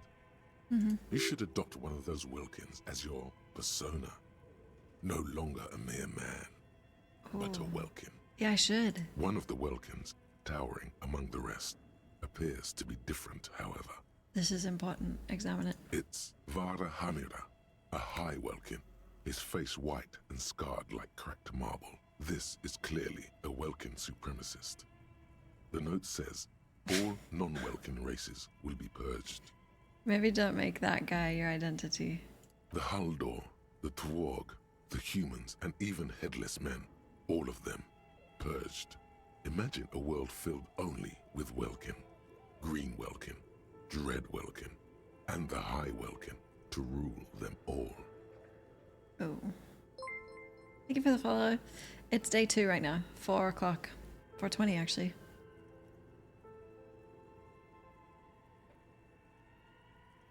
Take that Welkin's drugs like and do them, or... Your eyes glide over 4 sections of the imposing green chalkboard. Kinda wanna do drugs now that Kim's not here. Okay, inspect the photos. The photo collage depicts barren, icy landscapes wrapped in perpetual night. You see permafrost and glacial landforms, dead trees grown in under the snow. Entire oceans have been frozen from shore to shore. There are pictures of settlements on dried up riverbeds, abandoned in a storm. Animal corpses in the dark, carcasses and bones. Yeah, I know. I know, but wouldn't it be good roleplay? Kim is my rock. He's the only reason I abstain from things. Or I can try and fuck someone. I'm sure that... I'm sure that'll go well.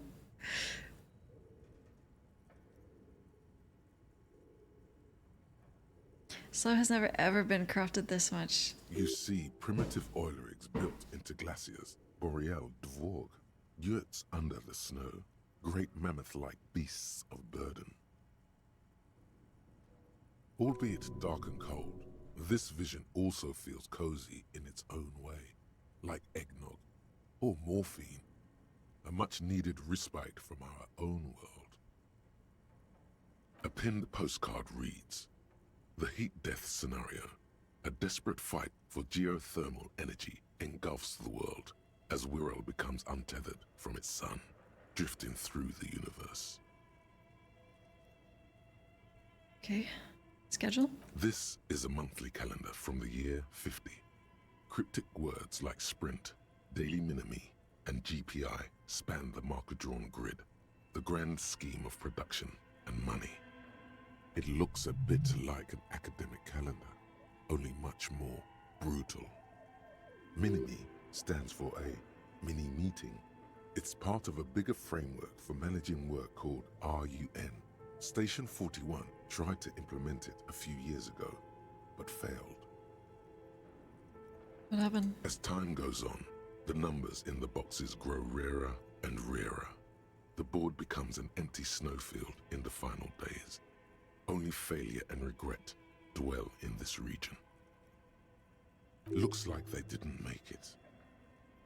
A note in the bottom left corner of the chalkboard says, "See the prod schedule filament for details." I'll inspect the notes. The handwriting is only partly legible, but you can still make out 3 slogans: "Call in, tune out," "Wirral untethered," and "Heat death of the universe." The full text reads, "Heat death of the universe is the new black." Another note says, "The biggest advancement in role-playing systems since the 30s. Outside, a cold wind wraps the building in its bosom. Snowflakes in the wind. An old woman passes what the locals call the doomed commercial area. She tries hard not to look at the bookstore windows. It's unwise." This is a good use of my time without Kim. This old fireplace is covered in lines drawn in blue and red marker, the mesh spreading over the stone like blood vessels on alabaster skin. It looks ghostly and strangely ancient. What am I looking at? Radio frequencies, it seems. UKV 123.6, UKV 123.7, UKV 123.9. Some written notes, too. Sparse and cryptic. Frequencies for what? Unclear. It looks like a cardiovascular system split into veins and capillaries. Very advanced.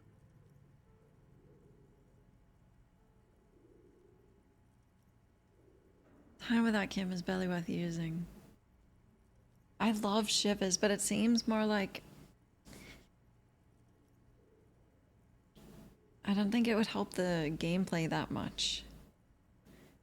It's just awesome to hear. So it's something medical. You think so? The web is comprised of radio stations, all lead back to one red heart, titled the Game Master Frequency. A note says, this one can listen in on any station it wants. They must have had massive airwidth. These things don't come cheap. It's the Game Master. Someone very important. Okay, so who's playing? Whoever decides to call in to a call-in station, it looks like.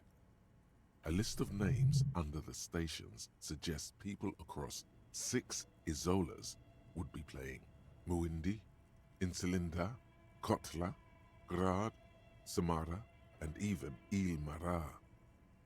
All of this is gone, left unrealized. There's no way a little basement studio working here could pull anything like this off. What else? Nothing. It's just lines on marble. An echo from times long gone.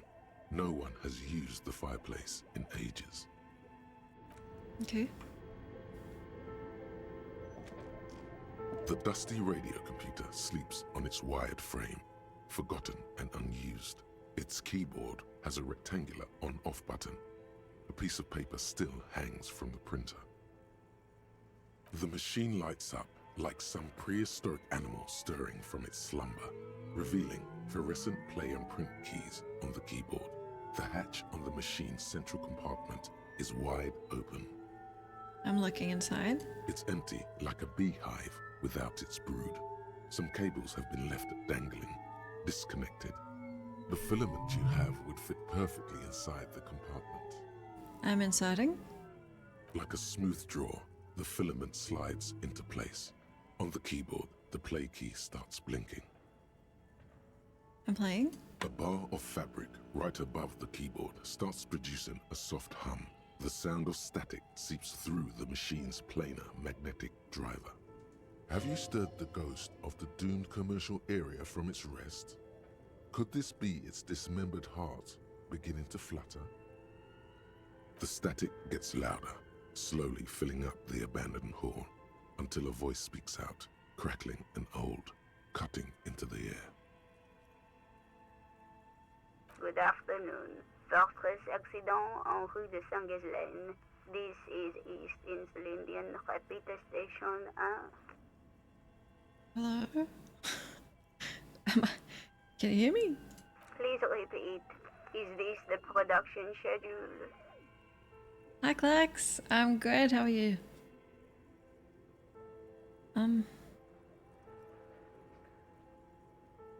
What's the production schedule?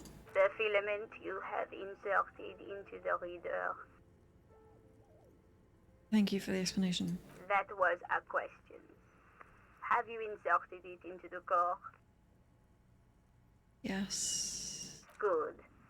Please repeat the password. Password? Of course it would have a password. That's why there's a human administrator involved. You should ask her for a hint. You think? I don't think I should. No. A hint system is not part of the protocol for repeater stations. No. This is the police. I am contractually obliged to protect the privacy of the filament holder for stress accident. Without filing a warrant with Lintel, I cannot give you access to this filament. Okay. Now, can you please repeat the password? I'm getting a warrant. What's this game about? I am a detective.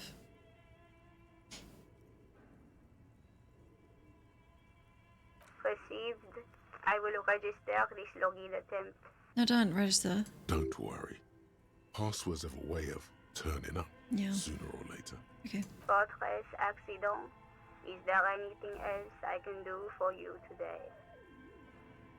Why did you call me Fortress Accident? Fortress Accident is the company on whose name the terminal you are currently using has been registered to. Do you have any other information? One moment. You hear her flip through a catalog before she reads out with studious care. Fortress Accident SCA produces revolutionary interactive call-in radio games. That's what the catalog says. Cool.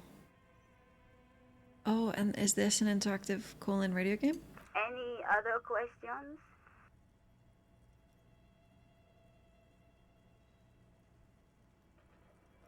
Are you alive? Yes, I am alive. I am 74 years old and my name is Yvonne. Where are you? I work as a repeater at the East Insulindian repeater station. It's my job to know where you are, Fortress Accident. As for me, well, I am sitting in my cubicle, surrounded by a wall of radios. On an island on the river Esperance, a small woman, all skin and bones, sits in a room filled with audio equipment. Thousands of tiny lights are reflected back from her prescription lenses, like stars in the dark. Doesn't it get lonely, sitting there all by herself? Doesn't it get lonely doing this job? Lonely? Why would it get lonely? I get to talk to people all day. True. That's why she does this. Now, please tell me if there's anything else I can do, Fortress Accident. Maybe I have a hint now for the radio. Good. Please repeat the password. I don't know the password. Received. I will register this login attempt. Okay. Don't worry. Passwords have a way of turning up sooner or later. Yep. Fortress Accident. Is there anything else I can do for you today? No, that's all. Thank you, and goodbye. Tiles on the cube are still smoldering, casting the framework in a soft glow. Fluorescent play and print keys shine on the keyboard. Print. Nothing happens. Okay. Give me that back. The filament slides out of its glowing nest. Now press play. Nothing happens. Something's missing. There's no tape in the player. Oh, thank you, interfacing. Wow.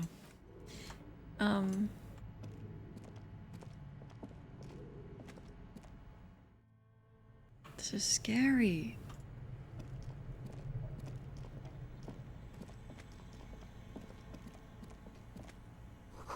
Ice cream maker.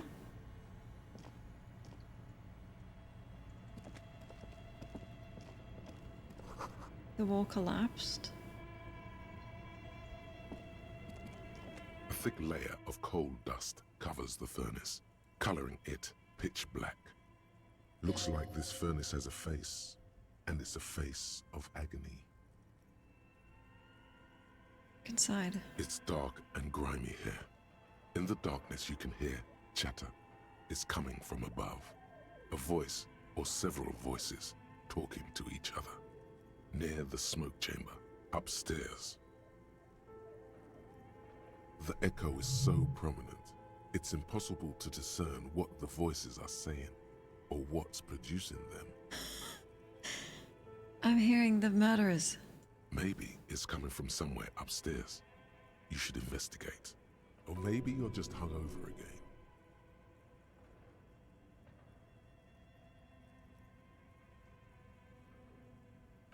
Hello? Something breaks loose in you. A mighty bellow echoes throughout the chimney's depths. The chatter of tiny voices above suddenly cease. Then... Hello? You've awakened the entity. Do you live in there? Are you there? Hello? Did you say anything? I can't hear you. Please come upstairs. There's a safety curtain on the second floor. I'll open it. Okay.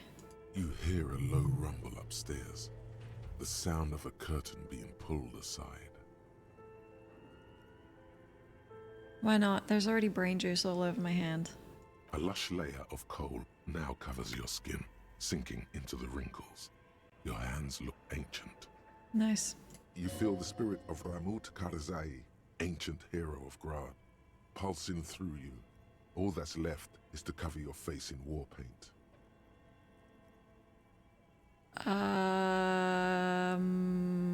Probably not.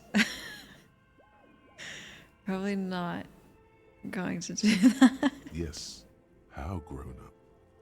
The furnace agrees. Is it black or grey? You know, I'm just gonna leave it. If you have to ask, probably shouldn't do it.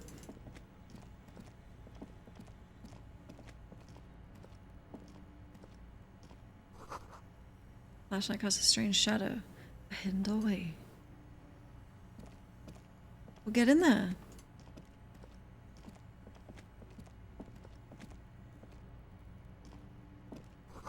Someone has stuck some bastard guns.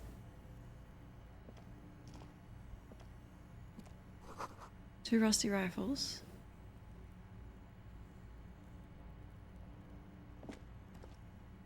Yeah, but I'm saying it's coal, it's black. Covering my face. A few bricks have fallen off, revealing a compartment behind the wall. It's too dark to see in. Hole in the wall? There is. Inside, it's nothing but gloomy blackness. Better not stick your hand inside. Really?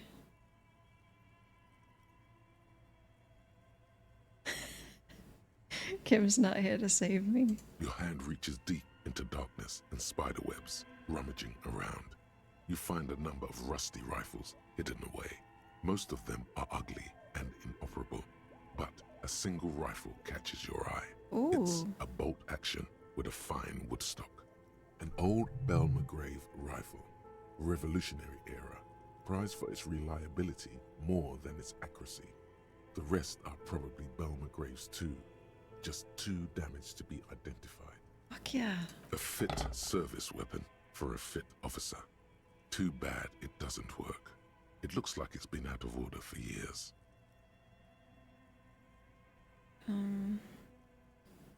Maybe Kim can repair it. Where am I? Inside, a secret room infested with rats, spiders, and woodlice. Okay. Seems like an old weapons cache from the Revolutionary period. What does this mean, a rifle here? It means there are firearms, albeit inoperable, still lying around Martinez. This is an interesting coincidence. Could prove useful in some way. You don't know how yet, but it might be useful down the road. Yes. This is a good find. Really justifies coming down here and looking around. Thank you, Logic.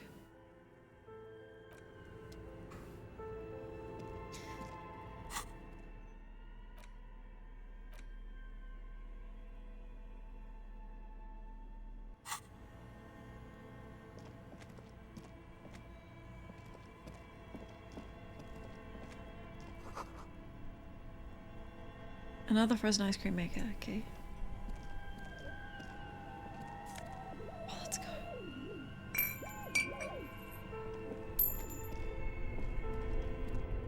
Money!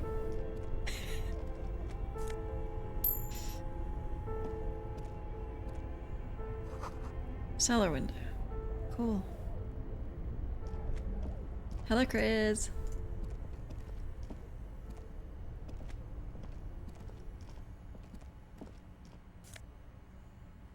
Insane! What do you mean?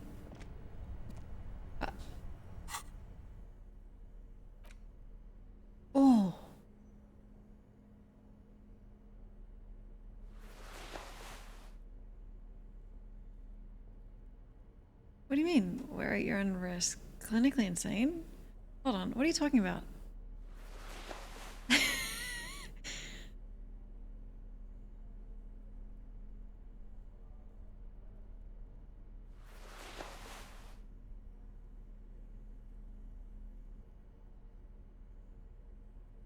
But both my other shirts have -1 for something.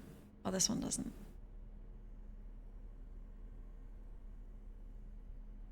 I like it. I'd wear this. Intercom wires. Okay. No, send me back in.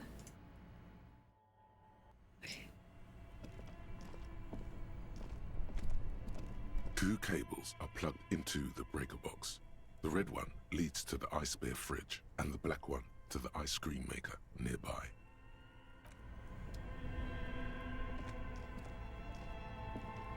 This orange machine is buzzing like an old submarine. It has a hand-cranked ice cream churner on top and an electric freezer that appears to be frozen shut. Try to open the lid. You slip your fingers under the frozen lid, but the ice is too cold for you to get a good grip. A pry bar would come in handy here. No, this is going to need something else. Some kind of super pry bar. Don't even try to open it with a regular pry bar. You're just wasting your time. If you want to try again, then you need to have the pry bar in your hand, detective. I didn't try to try. Equip the pry bar by going to the Who tools the tab in fuck your are inventory. you? From there, you can equip it to a held slot. Okay, turn the crank. Turning the crank feels oddly satisfying, like stirring your childhood dreams. In the distance, you hear water dripping. It's all gone now. You'll never become a poet or an entrepreneur. What are you talking about? What better to assuage the creeping sense of failure than some frozen fat and sugar? Okay, that I can get behind. Agreed. I don't want to break, Kim's bar. This orange machine is buzzing like an old submarine. It has a hand-cranked ice cream churner on top and an electric freezer that appears to be frozen shut. Okay, but the last thing was 92%, so I'm due one.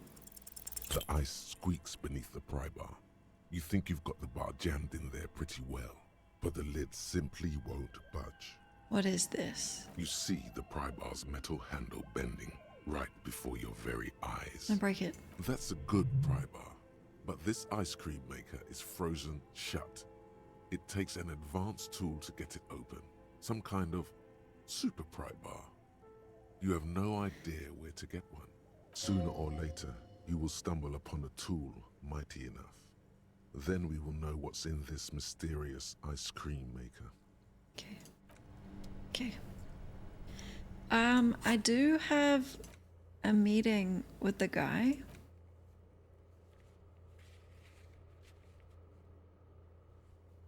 But I don't want to go without Kim.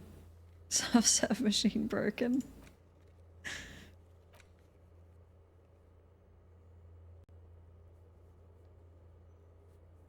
Okay. Let me look in the fridge.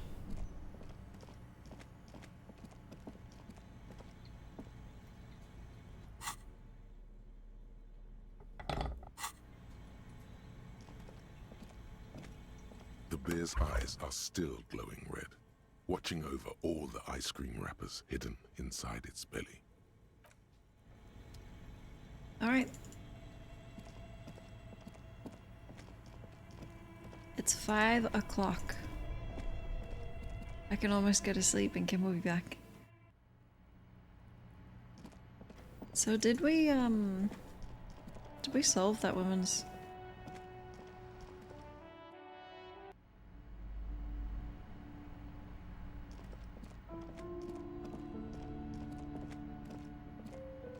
coffee, thank you.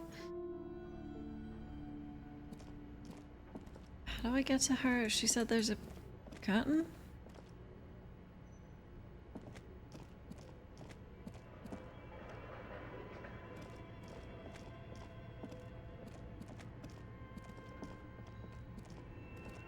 Oh.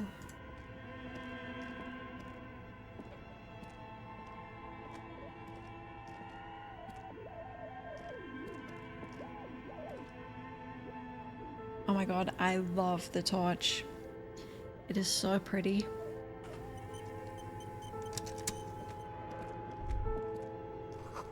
Floorboards creak. Shoes in a puddle of melting snow. I want to keep these postcards. 2 skill points.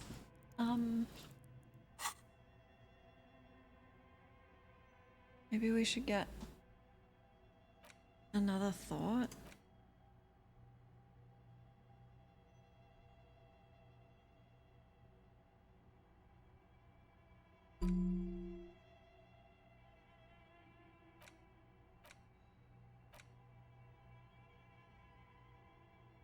-2 visual calculus.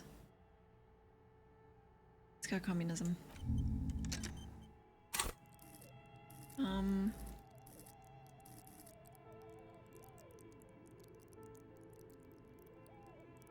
I do really like shivers.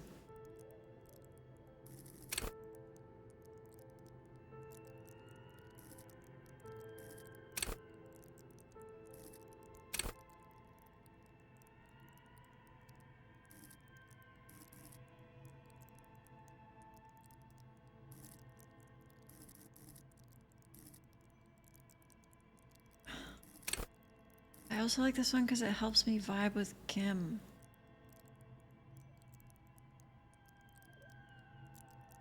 But I'm none of these things.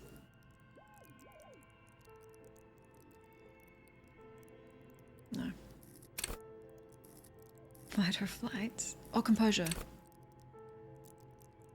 Ew.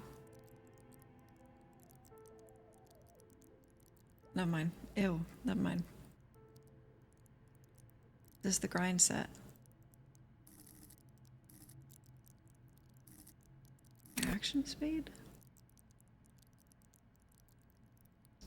Sucker punches of the verbal kind. Never lost for words or lacking a witty comeback.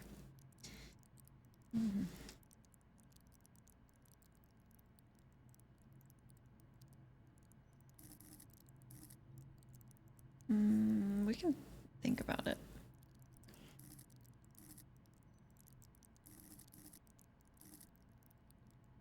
I also like this one because Kim likes cars.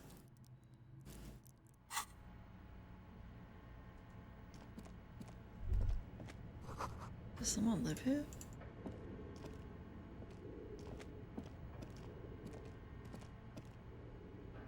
Where is this?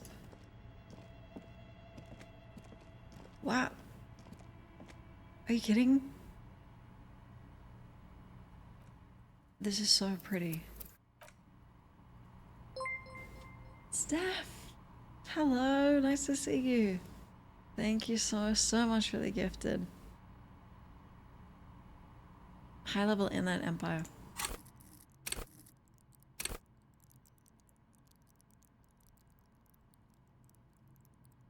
Conversations with your clothing, conversations that may change the course of the investigation. If you're not thrown into the loony bin first.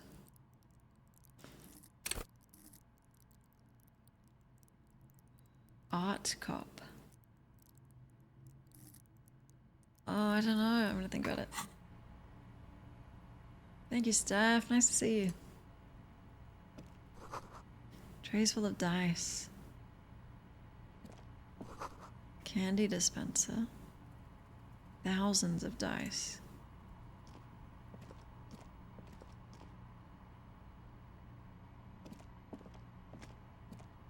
Hello, I'm Nia. A bird-like woman sits on a throne of tools with emerald light shining through her hair. Did you try knocking on my window? I must have missed you. I've been listening to my Melius.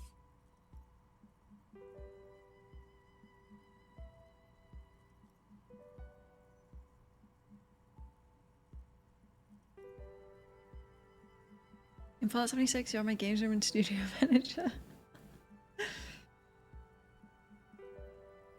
spec into everything that gets you closer to Kim. That would be roleplay of me. So what kind of die are you looking for? Could this be the malicious entity?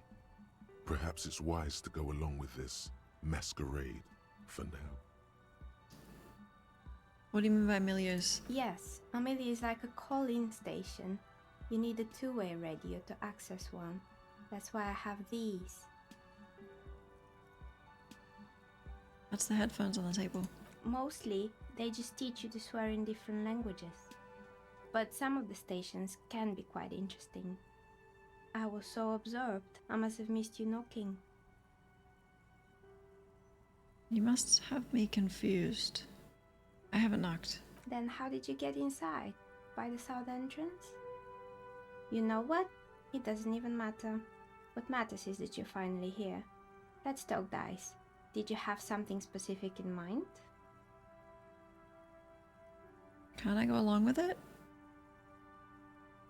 Why are you asking me about dice? I'm a novelty dice maker. Tell me the name of your role-playing system and I'll make the die you need. That's why you're here, yes? I like role-playing games. Is it free? Swear in Italian. I don't... It's polite. A vid of your base. I'd love to see it, stuff. I like role-playing games. Very good. My rate is 10 real per set. Unless you want something really unusual. I'd probably want something really unusual. Take a look around and see if there's any particular stone you want to use. Walls around her are covered with rows of precious stones. This person means you, or no one else, absolutely no harm. She will answer freely and honestly. No falsehoods are present. She's a novelty dice maker and doesn't have anything to hide. Ask what you need. How'd you become a dice maker? How did I become one? It was a business decision. I was a regular jeweler at first, but that's an unfocused field with too much competition. Some of my friends were role players. They asked me to make some polyhedral dice out of cobalt. That was my first order. I grew it from there. Do you like role-playing games? Not especially. I like working with rare materials and a steady pay. And role players as customers? They're nice people. Some of those nice people have big bucks to spend on novelty items. Hey. She's thankful for the security they provide her.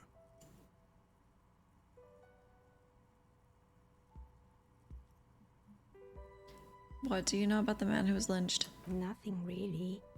I didn't know him. Who cares about the dead body? We might be dealing with a malignant entity here. You've got a great view of the courtyard. You didn't see or hear anything? I'm sorry, detective, but as you know, I usually have my headphones on when I'm working. It shuts out most of the daily ruckus behind my window. Mm-hmm. What's the daily ruckus? Kuno? Well, there's always something going on in the Whirling's backyard. During daytime, there are usually those kids. And lately, I've been seeing a lot of drunk workers hanging about. Must be because of the strike. She's heard of the murder, but did not see it, sire. Fucking call me sire.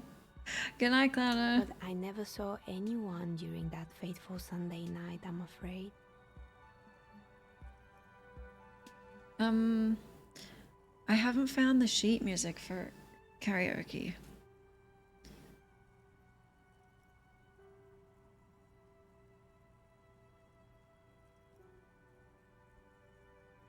Do you often work Sundays? It's an odd profession, making dice for people. But I like it, and I prefer doing this to sitting at home.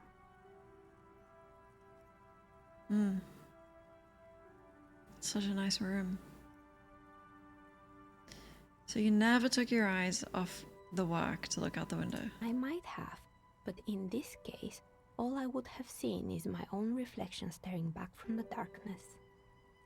It's really hard to make anything out in the yard when it's dark outside. Besides, I rarely get up to look out the window when I'm in the zone. Okay, thank you for your answers. She nods. Anything else, officer? But like, what if Kim were here and he's a massive role-playing game fan? You know? And I could gift him some dice. Where are we anyway? We're inside the chimney of an old central furnace. It's strange, I know.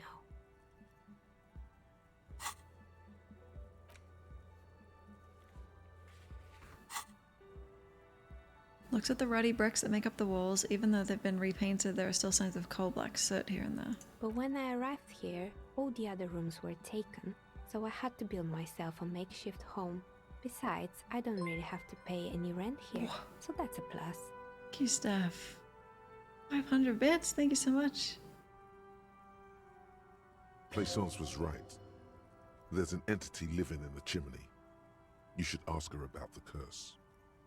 I'll ask. When she arrived here, there was no room anywhere else.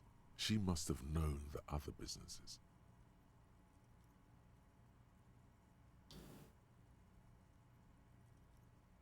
Do you know what happened to the other tenants? More or less. Are you interested in anyone specific? Oh, quite a lot of them spring to mind. There used to be a hair salon? Yes, I think it was called Androgynous Orlando or something similar. They weren't a big hit around here. Turns out that working class men don't like genderless haircuts. They're scared of that word. It's not about the haircut. It's about the confidence. Coward.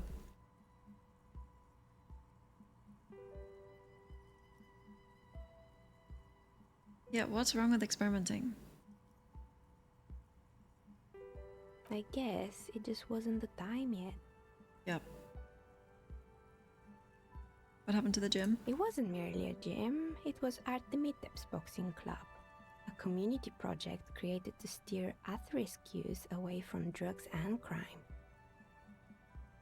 It was Artemitep. A kind man from Zemsk. I heard he had some trouble with the law when he was younger, and that's why he wanted to start the gym, as his way of giving back. Maybe that's what Kuno needs. Kuno? Who's Kuno?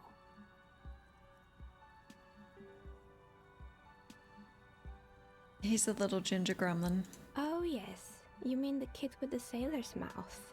Yes, I've heard him yelling profanities in the backyard. No, we're Team Kuno now, JP.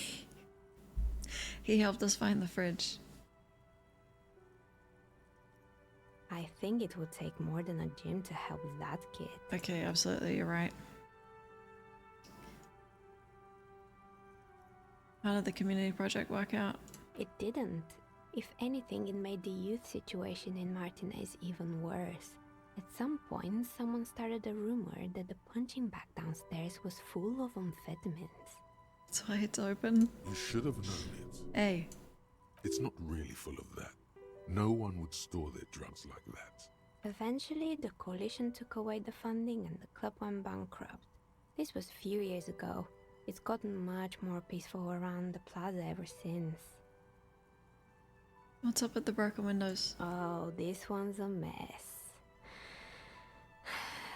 There used to be a company that promised to repair windows 24 hours a day. What could go wrong with this one, right? Turns out, the business was actually set up as a front for an illicit group that was producing snuff milias. Who would have guessed? What's the snuff milieu? And they never cleaned up the debris either. Now it's just littering the hallway and I have no idea how to get rid of it on my own. I'm not gonna ask, but that's a shame. Yeah, don't. Did someone here make stuffed animals? You mean Mr. Fabron, the taxidermist? No, he mostly just did drugs. Why can't you do both? But what drugs exactly? Stretch, thank you. I need to know for my police report. He got high on some weird taxidermy chemicals. Oh. I wouldn't recommend it to anyone. Eventually, they caused him to lose control of his bladder. The smell was awful. My spine. Even you can probably do better than that. You think? You can almost see it. A small, sickly old man, hunched behind his work desk, his pants stained with old piss, stuffing a sad, stiff-legged raccoon dog. The entire scene looks tragic. I found creepy mannequins. There used to be a fashion atelier here, but I have forgotten the head designer's name. They were doing well for a couple of years, until the insect rights activists came. What? The atelier produced a certain collection that used chitin among the materials. Apparently chitin is made in the Occident, where it's extracted from beetle wings. And you know how all kinds of political movements are big in the Occident. The activists shut down the biggest chitin supplier, which of course caused the price to skyrocket. And, naturally, all the most fashionable tastemakers refused to be seen in chitin from then on. The atelier went bankrupt before they could finish the collection. Hey, how the fuck do you know insects don't have feelings? Maybe not human ones. I like insects. Really? Yes. Anyway. Poor guy. Suddenly, you get a feeling that insects are important to the case somehow. It's hard to say why. Really? What's with the rotor blades? They were made by a company called Slipstream. After they pivoted from making rotor blades to skis, their chief executive took off on a vacation with all their money. Honestly, I think it's quite funny. I think he's still sending out holiday transmissions from Tulula or Tiumotiri or Hashtkor or wherever he is. What do they say? The usual, I imagine. That he's been thinking up all kinds of new business plans and can't wait to get started on them just as soon as he returns. But Slipstream is history now. All their remaining assets got seized by the bailiffs in 47. I have no idea why those keys and blades are still lying around in the house. They were just props. Why return them? Maybe you could make a sword out of one. No, wait, forget it. It would take too long. I found a strange machine. Fortress Accident, the radio game studio. Close her eyes as some remnant of a memory lights up her face. She liked them. They were an interesting bunch. We talked about role-playing systems every now and then. Once, I even saw two of them get into fisticuffs over Wirral. They certainly took their work very seriously, even if they seemed to be chronically liberal with their schedules. Liberal? The usual. They ran out of money and couldn't get the project done on time. What went wrong? Well, I did hear them talking at times. Looks at the hallways if she can still hear the chit-chat behind the curtains. They seemed to believe they were historical individuals on some grand quest. She sounds almost mocking when she says that. Must have been on a gigantic ego trip, am I right? That's what I thought. Yeah. Because when the money started to run out, they just began to complain a lot about capitalism. You know, how the markets are rigged to keep up new businesses and so on. Is that not true? In the end, they just didn't get it done. They didn't have enough willpower to produce something truly historic, and to show up to work on time. Showing up to work on time is hard. No, scratch that. Showing up to work at all is difficult, especially if you've been drinking.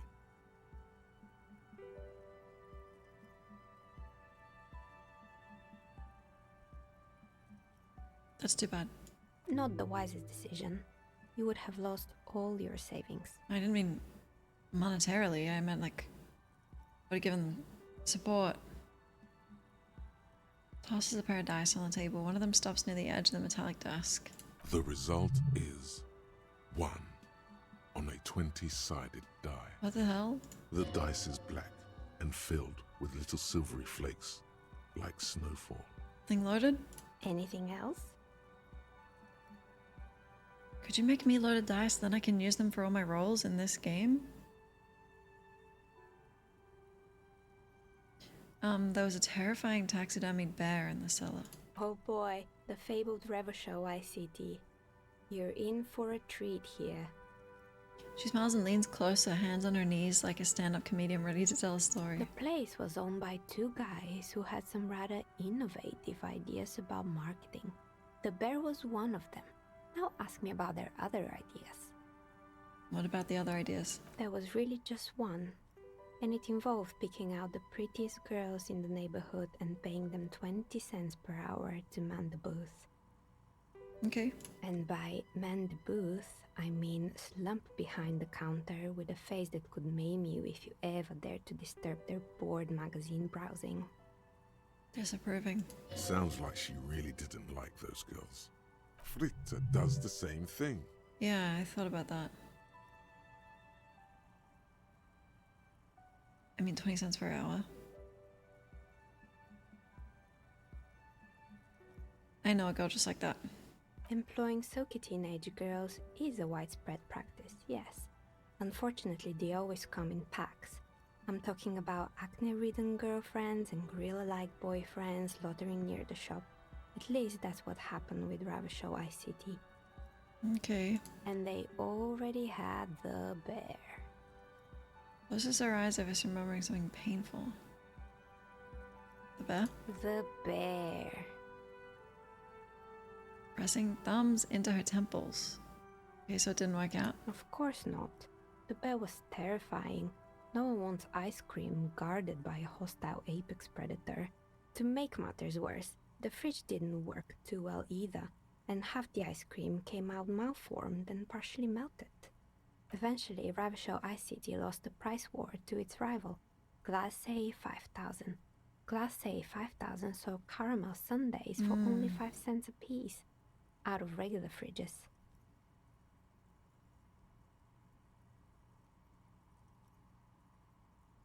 I'm sure the bear was doing his best. Maybe, because the taxidermist who made that bear definitely wasn't. Doing his best, I mean. What do you mean? He said that the bear was his vision beast. He said he met his vision beast while high on desiccants. Called it Megatherian. Megatherian? Megatherian. A mega wild beast. What's a mega wild beast? It's an imaginary beast that guides you through life. Ooh. By telling you to do more drugs, mostly. Oh. A wise and noble beast, guiding you toward the land where the streets are paved with drugs. I don't have a comment on drugs. Understandable. You shouldn't do them. You're a police officer after all. Okay, well I don't tell you how to do your fucking dice making job. Do I?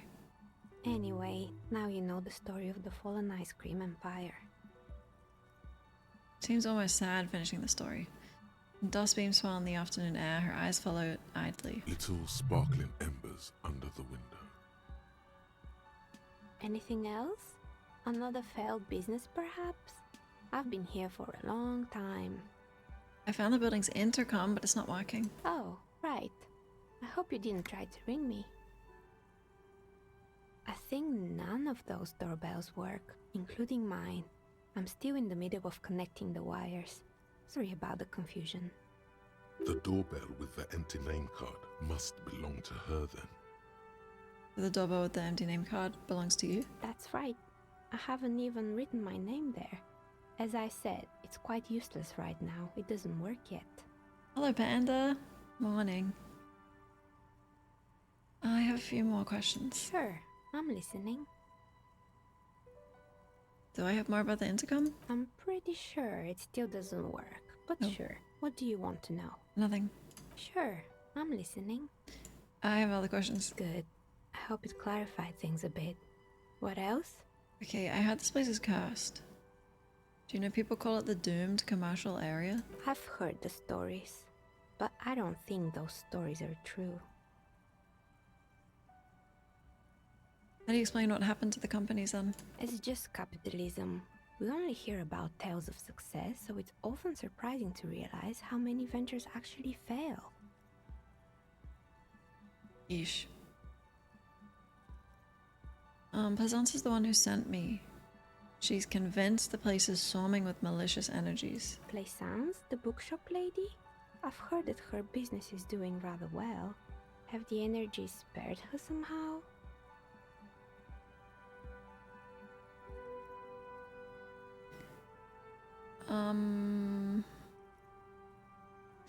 The bookstore isn't doing that well. There's hardly any customers. She exploits her own daughter to keep the company going.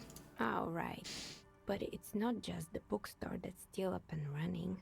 What about the whirling in rags? Some people say it's part of the building complex. Is it? It's part of...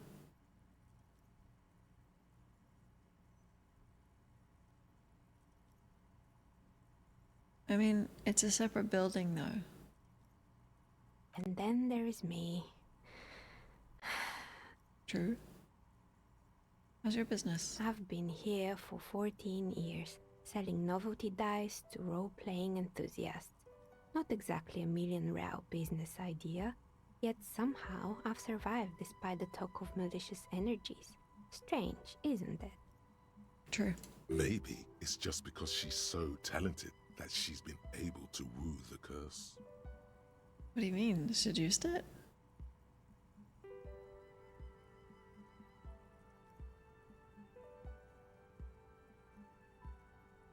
It's probably because you're competent and dedicated.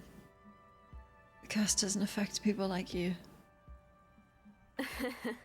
What, so the curse only affects people with poor work ethics? Yes. What you're describing isn't a curse. It's capitalism. Yeah, you did say that. Time has come to face the source. Fear not, for the forces of the universe are supporting you in this psychic quest.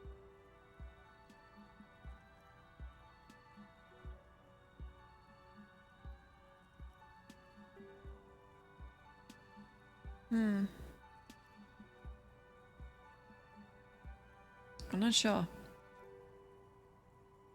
Is it now?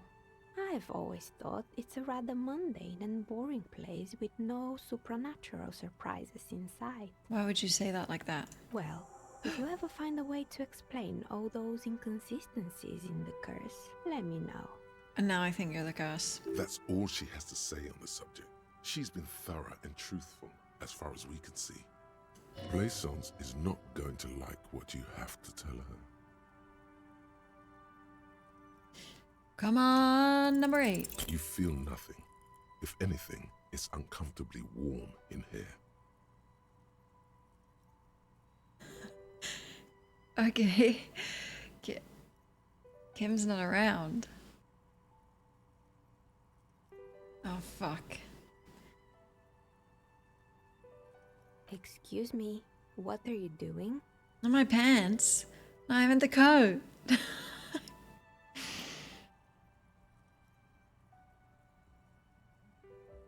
I'm trying to lower my body temperature. And why would you do that? It's part of a technique.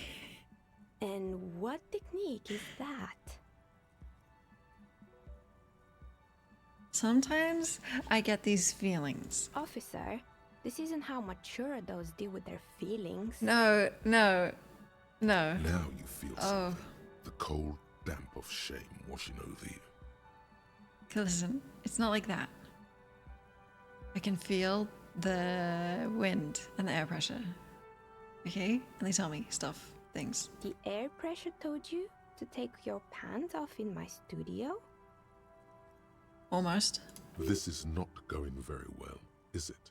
Word-wise. No, I'm not explaining this very well. Can you please employ this special technique somewhere else? I work here and my work requires concentration. Half-naked people don't help with that. I'd like to order some dice. Of course. Tell me what you have in mind. Oh.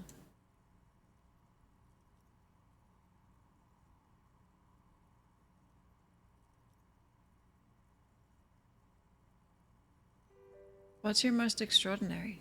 A star that fell from the firmament? Those cost more than 7 real. Are you sure? How much though? Like 8 or 50? Yes, you definitely have the proper attitude. How about a pair of 100-sided dice, made of ivory and inlaid with lodestone, a naturally occurring magnet, to complement your magnetic personality? Ivory? I'm kind of against that. Pieces of lodestone were used as the first magnetic compasses, from which they derived their other name, course stones. That's a stone for leaders. 10 real, and I can get these ready in 8 hours. Ooh, do magnetic dice even roll properly? It's true, magnetic dice are definitely different. When rolled together, the magnetic fields of the pips interact with each other to push and pull on each other as they're rolled, just like all magnetic personalities do. Can I think about it? Maybe you have some other ideas for dice? Something to help with my work. I think I have just the right one for you. Polyhedrons, red and blue. Police colors. Yeah, I saw that. Because I'm a cop. Not the most original, I know. But sometimes the obvious choice is obvious because it's best. Here, catch. They're a gift from me. What? A beautiful woman tossing you a gift. Whatever you do, don't overthink it. What the fuck? Mr. Smooth Moves. Easy, bitch. You snatch the dice out of the air with one hand. Fucking shut up. Just like you're in a movie. Hell yeah. I'm gonna wink. Not after trying to take my pants off. I'm gonna say nothing. What are the odds? The red one is made of bloodstone with a lapis lazuli inlay, and the blue one is the inverse. Think of them as your lucky charm, officer. Well, thank you so much. She smiled at you. She smiled. You truly are Mr. Smooth Moves. I'm not interested in women. You definitely need luck in Martinez. Was there anything else? I might buy those other ones. Is that rude? Of course. Tell me what you have in mind. I don't know what dye I want. How about an amber dye? I just got literally the sorriest cop on earth achievement. I didn't even apologize. Oh. Does anyone know what that achievement is? How many times have I apologized? Fuck. Amber, poor man's gold. Who told you amber was cheap? It's beautiful, really, and has been treasured since the ancient times. Almost sure she's some sort of supernatural entity. I agree. Something about the conversation when we were saying goodbye. Yeah. You got sorry cop. I got sorry cop the thought. For 7 real, I'll craft you a 13-sided die from piece of amber with a fossilized insect. It's perfect for those who can't seem to let go of their past. That sounds like me. I had a feeling. Did you? I need to think about it. Maybe you have some other ideas for dice?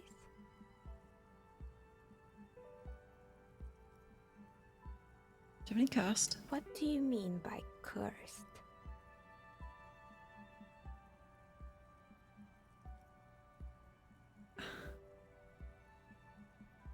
As No, come on. We're being positive. As cursed as this commercial area. Alright, how about I surprise you? Come back in 8 hours with 7 real, and I'll give you your cursed die. I'll pay you in 8 hours? God. Okay. Great. See you in 8 hours then. Was there anything else? The fuck? I hope I can say no to them. I could give them to... What's his name? Everett.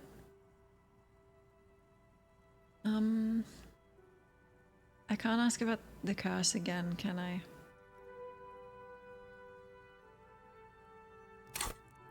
I mean, I could put a point in Shivers.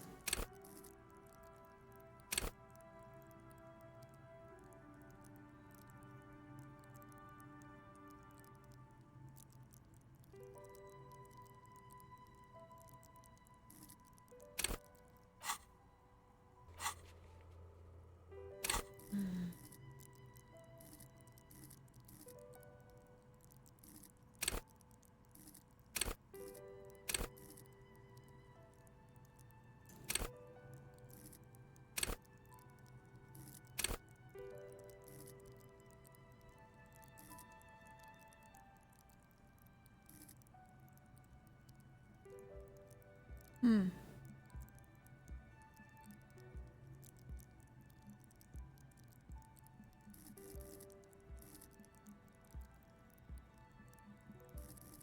Okay, let's see how much it gets us.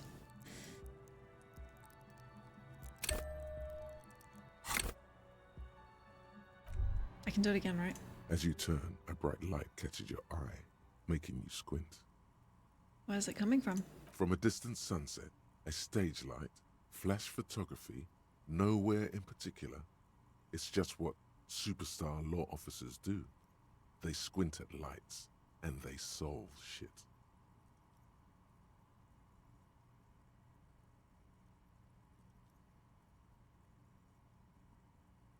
That's not me. Is it? I want to be Dick Mullen, but I'm not, and I can admit that. Never mind, it's me. Yeah, you have. You're a big dick cop. Exactly. Dick Mullen. Huge dick. Salam Rocky Baye. Badass on-the-edge disco cop. Yep. Time to recede into a ludicrous fantasy world. Here we go. Camera. Lights. Ludicrous. Action. With a sudden flash, the world freezes around you, and you along with it.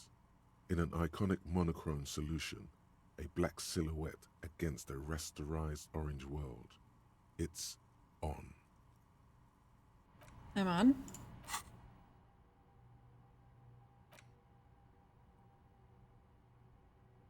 No, I can do it.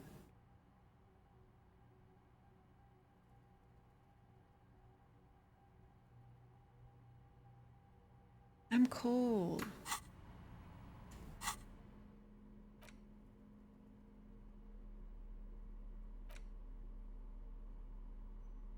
Okay, I'll just keep them on me. Fuck, I owe her money. I owe her to die. She's making them. I gotta pay her. Damn it.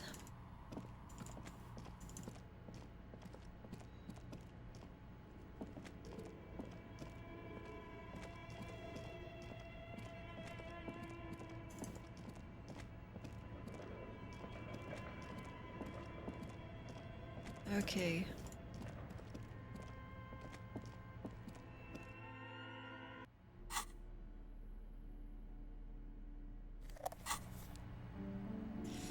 Can I lie to her?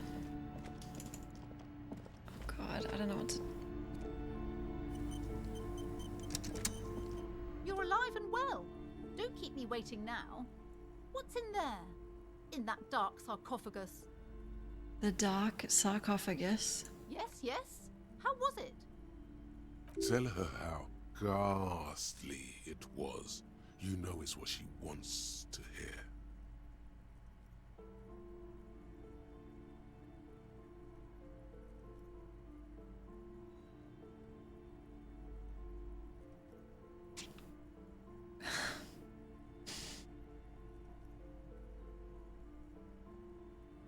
No.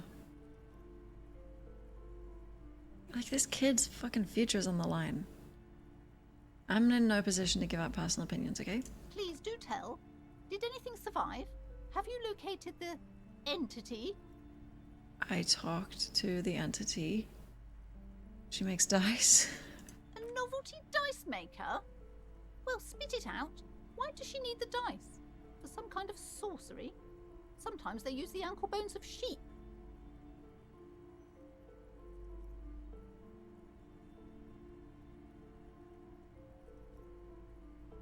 She may be involved. Honestly, I have no idea.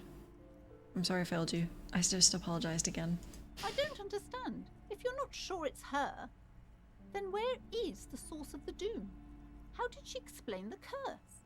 The narrative she's built herself, it does need tearing down. Okay, let's tear her. She's squeezing on the pendant too tight. A drop of blood in her palm. Just don't say you don't have any answer yet. Okay. The uncertainty is killing her. To hell with it. Perchance you ought to just lie, sire.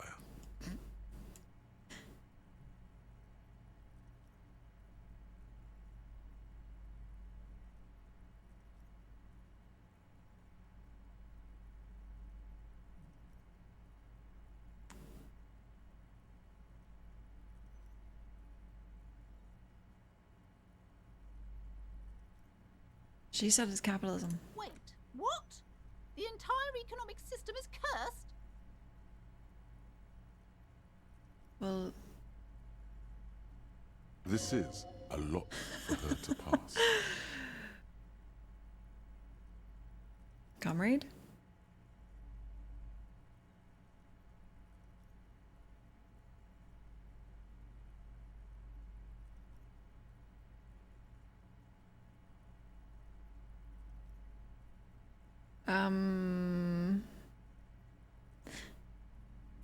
Okay, what I meant was, You found a way to fix our entire economic system?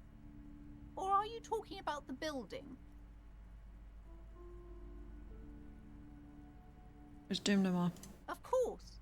I trust my Seminese wards and charms kept you safe while you perform the ancient rites. Yes. All that matters is that the energies are retreating. I can already feel the curse lifting. It will be a long time until we're fully free of it, of course, but still. Thank you, officer. Truly, you've brought a better psycho-emanation to this humble bookstore, and that's no small achievement. I kind of think the dice maker is a spirit. She so badly wants this to be over. She would have believed anything. It will only last a day or two, a week tops. Then her mood will sour and she will feel the curse again. We could get her to pay us again to clear it out. Farewell. Easy, dude. Too easy.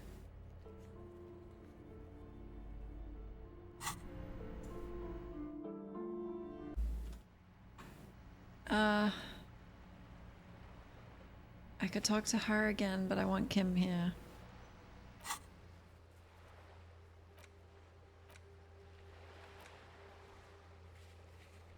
I don't think I should drink.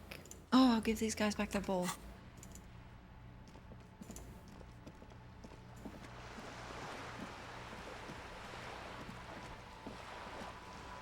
It's up here.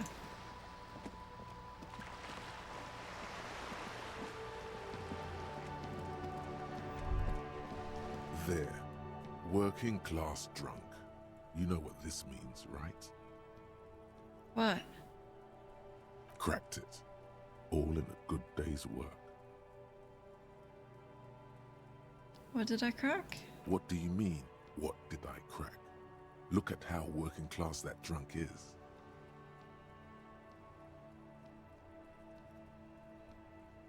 Is it her husband? Yes, and you found him. Now go and tell the working class woman. Protect and serve, recruit. Didn't she repeatedly tell you her husband isn't missing though? Yeah, but this man isn't missing. But he is missing. You heard her. The worry in her voice. Well, if I'm about to make a fool of myself, Kim's not even here. I'm going in. There's no need for champagne when there's honor, recruit. Go and tell the working class woman what you found right now. Fuck, but we hugged.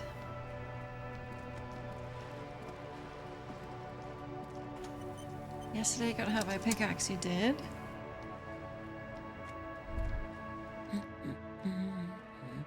The woman before you nods and returns to her reading. Doctor said it was a minor injury.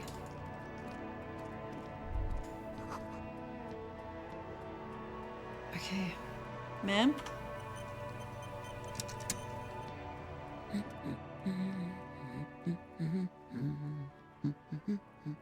And your husband? God damn it, I already told you.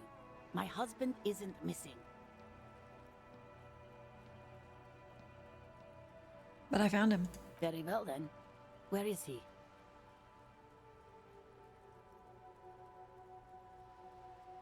Our hammer-toting comrade was at the bottom of those stairs. Excuse me? I don't follow. Which part? There's something else hiding in her voice, though. A trace of worry. No, it's okay. Your secret's safe with me, okay, comrade? I found a working-class drunk and I think he might be yours. Right, 'cause working class women come with alcoholic husbands. You know what? That is your husband? Remember, about that what, never ever say what.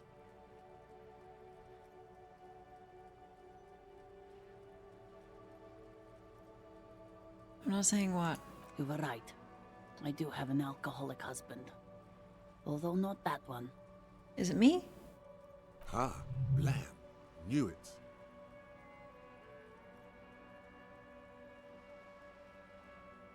You told me he's alright. I did, and he is. He's also an alcoholic. Is he missing? No, he's not. Or maybe he is, I don't know. He's probably in the park, or in Shamrock somewhere. Drinking with his friends. I haven't seen him for... Well, to hell with him. Really? There. She's worried now. Don't worry. I'm gonna find him and bring him back home. She sighs, but you can detect a slight hint of gratitude and relief from her face. All right, go ahead. Do you have any questions? What does your husband look like? Honestly, not that different from you. Oh god. Tell me what you mean. Well, he's slightly chubby. And? What else? He was wearing a dark brown leather jacket with a bright blue inner lining. The lining is hand-sewn. I made it myself.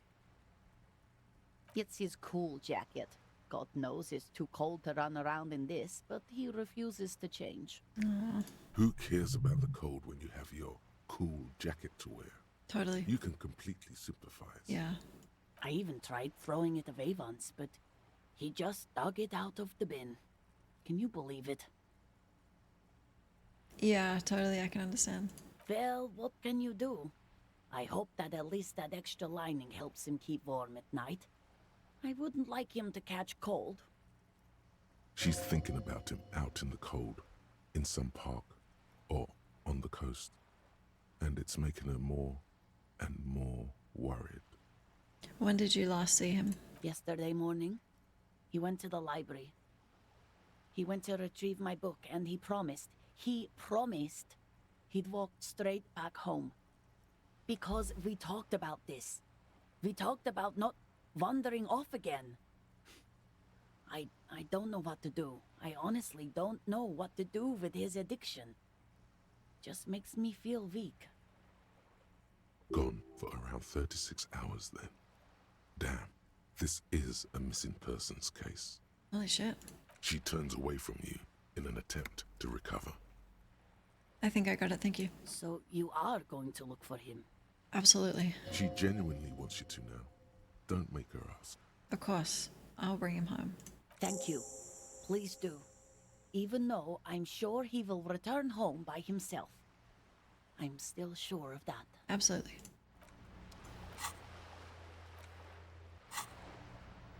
Kim. Hey, maybe you've spoken with him? Oh. Okay, it's me. Wasn't this guy... Classist? Hello. We are still waiting for a replacement for the bull you sent sinking. Oh, I found your god booth. Yes, the Debardeurs Union pays me to stand vigil during the nights. Not out of any political allegiance, mind you. Okay. I'm an old man. Don't sleep more than a few hours every night anyway, and money is tight. He feels like he has to justify himself for some reason.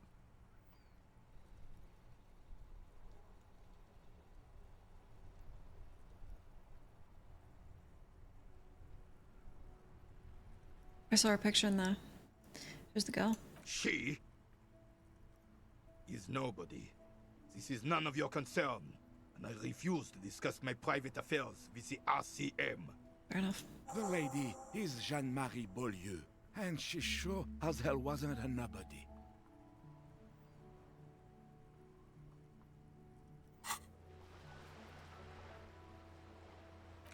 Hell yeah, secret task. Okay, you must have seen something, alright?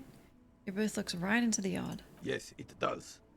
Unfortunately, I wasn't working that night. Been on a 2-week leave since last Monday. Okay, so who was working? No one. The bus has been unmanned since last Monday. There's no other guard. It's just me. Mm-hmm. And who told you to take time off? Yes. It's not actually an issue. I mean... Look, officer. The container yard doesn't actually need a guardsman.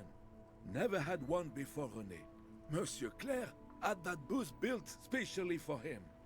It's mostly decorative. Decorative? The possibility of someone being in there is enough to discourage any ill-minded individuals. Evrard created this job for René because he knows the Royal Carabiniers' pension of honor and PTSD isn't something a man can live off. A decorated Kingsman collecting tear reflects bad on the whole neighborhood. His words.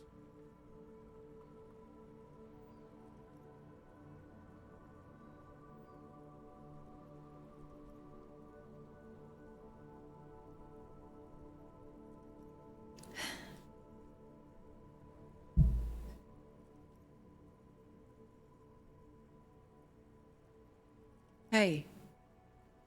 There's nothing wrong with collecting tear.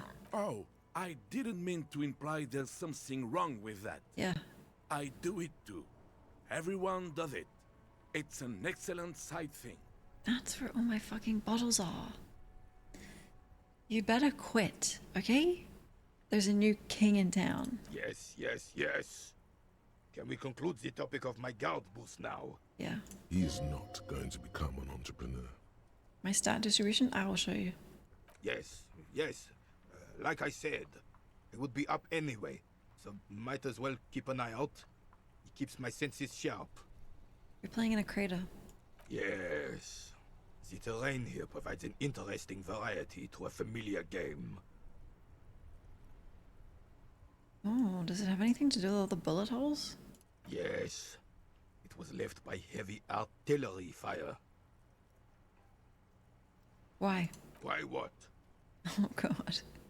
Why was artillery used? Because that's what happens when communards hijack your country, execute your supreme leadership, and turn your capital into a slaughterhouse. You use heavy ordnance to clean up your home.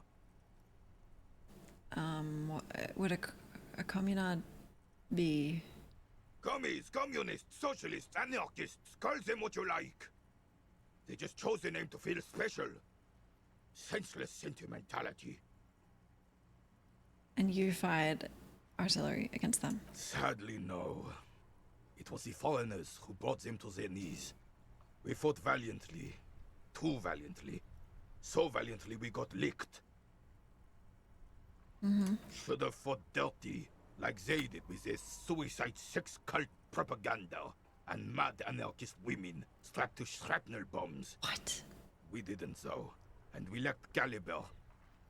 God bless him, but the suzerain's cannons simply weren't big enough. What did they do? It was probably a bit more complicated than that.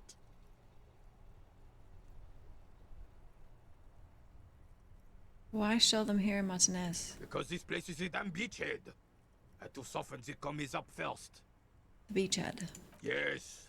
The military coordinated amphibious landing to take back Revachol.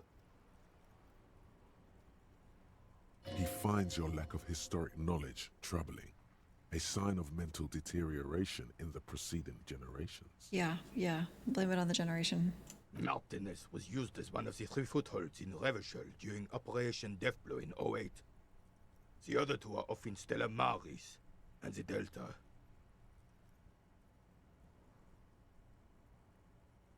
Death blow. This here is Blood Ground, where Coalition boots first made landfall and cleaned those rabid dogs out. Most likely, we're playing pétanque on their mangled corpses. You'd like that, wouldn't you? Blood ground. You got old René going there. Like he isn't hungry enough already. Okay, the coalition? Mm-hmm. Don't get me wrong, officer. I hate those foreign dogs, but the enemy of my enemy and all that. They're the lesser evil.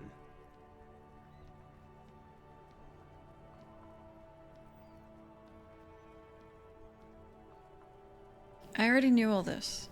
Yes, damn it. I know. They laid the fire of hell on the city before they stormed it. And it worked, too. A strange gleam in his eyes. The rest of the city got cleaned up, but Martinez they keep as a monument. And now the Union Socialists are practically running the place. Well, it's your own damn fault. You, we, the coalition, Revachol, whoever you want to blame, never finished the job. Officially, the party never surrendered. Of course they still all influence. You don't even begin to truly understand the players at the table, let alone the specific circumstances surrounding the... What do you think? Thinking men have opinions on these things. Present one. Presenting?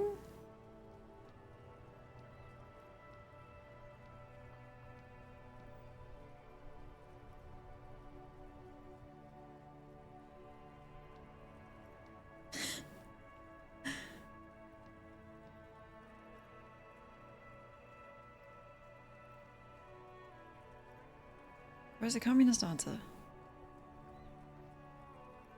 I don't think I just do. I'm just so damn sorry it had to be the coalition. After 8 years of fighting those hyenas, boiling cats for food and drinking piss in the mountains, I would have preferred if the Right Honorable King Guillaume returned through Revachol, or even if that damn clan Frissel had risen from the grave and led us. Sadly, that was not the case. This royal failure weighs heavily on him. Instead, all that is just, holy, and beautiful in the world was wiped away, and now it's neon signs with toothpaste ads everywhere. Foreign influence peddling garbage and stupid music on the radio. Soft socialist one?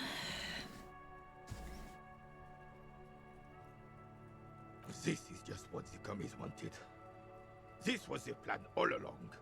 This is what they wanted to replace the role of the suzerain with. How does Philippe factor in? It doesn't. That was 100 years ago. It had nothing to do with anything. Who's Frissel? Damn Frissel. He was the king we couldn't protect. The Carabineers failed him, and the crown. He died in the hands of the Hyperlay, in a very public execution. He slouches as he says that. It makes him smaller, admitting they left the king to the mob. Mission Guillaume? A true king in both blood and mind led Revachol before Frissel. He would have been better, but the damn commies drove him into exile. Some manner of self-deceit is present in his thinking. Sounds like this Guillaume abandoned him, and he doesn't want to admit it. Okay, what is a suzerain? The suzerain is the king! Has everyone forgotten already? They've forgotten already.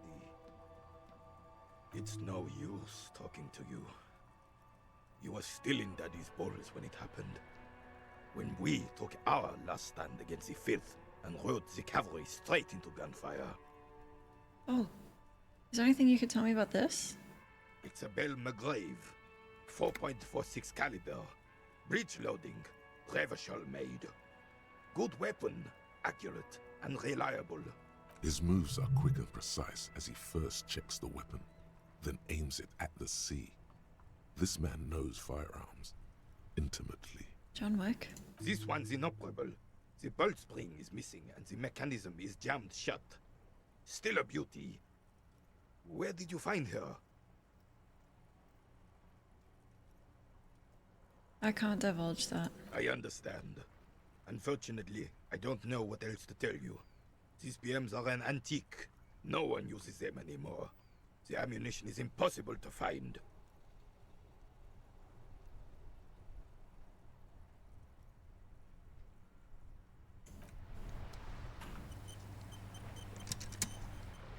I found something. Vigilance officer? What can this old carabiner do for you? I want to give it to him and then maybe I can pass this if it gives me a plus, but... What is this? Are you mocking us? This isn't for pétanque. What is it? Now, no need to get angry again, René. I'm sure the officer tried his best. It's not like there's a bull kiosk here in Martinez. I'm not that sorry.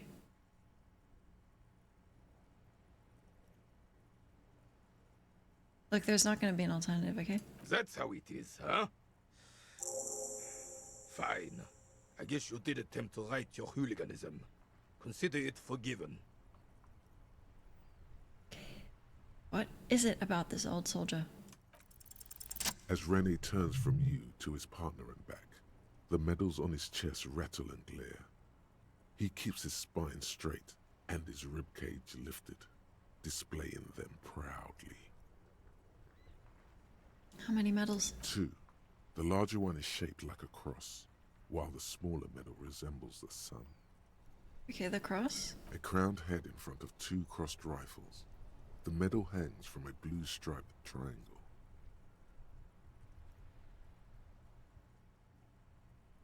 It's the Croix de Bravoure, Cross of Valor. The cross was the highest battlefield decoration in Suzerain's armed forces, awarded for exceptional bravery Thank you, in Eris. the line of duty, in service of King Frizzle I. Thank you so much for the bits. Thank you. Okay, the sun. A small blue star inside an orange sun. It has the word Valiance written below. That's Valence. Okay. The setting sun was a decoration used to distinguish seasoned combat veterans in service of King Frizzle I during the Revolution. Did you get these for... For bravery. Yeah. It's a conflicted topic for the old veteran. There must have been a number of controversial episodes in his service days. Bravery. For doing my duty in the heat of battle. For looking my mortality in the eye. When men like Gaston here hid in the bushes and shot themselves. Mm-hmm. He saved some muddy princeling who foolishly strolled into the front line in his gown of velvet and gold. Princeling? It was on the first months of the revolution here in Revachol. Unrest was spreading like wildfire. Marauders had taken most of the Couronne and were getting really ambitious. King Frizzle thought he could end it all in one decisive strike. Sent his cousin, Drisson, to put an end to the unrest. Alas, the young Drisson was all piss and no vinegar, wearing a tunic of purple velvet and cockatiel feathers to battle. Even his rifle was gold-plated, shone from 5 clicks away. Can you imagine the asininity? He really despises that Drisson fellow. What a dandy. To keep the long and bloody story short, Drisson marched us against the partisans in Couronne. And when I say marched, I mean made us walk into captured enemy territory, single file, like toy soldiers, while he rode in front on his giant red stallion. The rebels were smart. They let us come real close before opening fire. Suffice to say, it was carnage. Blood path? I got shot in the left shoulder and went down. Just a flesh wound. But just as I turned over, the prince fell into the mud next to me. He was missing his lower jaw. Then his horse, driven mad by the noise and smell of gunpowder, stepped on my leg and shattered my knee. Holy shit. What did you do? I grabbed my sidearm and shot the beast in the head. Then everything went black. Okay. Capitaine Arnoux, le fléau des chevaux. The bane of horses. Okay. When I came to, it was all over. It was just me and Jolas Tresson, gurgling in the blood-soaked mud right next to me. The Dink had taken numerous flesh wounds and lost a lot of blood. But despite missing his jaw, he seemed hesitant to die. Tougher than he looked, that one.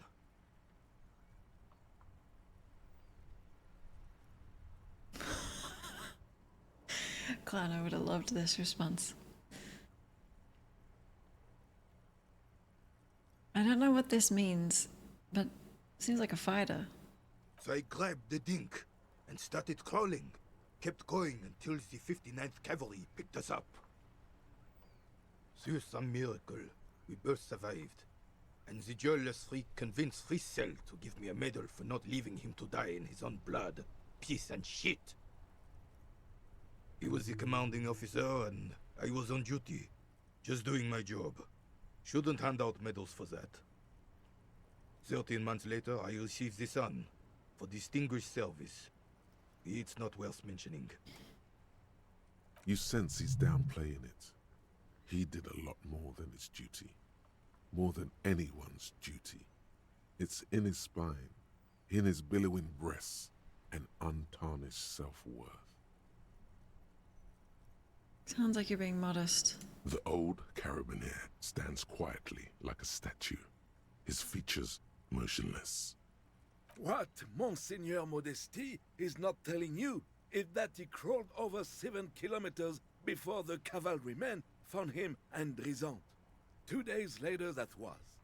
And that even while crawling with a mangled half-dead prince on his back, he still managed to murder 3 rebels on his way. Is that pride in his voice? It's deep down, but maybe even unbeknownst to the man himself, it's there. You're a little bit proud, aren't you? Sorry, officer, but you're reading me all wrong. I'm a man of peace, and these kinds of bloody heroics are only impressive to men like René himself. Certainly not to me. I'm also a pacifist, so agreed. How did you find the story to be, officer?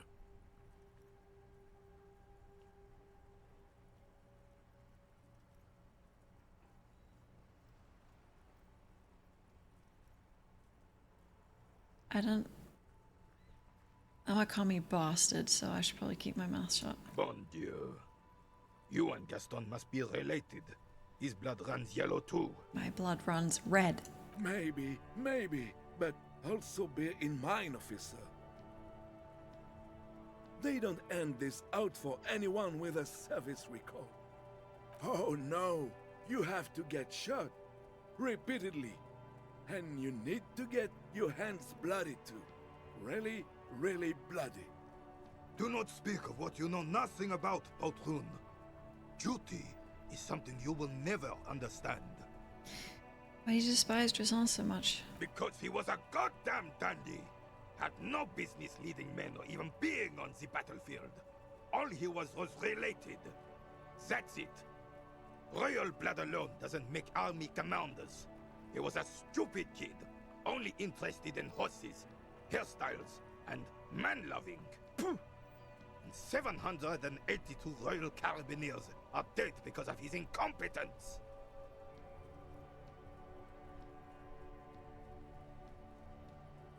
I like horses and man-loving. Whoa, man-loving? Yeah. Is that even a word? I know. Hairstyles? Okay. It is not. Thanks, René. Bah! There were many such stories in those days. Many such men, too. True Revacholians. Men with backbone. Mm-hmm. Oh, yes, René, yes. Men were bigger, girls were prettier, and everyone wore the fascia. Lord, please bring those days back, if you can. I'm not getting into this with you again. Officer, was there anything else? You should try to come up with a heroic story of your own. Impress this old soldier.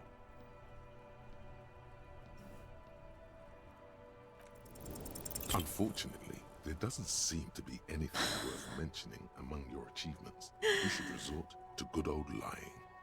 Oh, I'll lie.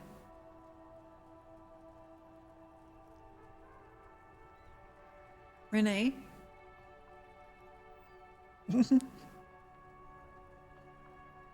I'm Black Ops, okay. Secret soldier. Really? What was the unit? The That's what I thought. We'll get back to our game now, if you don't mind. Odd. He didn't buy it. Why? Goodbye. Thank God Kim wasn't there. All around you, rain falls on the great city of Revachol. Rain drips from the eaves and floods the gutters, washing the filth away. The spring thaw must be here. The snow is melting. Looking up at the sky, cold water dripping from your hat. What do I see?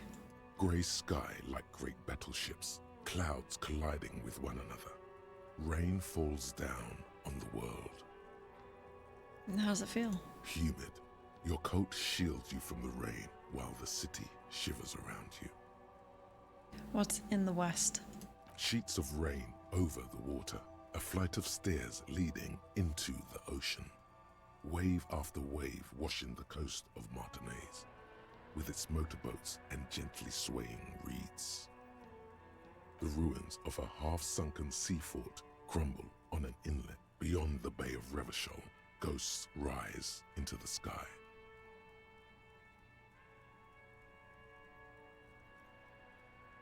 Who are you, ghosts? The skyscrapers of La Delta, the financial district. Faint golden light seeps from the office windows. Will you ever go there? Will I? No, you are just one of the hundreds of thousands who watch them rise across the bay from Martinaise every day. What's on the shore?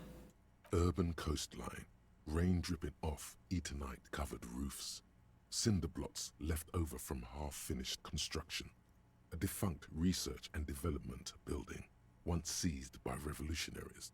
An old wooden church stands on stilts above the water. And beyond? Coal City, end of all lines. Your hair is an oily mess flecked with ash from neighboring coal plants. Smokestacks rise somewhere in the distance. Okay, east? The great gates of the industrial harbor are locked. A chill runs down your back. You shudder like an animal trying to shake water from its hide. Shake my shoulders again. You shudder, looking down at your feet. Dirty rainwater runs veins into the plaza's snow. Two green snakeskin shoes stand at attention on the mosaic paving of the plaza. What's in the north? Capeside apartments. Tower blocks crowd one another. 4.46mm bullets still lodged in their war-torn stone walls. Hallways collapse from the mortar hits of a war that was lost long ago. Clotheslines go to waste in the rain. Radios play. The evening news. And closer to here? A yard. Rain falls onto the roof of a woodshed. The lingering odor of decomposition mixes with that of damp soil. South? A traffic jam. Rain thrumming on the roofs of motor vehicles. Inside, drivers watch water streaming down their windshields. The statue of a king shudders. He too is cold. The canal bridge has been raised. It's on the other side. The road ascends. A raised motorway loops above the ghetto. Beneath its concrete columns, a sea of rooftops, woodwork, and tar stretches northward. 4-story buildings as far as the rain can fall. The snows melt in Jamrock.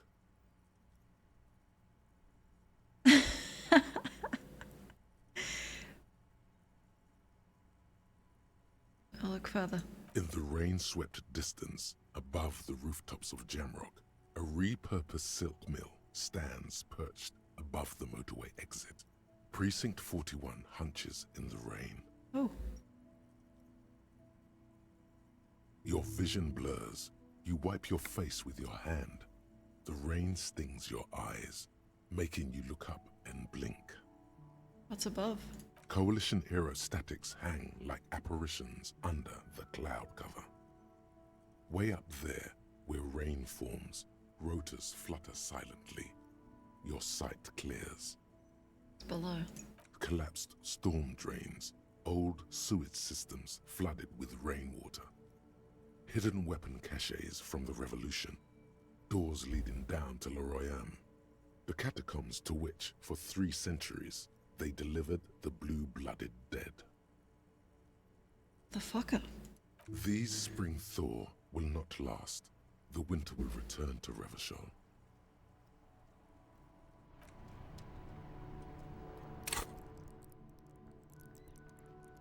So many skill points. Maybe more thoughts? I'm still thinking.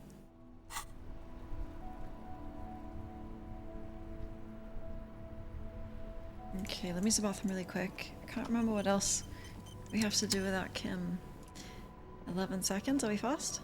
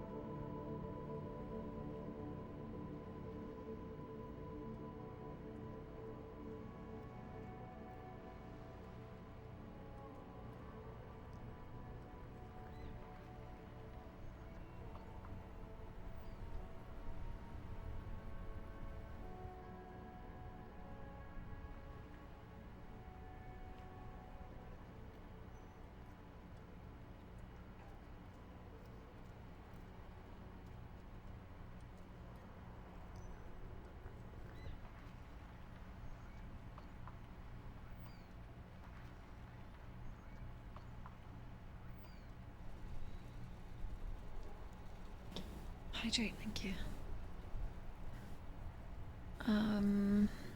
It is 7 o'clock. Right, I have to wash.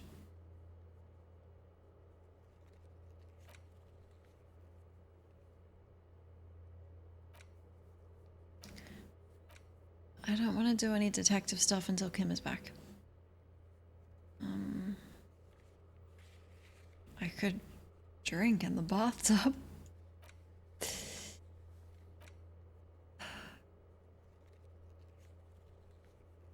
My badge.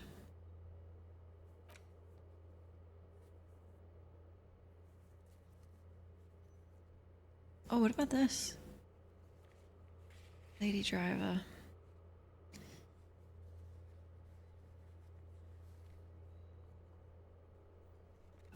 I think I can actually...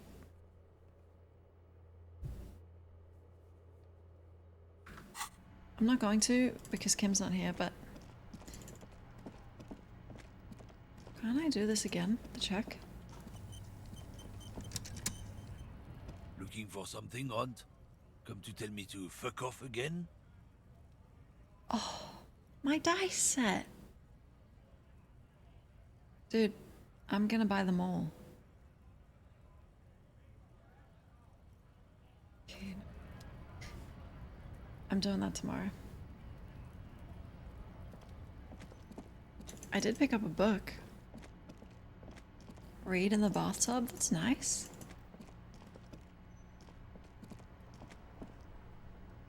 I will die before I have fuck with racist lorry driver.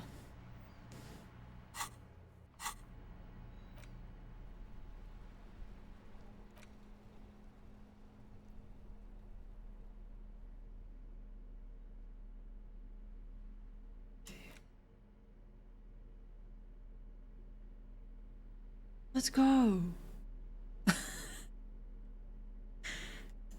Should I read this in public? I'm going to my room.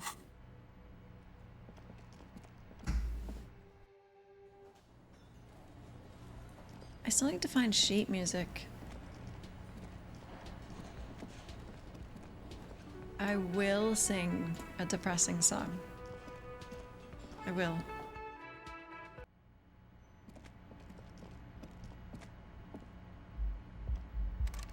Kim's room. The door is closed. Still nothing.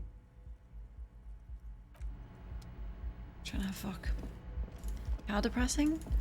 Not too much, but quite a bit.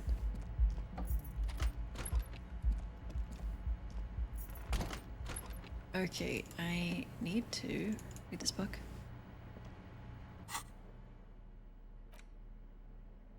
The front of this quarterly journal features a large satirical portrait of the late King Friesel. From the sides of his head, a pair of white antlers spread to the corners of the cover. How's your head? Why Friesel? Because Friesel was incompetent, foolish, and cruel. In short, the embodiment of everything the communards wished to overthrow. It's satire, you see. I'm flipping? To your disappointment, there aren't any full-color pictures to direct your attention. Just column after column of closely set text, interrupted occasionally by little doodles in black and white. I can read. After rifling the pages with your thumb several times, you return to the table of contents. The magazine is divided into several sections. International developments, Kunst und Kultur, and local concerns. Just inside the cover, there's also an editor's note. Okay, editor's note. Streamer's literate. Comrade, as you know, this journal takes its name from Mazov's immortal expression, Du cristal à la fumée. This was his way of describing the way the rigid, crystalline structures of capitalist ideology turn to smoke under communism. Yes. But, like the structures of capitalist ideology, we too are at risk of going à la fumée. Unlike many publications which are content to spoon-feed their readers reassuring drivel, La Fumée is committed to telling the radical truth, even when that truth may drive away potential subscribers. Okay. Only 4 issues in, and it sounds like they've already alienated their readership. Yeah, they're being truthful. So please, if you value our radical Mazovian perspective on contemporary politics, culture, and international affairs, please consider subscribing today. Yours in struggle, the editors. Let's go, struggle. You flip back to the front of the magazine. The table of contents unfolds before you. I want to catch up on international developments. This section includes a long, tedious critique of the latest round of free trade negotiations between the EPIS nations and the Free State of Semenine. You also skip over an article about heavy fuel oil smuggling along the Messina border, something about bear wrestling in Samara, book riots in Yugograd. Whoa, whoa, whoa. Bear wrestling. Flip back to that. Okay. It seems to be part of a new public fitness initiative in the People's Republic of Samara, SRV, devised and promoted by none other than President Kanajinsky himself. Is it literal bears? According to this extremely credulous account, Uncle Sport, as he's affectionately known to his people, has recently decreed bear wrestling the national sport of the SRV. Are there 2 bears wrestling each other? Of course not. The article makes plain that this is man on bear, or in some cases, woman on bear competition. 2 competitors, 1 ring, 5 rounds, or until incapacitation. Why 5 rounds? Does anyone make it past 1? According to the SRV's Ministry of Information, the program has been a tremendous success. Public support stands at 87%, and youth obesity and alcoholism rates are down 12% and 7% respectively. But is that just because they're all dying? There are 2 bears inside you. This is the SRV we're talking about. If you think those are the real numbers, there's probably a guy who wants to sell you a bridge in La Cherte.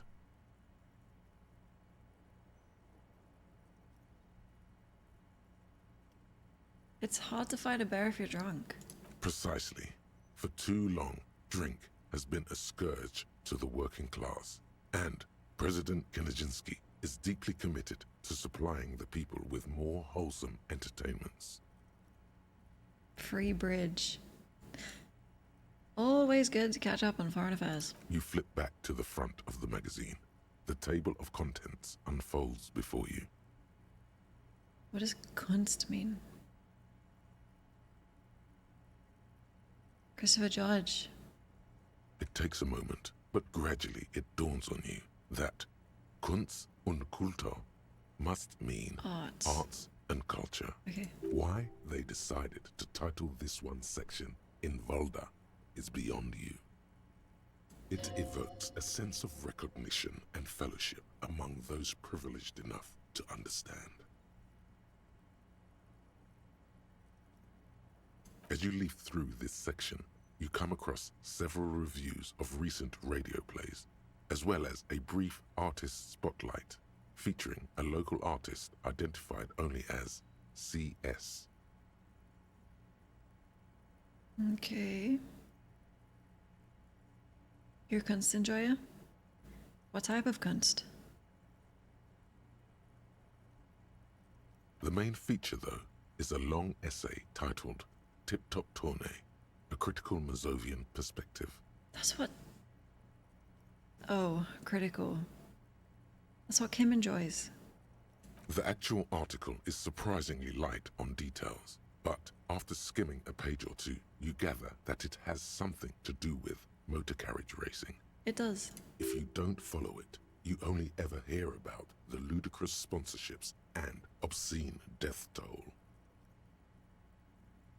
Let's see what the communists have to say. Go on. You think you're settling in for a relaxing recap of the most recent season, maybe sprinkled with some nice anecdotes about a few of the more colorful drivers. Yeah? Instead, you find yourself skimming a 10,000-word feature about all the politically problematic aspects of Tip Top Tournée.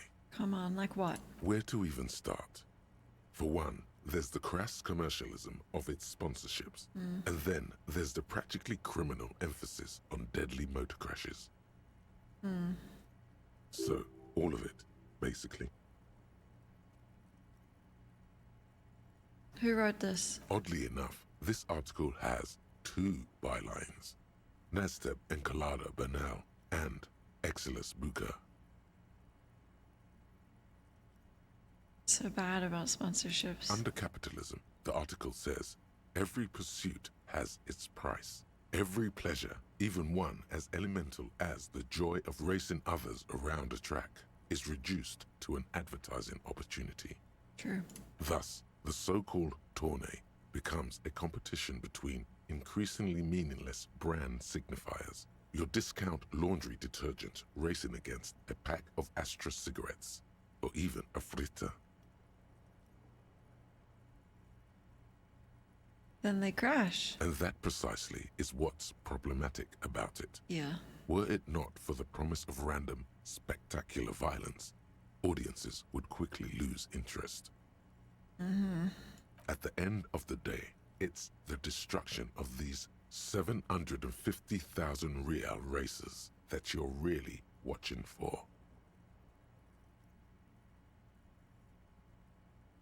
I mean, personally, no. Sure, you think that, but subconsciously, it's the visions of brand names being engulfed in flames that you crave. No, I'm a communist. That's because you haven't been reading critically. But don't worry. The whole point of these sorts of articles is to let someone else read critically for you. You flip back to the front of the magazine. The table of contents unfolds before you. Okay, logical contents. Unsurprisingly, much of this section is taken up with articles declaring unqualified support for the dock workers' strike. You skim the headlines. Paint the harbor red and white. Martinez tames the wild pines. A city in revolt. First we take Martinez, then we take La Delta. Finally, there's a brief article by the writer G. Martin, accusing the owner of the Capeside apartments of illegally attempting to evict certain communist tenants simply for not having paid their rent. That might be because of the not paying rent thing. I've never been to any car race. I don't think. No.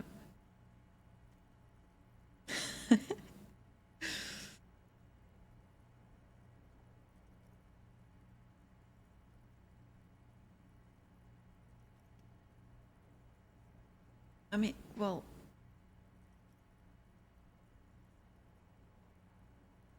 Oh.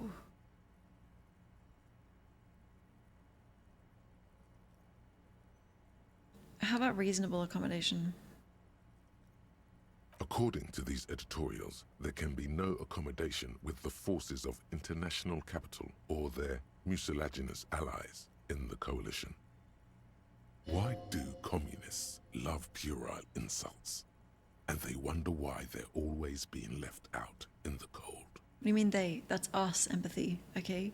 I just had my breakthrough while reading this communist magazine. What about the coalition? Judging from the context, it's something very large and fundamental. You should probably know about it already, honestly. Yeah, I do. You flip back to the front of the magazine. The table of contents unfolds before you. Okay. Breakthrough! Mazovian Socioeconomics. 0.000% of communism has been built. Oh. Evil, child-murdering billionaires still rule the world with a shit-eating grin. All he has managed to do is make himself sad. He is starting to suspect Krasmezov fucked him over, personally, with his socio-economic theory. It has, however, made him into a very smart boy with something like a university degree in truth. Instead of building communism, he now builds a precise model of this grotesque, duplicitous world. Cool. Oh.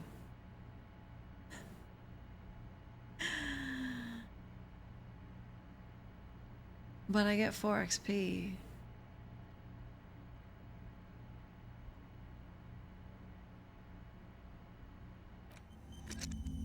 I thought about that for so long.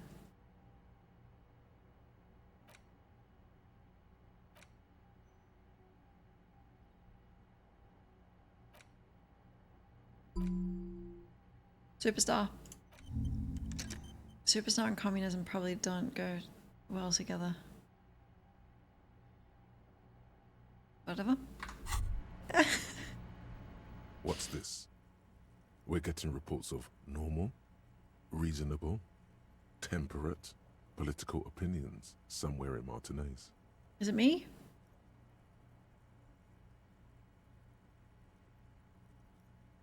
Oh, I do keep trying not to get political. It's also about that, but it's also more. Perhaps it's the hangover. Perhaps it's a temporary surge of serotonin, but something tells you it's time to become a citizen of the Kingdom of Conscience. Where is it? It is not a place. It is a moment in time that can only arise in the right circumstances.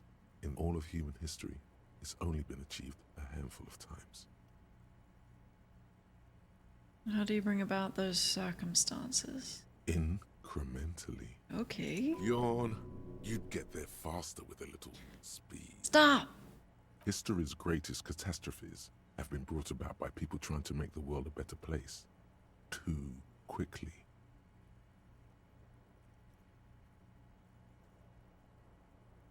Okay. That's the genius of Dolores Day. She recognized that progress is meaningless if its gains are lost because of instability. Real, lasting change can only come about gradually, increment by increment.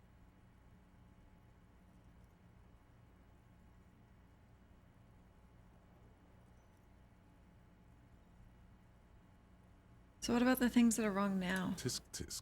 Just because you live in the present doesn't mean you have the right to place your needs above the needs of the future. Okay. You may never live to see the kingdom of conscience. Your children may not. Even your grandchildren might not.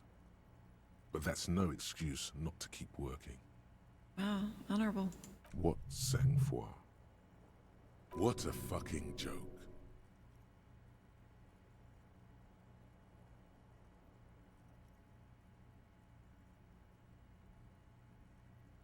Is it about doing things or just preserving the status quo? Do you believe the status quo is preferable to chaos and bloodshed? Depends whose blood.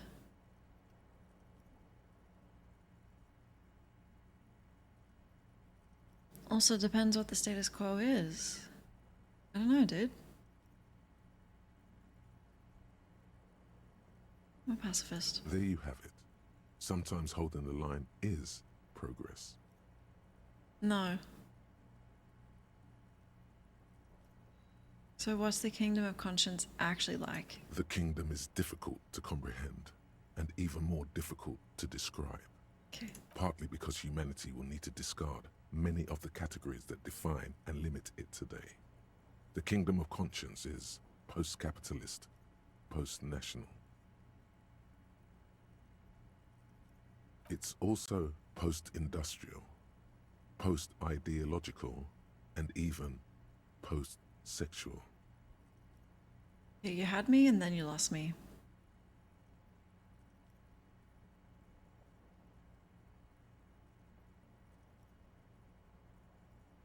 Well, what is it though? Slow down, Mr. Reasonable. Did you miss the part about compromising and taking things slow? No, I want it right now. What is it? That's right. Remember, real democracy is just around the corner for Revachol. When that real democracy kicks in, a long time from now, we are all going to be so much happier. I'll be dead.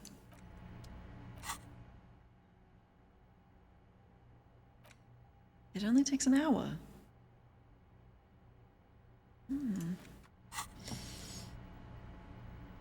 Okay, I need to wash my hand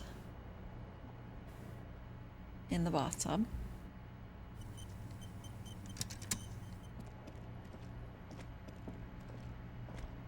This is not the cleanest bathtub in the world, but it's cleaner than you are right now. Ah, that soap scum smell. It smells like life, at least compared to you. No, Kim wanted me to bath, and I will. The bathtub slowly fills with water. The water beckons.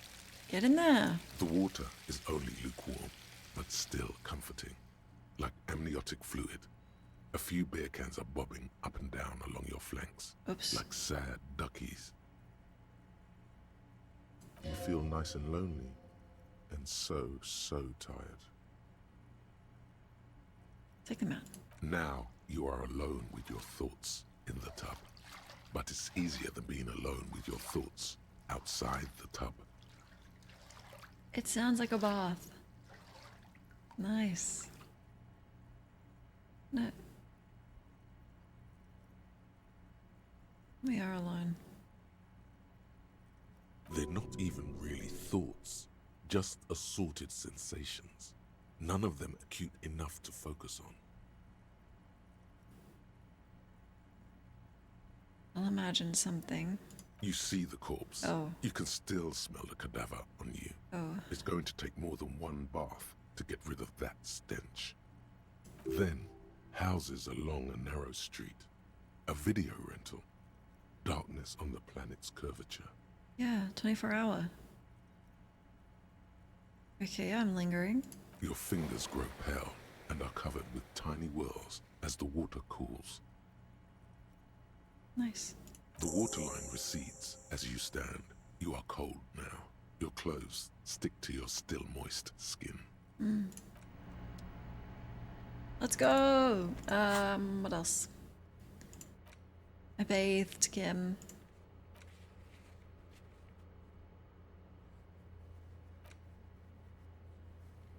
Think I can get a cigarette from someone?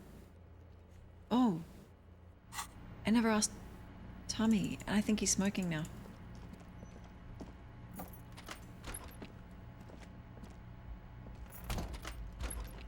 Love is a finite resource? Wrong. Totally wrong.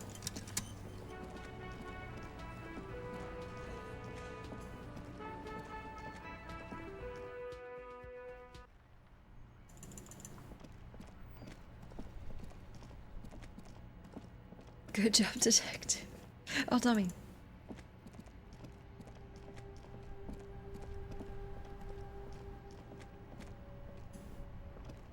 Stuck in the rain in a traffic jam, man. What's Got any on your smoke? mind? Oh, sorry. Got any smokes? Nope. Don't smoke. What? I thought you started. Some of the other drivers do, though. There's still a few around, waiting for the jam to disperse. Or waiting for the sweet release of death. Yup. Nothing wrong with that statement. Your senses have nothing to add. You left the ask around elsewhere. You could also check the kiosk down the street. Frit. With 3 T's. Revachol's weird. I could ask the racist again. Again? Looking for something, Aunt? Come to tell me to fuck off again? Do you have a smoke? No. Okay. He's got a smoke right there, in his fucking hand. Snatch that shit out of his fat fingers.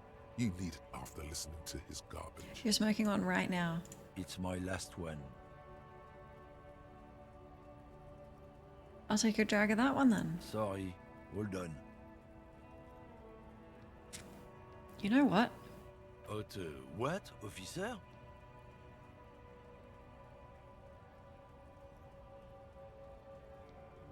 Nothing. Sorry I couldn't be of any help.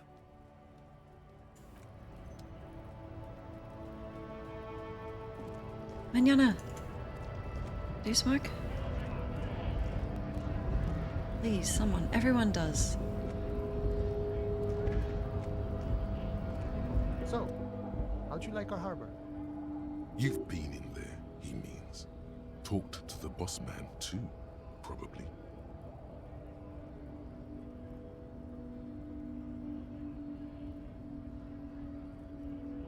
Shit. It's but a rest area on the path leading across open plains. Wide smile, okay. Right. You talk to the boss, eye to eye. Like men of the plain. If you have any more questions, I'm set to talk. So do you have any idea who killed the guy? I'm just here for a smoke. My partner isn't here. I don't want to get into this. The mercenary, eh? Who could have killed him? That's indeed the question. Why even do such a thing?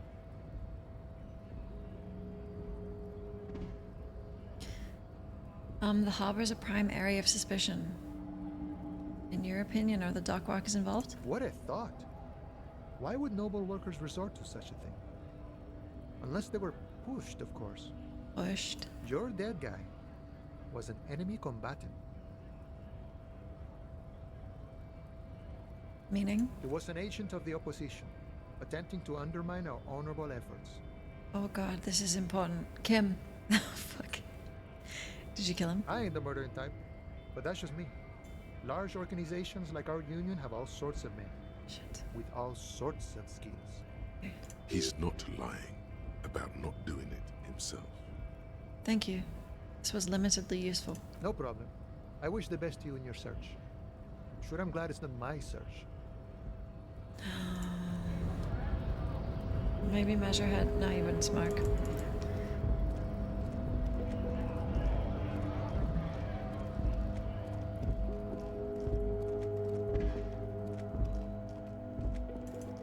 No one else smokes.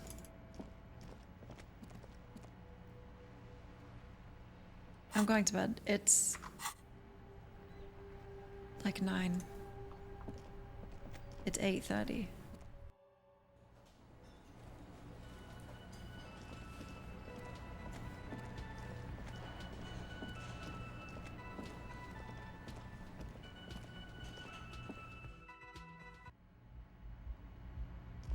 An early night? Oh god, I'm gonna have another nightmare.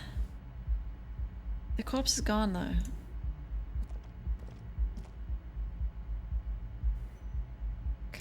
I'm scared.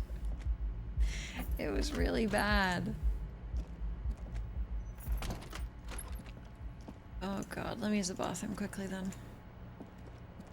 Maybe it'll just be a peaceful night. 11 seconds.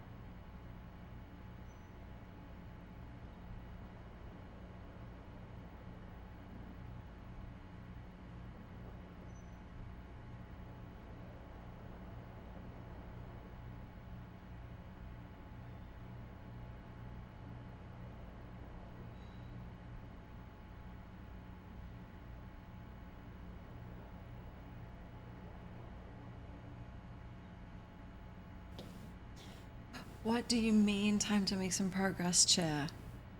I'm moving on to the next day. And I'm delaying because Kim's not here.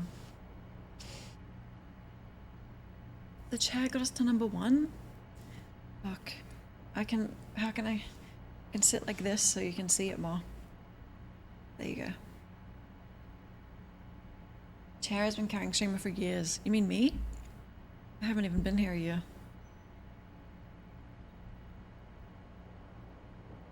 Okay.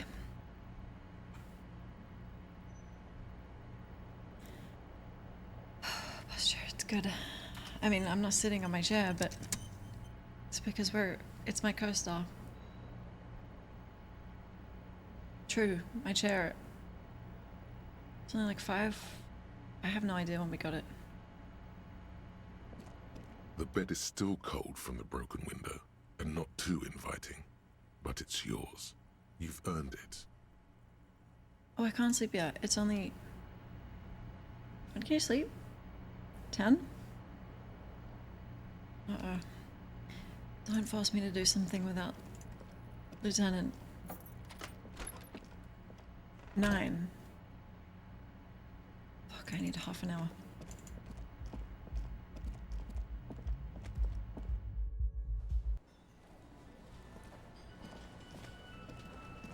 Mac, what are you talking about? Sending really long paragraphs in a Twitch chat there. I'm definitely not going to talk to them because that's total main game stuff. Could just drink. Stop!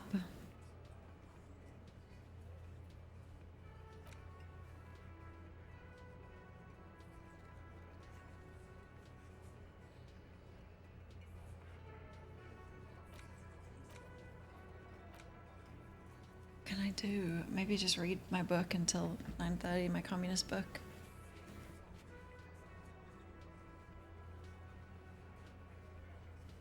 You can sit, true. Don't drink. I'll sit. It's only half an hour.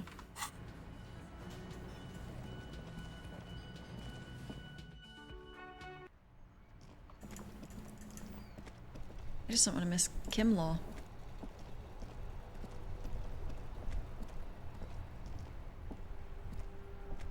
You sit on the wind-worn wooden planks of the bench. Your feet ache. 30 minutes, perfect. Time passes. The sun draws ever closer to the horizon. The sky is a panorama of intense colors. I just sat... Okay. Oh god.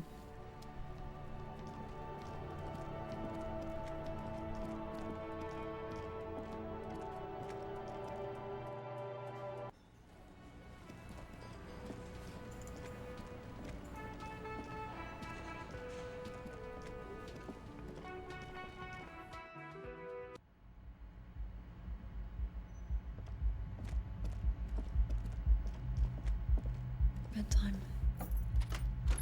I'm still trying to have fuck with the next door neighbor, but after she talked to me, she locked herself in there and won't talk to me again. This time.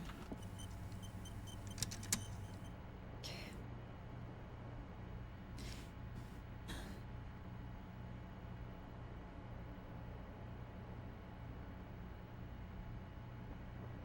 Kim is my neighbor. No. I meant the one. But you're right. Yeah. I did try to go into his room as well. The bed is still cold from the broken window, and not too inviting. But it's yours. You've earned it. Okay. Mac, read the Twitch rules. Okay, you can't be talking about that stuff here. If you want to discuss, you can go to Discord.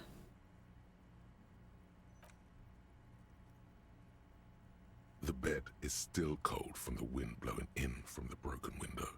The mattress creaks as you close your eyes and try your hardest to fall asleep.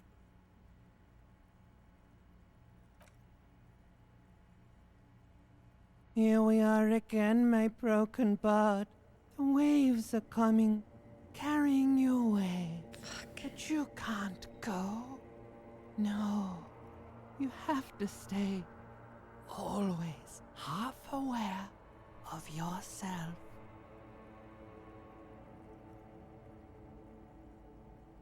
You're not cooperating, brother man.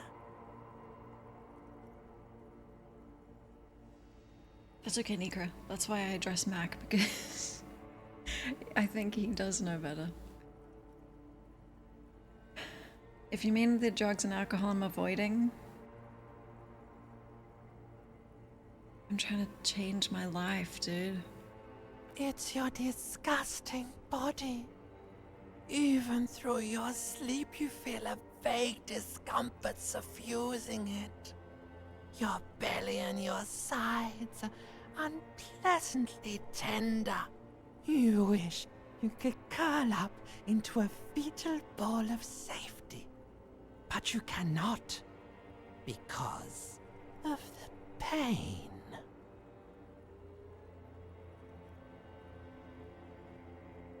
Every cell in your body is moaning in agony, asking, what did we ever do to you? I'm sorry, cells.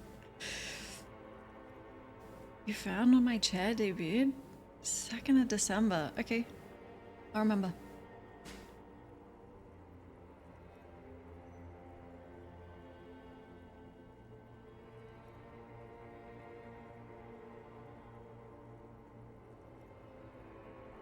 I'm sorry, cells. Now, you're finally thinking about something other than yourself. Let's see how far that'll get you.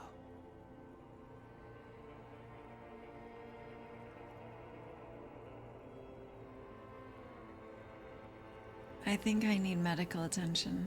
Oh, yes. That'll check you out. Oh, fuck. Give you some pills. Make it all okay. I meant more like psychological. The Wonder Makers.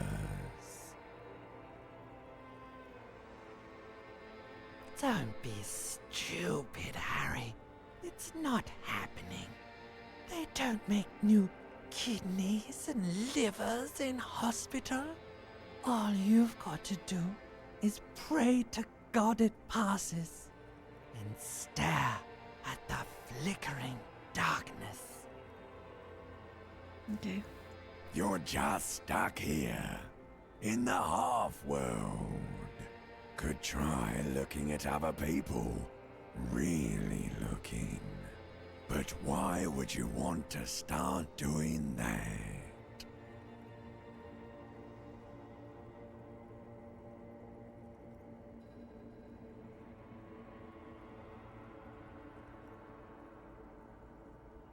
I will.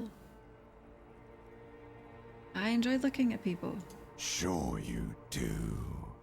They're all so friendly, aren't they?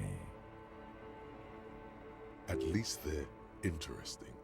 Each one has a process just like yours, running in the space between their ears, full of secrets. People are beautiful, statuesque, parodies and tragedies of themselves. A great democracy of creatures. What do you think you're doing right now? Coming to some greater awareness? Look at all these lights, blinking in and out of existence. Thoughts! You're just pretending that you're asleep, even to yourself, while the world goes on without you. Let it. Let it.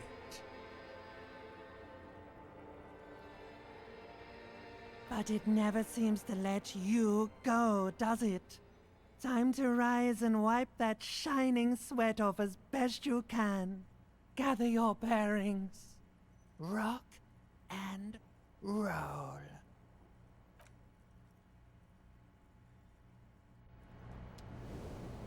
That wasn't so bad. Look. Good night, Mac. Morale is up.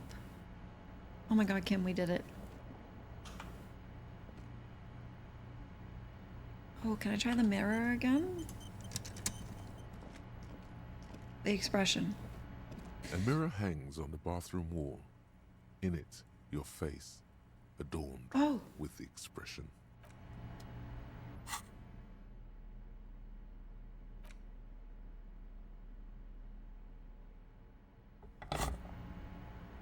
A mirror hangs on the bathroom wall. In it, your face, adorned with the expression. The chain cutters slip out of your hands as you attempt to twist the faucet into place. Well, you know one thing for sure. You've probably never been a plumber. Okay. I'll come back to that. Can I tell fucking guards to fit? Oh, I probably broke it. Never mind. Lieutenant?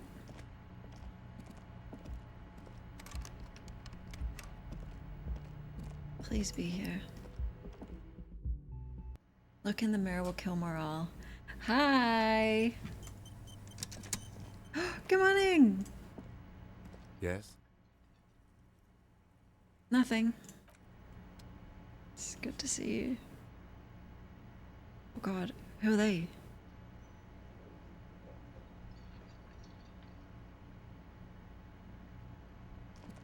You look like shit.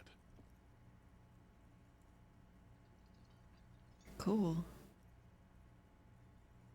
And I don't mean that as a metaphor.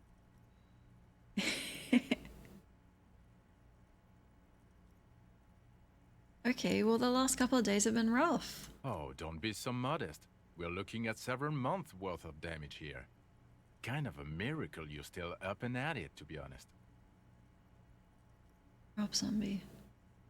Oh, come on, Jean. It looks like it's been a rough week on him. So exactly what I said. Yeah. It's not just this week. What you want? Okay, so this guy is cool. He stands there like a statue, an angry statue, and he does not like you. He is cool. Kim, what's this? I'm not getting involved in this. Oh. It's not my style, he thinks, glancing at the man in sunglasses and the woman beside him. Oh boy, They're mad at him. No wonder. He just doesn't recognize them.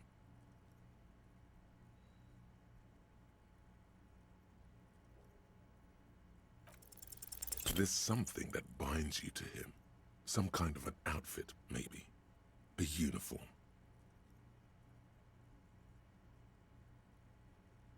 It's the working class, right? I want to say yes, I think. I'm not gonna ask that, okay? Then don't. No one's forcing you. See you around. Watch out for yourself, loser. Okay, fuck you. That voice, so very familiar. Did you hear it when calling to your station and reporting your badge missing? No, I would have recognized his portrait. But no. I recognize your voice, dude. Oh, really? I wonder where. I lost my badge, and you were there. That's the where you remember me from?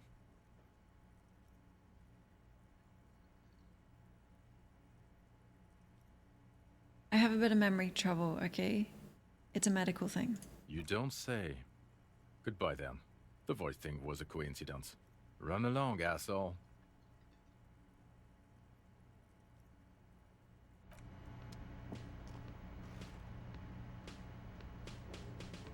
Each day brings fun new NPCs. I don't want to miss any of them. The woman in an RCM patrol officer's uniform winces as she notices you. What did I do, guys? Just tell me. Was it the gun in my mouth thing again? I would really prefer not to talk to you right now.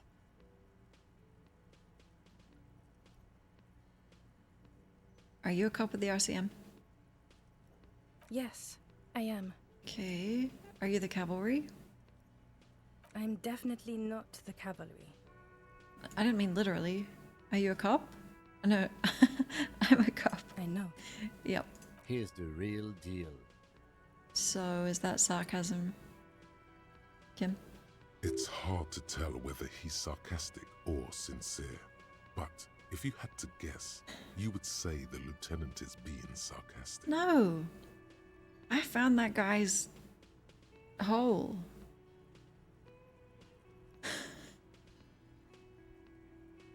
Yeah, he's sort of sarcasm. Why don't you want to talk to me? I don't know. I mean, why would I want to talk to you?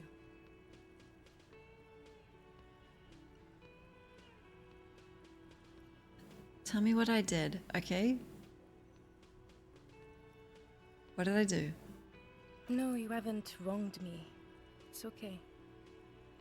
Okay, fine. Let's talk. What did you want? What does one talk about with a fellow officer?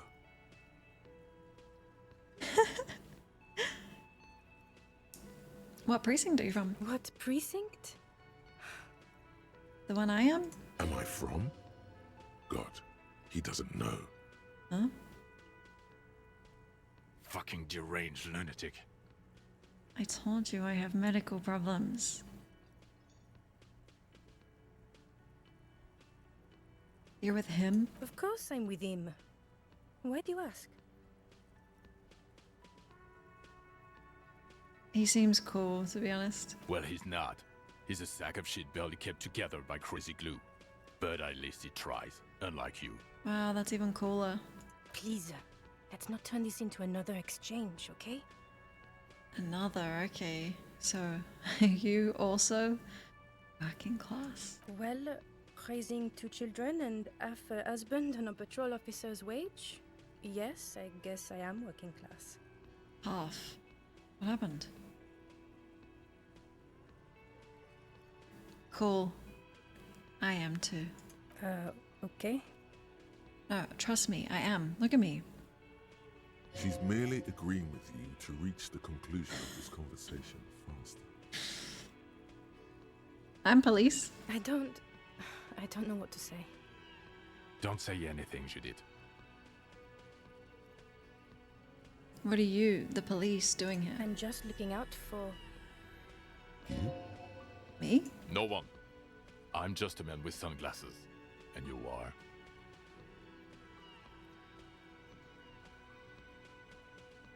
I just want to do my job. That's all. Uh-oh. Something about the man with sunglasses and you. The energy between you two is making her uncomfortable. Okay. Goodbye. Breakthrough! Some kind of superstar. Ooh.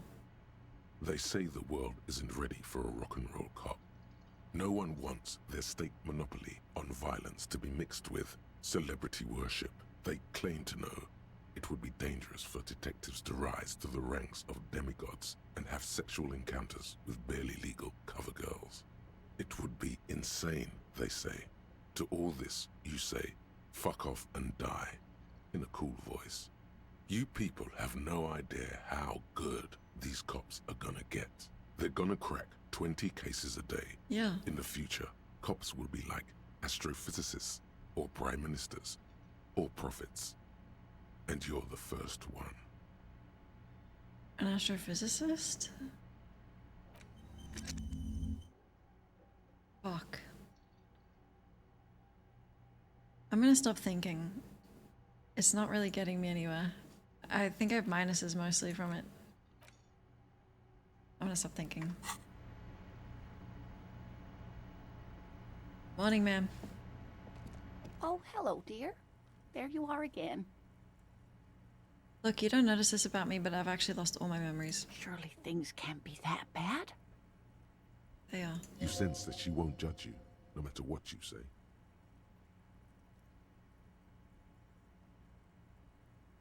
To be honest, they're catastrophic. You know where we are, right? We are... Huh?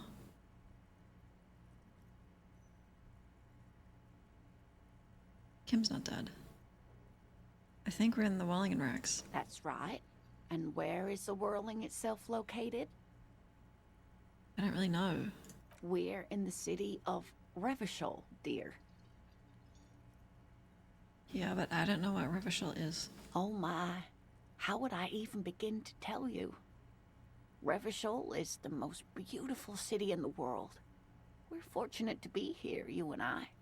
I haven't seen very many other cities personally, but everyone says so.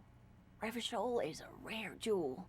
This city used to rule the world, though it has seen better days.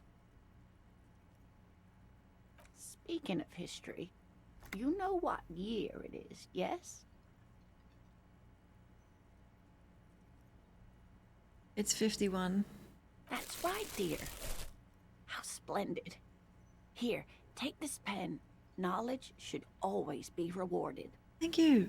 Her relief is palpable. She was getting pretty worried about you there, but now she relaxes her shoulders. Outside, spring rain seeps into the cracks in the walls and the cobblestone streets, and into grated storm drains, all the way down into the sewers. Above ground, the first maybells blossom. I can tell that this is taxing for you, so I'll just ask one more question. What regime are we living under? What mode of government?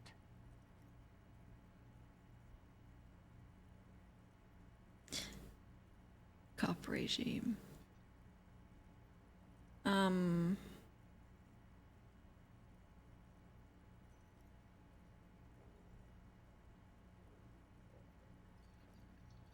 Is it democracy? No, sadly not. Revachol is what's called a zone of control under an alliance of foreign powers called the Coalition. We have no government of our own, and what democracy we have is market-driven. Yep. Meaning, buying is voting. I am so disappointed. It is quite disappointing, yes. A lot of people would like some form of representation. There's talk, but for now, the RCM is all we've got. If there's no government, how come there are cops? Oh dear. And you were doing so well. There aren't really any cops in Revachol. I know. Not in the traditional sense. The status of law enforcement has been a complicated matter since the revolution. But we should stop for today, sweetie. You look like you need a break. Besides, I'm not the best person to explain the big things to anyone. No, you're great. She's scared now. She's realized you really are brain damaged. How did I do? You were doing quite well up until the end there. It does look like you're having trouble remembering things. History and places. Remembering reality, in a word. It's very odd. A sigh. The lieutenant buries his nose in his notebook. Kim. But maybe a fresh set of eyes is what the world needs. Oh. And while I'm no doctor, such bouts of amnesia are often temporary, so I wouldn't worry too much. Holy shit. What a nice thing to say. She means this sincerely. Worrying won't do you any good. So, what's the revolution? A defeat, I'm afraid. The people of this archipelago tried to build something new. Something different. The rest of the world didn't like it, so they came and ended it. This was 42 years ago. And what does that have to do with there being no cops? It has something to do with everything. I really don't know how to explain it better. I'm just a poor woman, she thinks. What do I know of these things? And how can I help you? Okay, so who could tell me more? Someone more educated in sweeping matters. Maybe you should ask. No, I'm not an encyclopedia. I won't be a guide either. I'm a police officer. Fair enough. Of course. Then, I don't know, someone rich maybe. Wealthy people are educated, though I don't know where you would find a wealthy person in Martinez. I know where one is. But thank you, sweetie. You did make me forget about my worries for a while. Because my life is so fucked. Okay. That's all, ma'am. You're welcome. See my pen. Cute.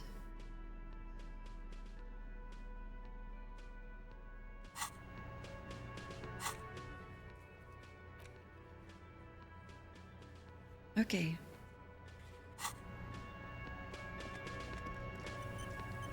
I know your name, Miss Bo.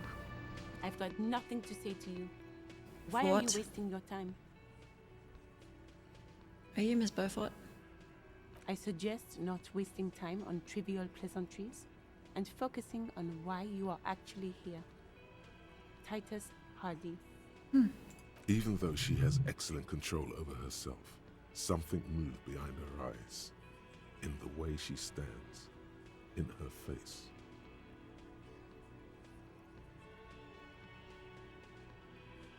Easy, Leo told me about you. You are not here to chat up the legal counsel. You are here to question these men. I haven't found my badge, no. Are you the Hardy girl? I am not. You could be Liz. You could be anything. You could even be a model. Okay, Glenn. Even a mod? Glenn, I went to law school. I am an attorney. He's right. With a face like that, she could be on the cover of Le Debutante International.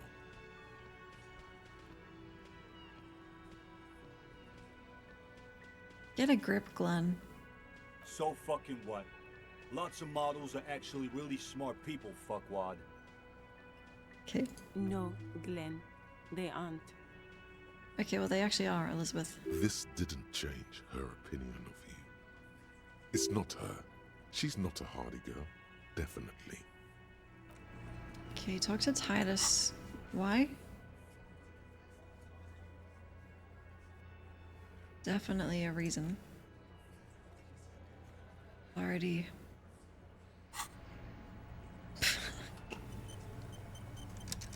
Listen. Looks like the circus left town, but the clowns are still here. Oh, God.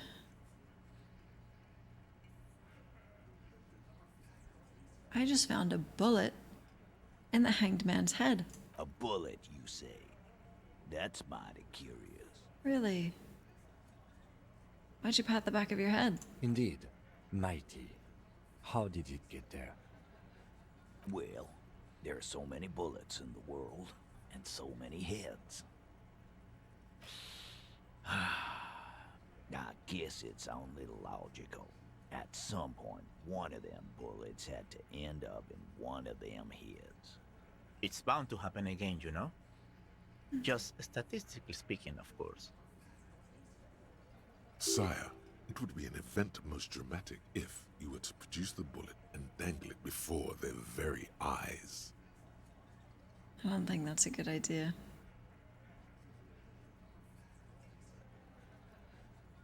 I know the hanging was a cover-up for the shooting. You know what I think? Yeah? I think he was shot in the head as a kid, and his brain grew around the bullet. Is that what happened to you? Around the bullet, man. That's a good one. All the goofing around is to avoid lying. It's a technique. They're only pretending to enjoy this. Beneath the act, they don't like you knowing this. So did you guys shoot him? Shit! I probably did shoot him. I was drunk last night. You guys know me when I'm drunk. Yeah, Glenn likes to shoot his guns when he's drunk. Better hope he stays sober. No, he meant before he was hanged. Did you shoot him before you hanged him? Before? After? During? This is getting ridiculous. They told you what happened. Stop wasting your time. I have to look at the bullet. Never been worried in my life, lawman. It's not like you blew it wide open, but there's a little crack in there, somewhere. Wicked. Okay. I do have, yeah, some clothes. Kim, come here. Let's take a look. Thank you so much. Thank you for the follow. The bullet is still safely sealed away in a plastic bag bearing the RCM stamp. Feel the bullet. The squashed bullet has some sharp edges where the jacket has split open. It feels cold, even through the bag. You wouldn't ordinarily have cause to handle jacketed bullets. The citizens' militia uses cast bullets only. Little pebbles of metal loaded from the muzzle, usually in a cartridge. What do I do with you, bullet? What? Huh? Fuck, I shouldn't have done this while you were here. I said, what do I do with you, bullet? Well, if I was the bullet, which I'm not, I would say, find the weapon that shot me.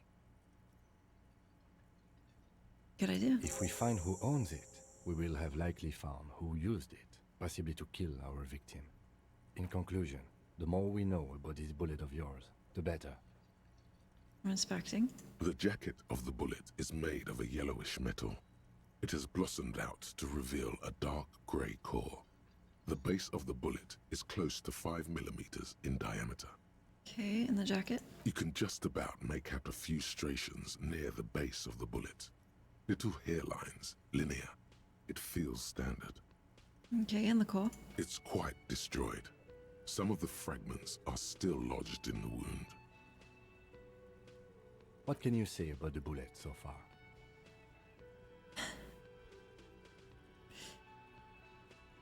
I actually know this.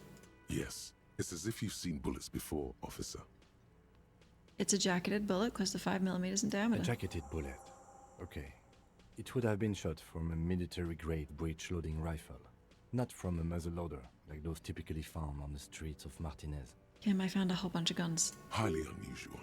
The people of Revachol haven't carried breech-loading weapons like this for nearly half a century. I might have the murder weapon on me. Even the RCM uses ordinary unjacketed conical bullets. This is strange. Very strange. I like this, officer. Strange means unique. Unique means incriminating. We need to find the gun that shot it. Yes. Something tells you that won't be anytime soon. This'll have to be one of those epic tasks that's open for a while. Look at that. Kim, you're gonna be so impressed. Oh fuck, I failed the last 92. A rifle, revolutionary period. Your bullet looks to be an old 4.46 millimeter from the surplus left over from the turn of the century. Probably an antique or a retrofitted antique. Make? The 4.46 caliber was widely used with the Belmargrave rifle, a Revacholian manufacturer. The BM dominated the battlefields of the Insulindian theatre of the anti-centennial revolution 50 years ago. Incidentally, you have just such a rifle with you. Yeah. The dusty old thing you found hidden in the basement below the commercial area. It's unusable, sadly. If it were, the bullet would probably fit the chamber. Oh, we're doing all of this in front of my fucking babysitters. Feels good. I'm staring at him. Is anyone still making these? No, but Zeliger, a major firearm manufacturer, ended up with a surplus after the war. So there are still a lot of these old military rifles floating around, usually broken. The quality was appalling. Who uses Belmargrave rifles these days? Antiques enthusiasts, guerrilla fighters in distant countries, a few lucky jamrock bangers. You're looking for the same thing you found in that hidden weapons cache, only in working order. Okay. What are you thinking? Bullet? I know where this came from. Okay. And? Probably from a Belmargrave rifle. An antique. That makes sense. There can't be many breech-loading rifles floating around in Martinez or anywhere in Ravachol, really. Why? Sure, there's some arms trafficking, but the laws prohibiting the use of breech loaders we inherited from the monarchy have been effective, from what I've seen. Some new RCM recruits get impatient with their muzzle loaders once they've trained with military-grade weapons, but they realize it's worth it in the end. Prohibiting peacetime law enforcement to front-loaded rifles is a policy enforced by the Moralist International in all the nations of the Real Belt.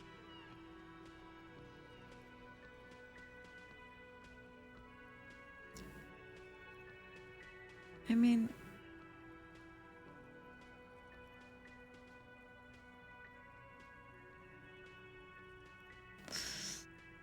Worth what? Imagine if everyone, cops, citizens, had access to firearms that could shoot multiple rounds without pausing to reload. After the first shot, the second, third, and so on come much easier. Mm-hmm. But back to the investigation. Getting political?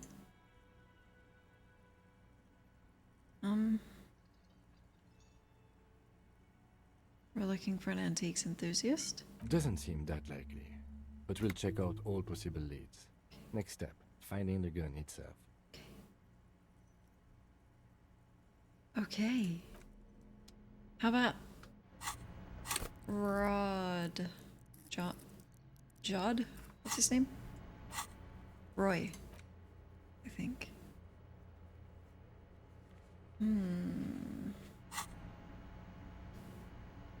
I asked him if he sells guns. I think he said no. I can't remember. Let's go see.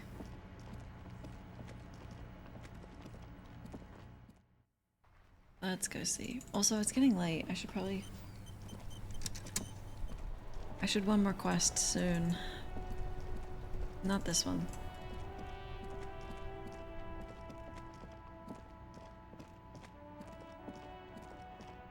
Hey, you guys fixing the, this? A rusting control panel with loose wires dangling out from the hole where an indicator light used to be, and a mechanical lever sitting in the middle. It's fixed? You grab the handle and pull the lever up. As soon as the metal connects against the contact pins, you hear a loud clunk. Then, Seeing June tomorrow. the water lock starts moving. Oh, I want to.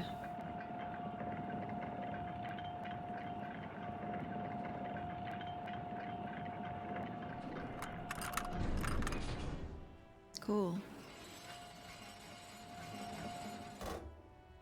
Wow. Okay, if we ever need to get to the coast, then this is the way. But please, contain your wanderlust for now. I don't want us to get sidetracked with everything that's going on. Yep. Focus on one thing. Achieve it, then the next, he thinks. That's the task Okay, chain. Kim, I wasn't even gonna go across there, to be honest. I wasn't. Maybe just to look. But I wasn't gonna do anything. I swear.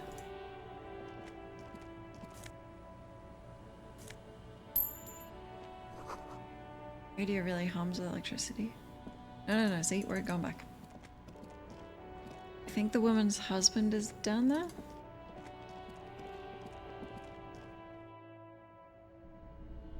Hello, Roy. Hello, hello. Let me know if I can help you with anything. Oh, do you have any recordings of the call to Mamadakwa? The call to Mamadakwa? Sorry, I would never have guessed that you were that interested in ultrasonic sounds. Or birds, for that matter. I have hobbies like all normal people because I'm normal. Oh, I didn't mean to imply otherwise. Well, it's been a while since I've gone hunting for the Koldi Mamadakwa myself. Once knew a group of young musicians who decided they didn't want to play music anymore and started looking for all kinds of interesting sounds. Thank you for the follow. Thank you so much. This was before, you know, lost touch with them after all of that. That sounds so cool. Cool or not, one of them was obsessed with recording the Koldi Mamadakwa.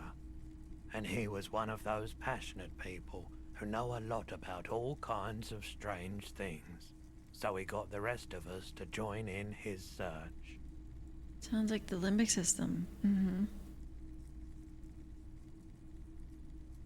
And the hanged man, maybe? Did you ever find it? We thought we did. We got together all these recordings of unusual sound patterns, compared them, cut them up and combined them into the Symphonia Koldi Mamadakwa. Can I listen? Unfortunately, I don't have any recordings from my old life. None at all. But I do have a tape with some ultrasonic sounds that might be what you're looking for. Is it free? Do we really have time for this?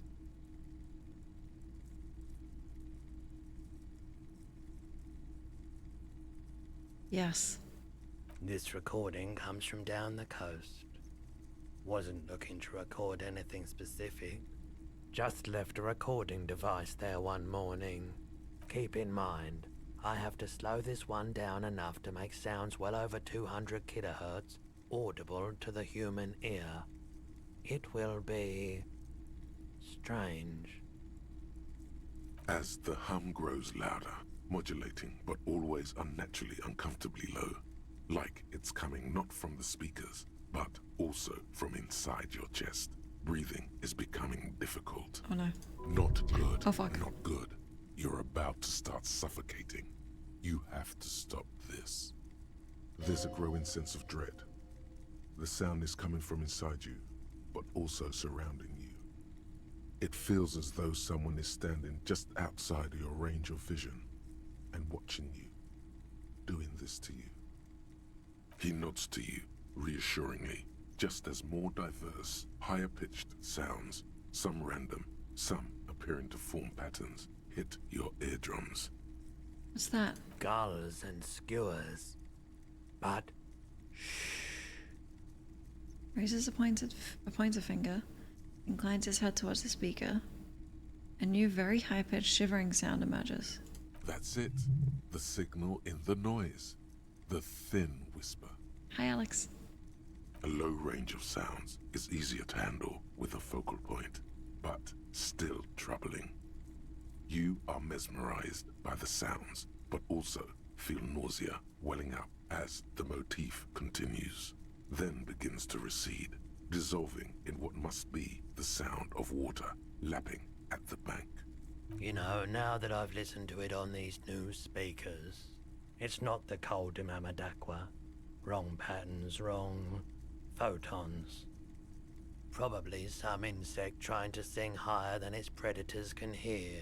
Still, fascinating, aren't they? Early morning sounds.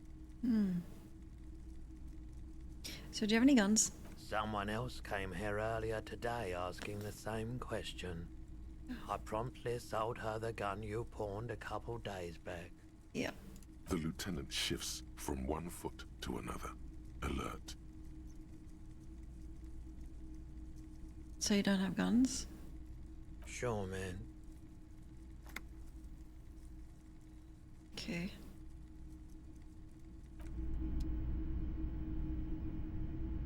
Maybe I could get one in the basement? I'm pretty sure they were all busted. Or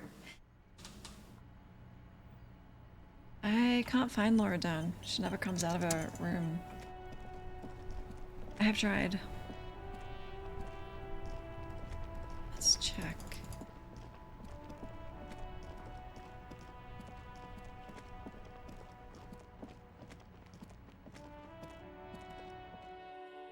This is where I found the guns, Kim. I came down here. Did some detective work while you were gone.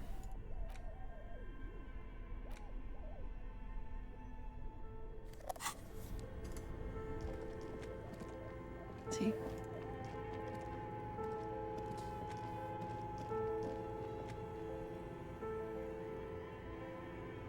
A few bricks have fallen off, revealing a compartment behind the wall. It's too dark to see in. It means there are firearms, albeit inoperable, still lying around in Martinez. It's an interesting coincidence, I would say. Might come in useful in the future. Okay. He likes this find.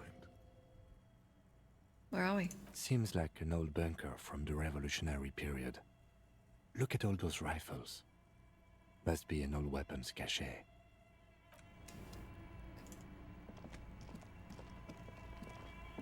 Just gotta find one that works.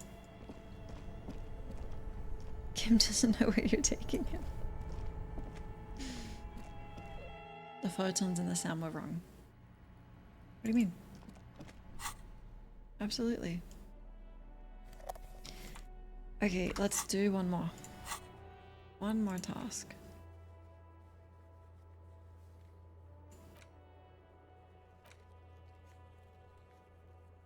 Oh, I can talk to the woman.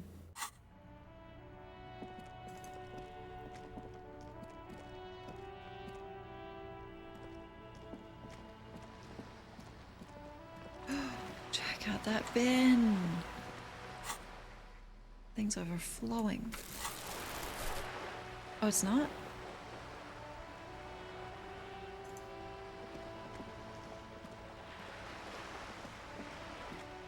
I gotta make money.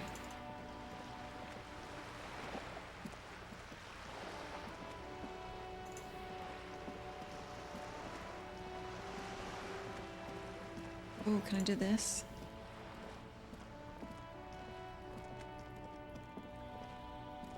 Just an ordinary wall. Nothing to see here.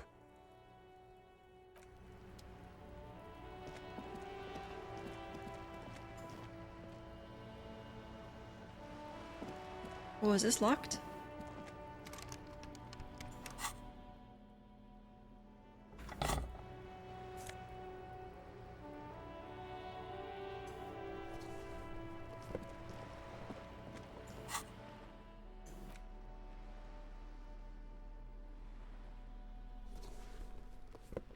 I look like Dutch undercover.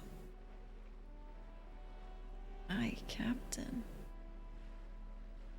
No, I like this one.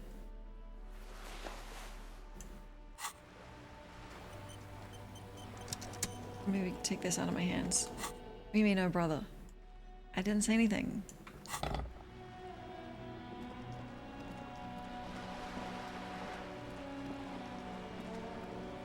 Joyce.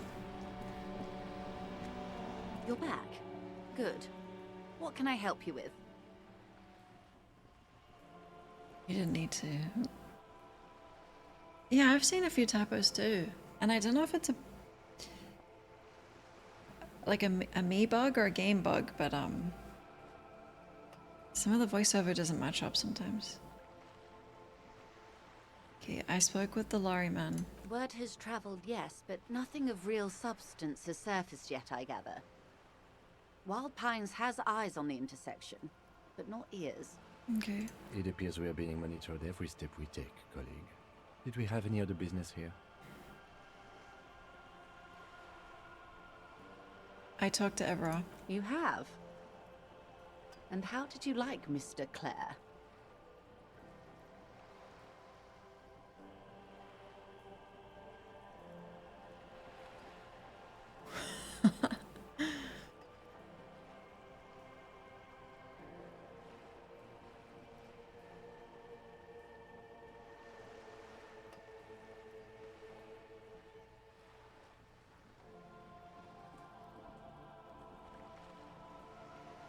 I didn't. Oh, come on now. He has his uses. How else would he have stayed in power all these years? Or wait, actually, corruption. That's how he's done it.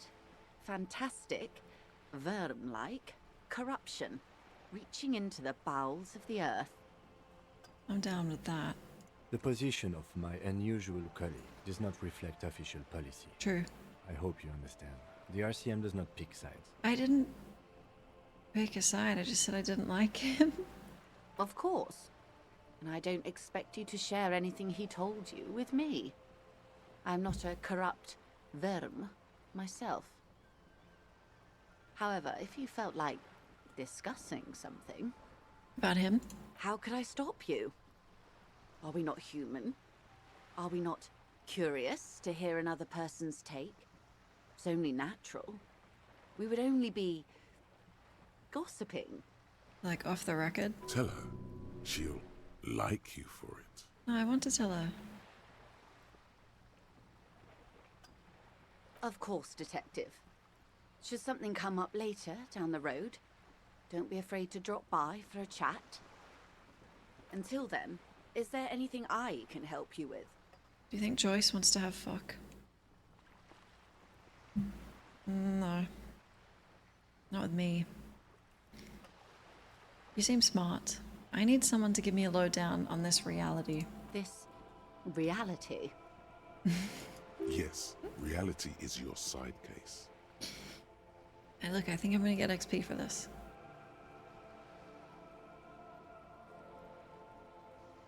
It's related to the medical episode, okay? I have trouble remembering even the most basic terms of reality. Ah, yes. The episode. Yes. Sounds like an acute case of encephalopathy, now that I think of it. Don't be phased, madame.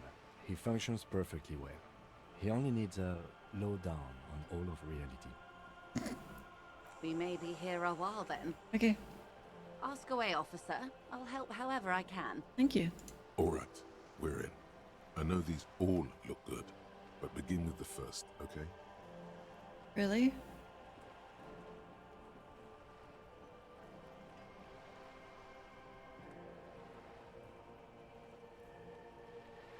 Where are we? We're in Martinez, baby. Baby? A casual term of endearment popular among the 50-plus crowd. It's a disco holdover, pay it no heed. I'm a disco holdover. Aren't we all? And Martinez? Martinez is a district of Revachol. A very small district tucked away near the industrial harbour, north of the 881 and Jamrock. You would be excused for not knowing about it. Unimportant, they say. Forgotten, even. Shelled to smithereens during the Revolution. It has its charms, just not this time of year. Tell me more. I'm not a good ambassador.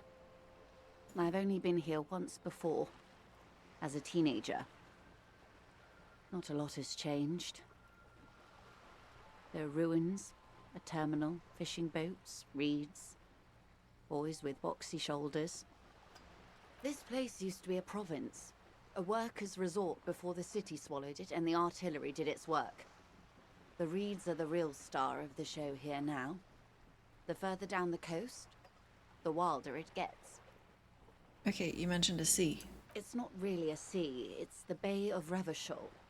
And the bay feeds into the ocean. So we're near the ocean? Yes. We're on an island in an ocean. The world's largest body of water. The Insulindic. So do you like boxy shoulders? Yeah? I don't dislike them.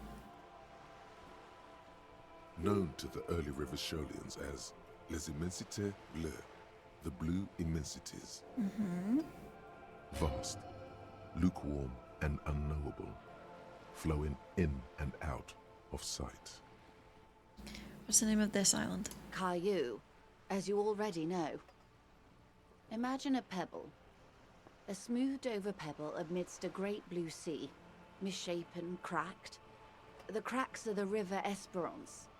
We're in the delta of this river on the 6th branch, the Martinez distributary. It is clear this pebble is of enormous value to her. Okay. What's Revachol? Revachol? Revachol is what you call a city. What kind of city? A great kind. As if it's self-explanatory, beyond patriotism, a fact. What makes it great? History detective. They built this city to resolve history. Our part in it, at least. Our centuries. Who? The nations of the Occident, or migrant workers from Seminine and Ile Marat, depending on your creed. When? In the DeLorean century. 380 years ago.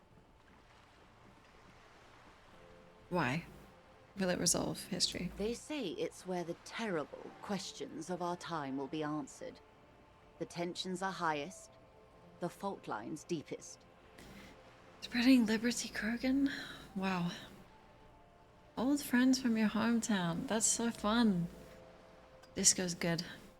I really like it. By that I mean conflicts. Ideological conflicts. The stuff of men. Okay, why here? We are standing on a fertile, self-sufficient island able to sustain up to 200 million people in the middle of the Insulindic Ocean, the world's connective tissue. It's where the money is.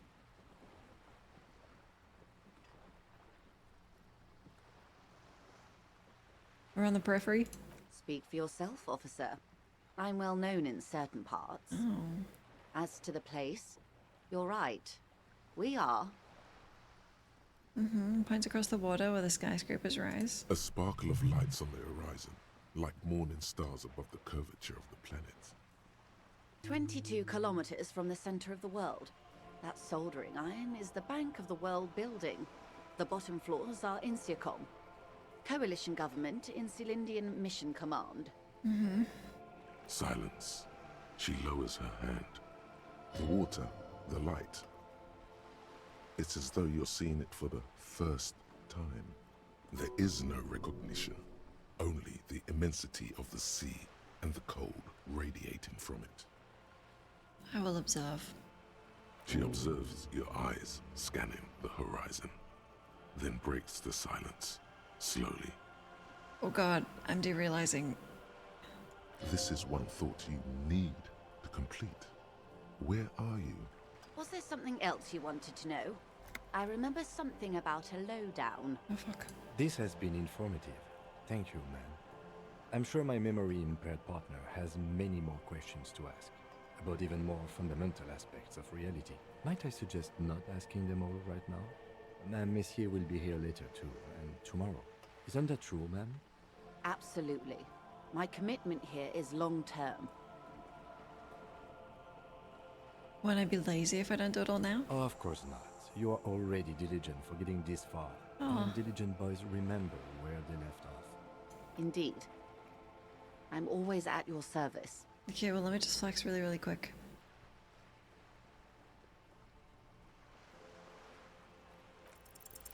"6 kilometers southwest, in the Valley of Dogs, Junior Officer Chad Tilbrook takes aim at a rabid black dog licking its wounds in the grass. To his left, his partner, Emil Mullins, whispers, 'You heard what happened to Tequila Sunset in Martinez?' 'Yes, he lost his mind,' Tilbrook answers, fingers on the trigger. 'Don't worry, Emil.'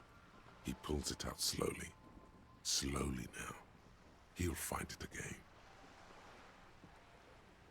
We always do.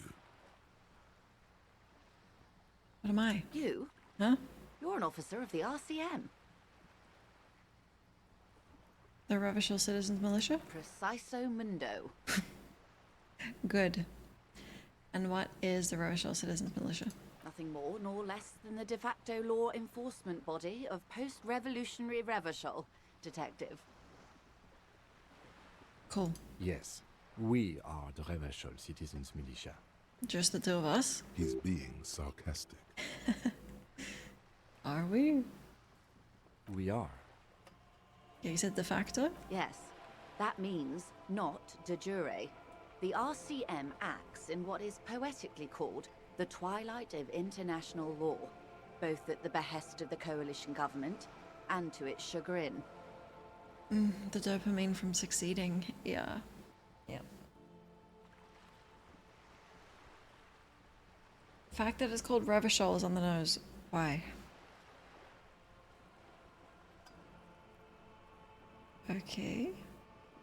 What do you mean? The RCM's responsibilities are defined by the Emergency, Wayfarer and Aliments Acts, three pieces of legislation keeping the city in a, let's be honest, laissez-faire stasis to the benefit of foreign capital.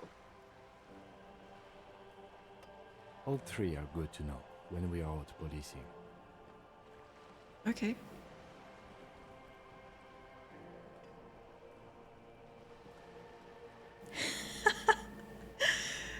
I'm just a lackey of capital. There's nothing basic about your role, Detective. It's true that the RCM keeps everything the way our seemingly permanent provisional rulers like it. Yet, on the other hand, I know these people. I deal with them daily. Let me tell you, dear, they are not fans of you. Really? The post-revolutionary decade was a disaster for the coalition government. Revachol in the 20s was hell, especially on the west side of the river. Gang warfare, a botched privatization scheme, a nuclear pile meltdown. They called it the International Zone because no nation wanted to claim responsibility. The RCM restored peace where the coalition failed. A true blue citizens' initiative. They will never forgive you. Let's go. That's somewhat of an exaggeration. In reality, ours is a mutually beneficial arrangement. We're the good guys. Revacholians get to keep the peace in Revachol, and the coalition doesn't have to worry about it. Anyway, sorry to intrude. Please continue. Kim gets political all the time. He can't stop himself. Yes, Lieutenant. Permit me to conclude with this. Who you are, to me, is the police. The only legitimate law enforcement authority in Revachol.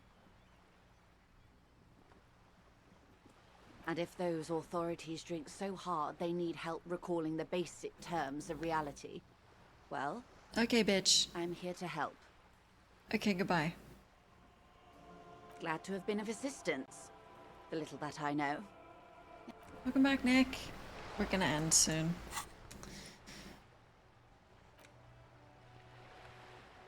Derealization. You know, I'm not sure that's a good thing.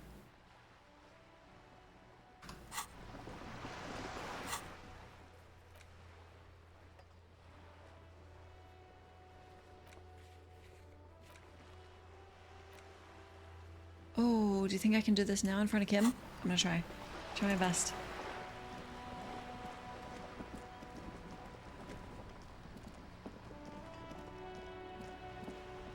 Sounds of French definitely bad.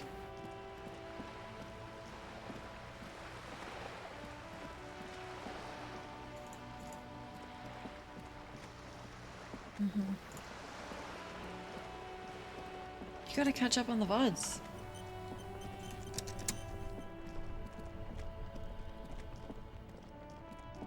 Okay. You there. Looking for something, Aunt? Come to tell me to fuck off again? Tell me what you know.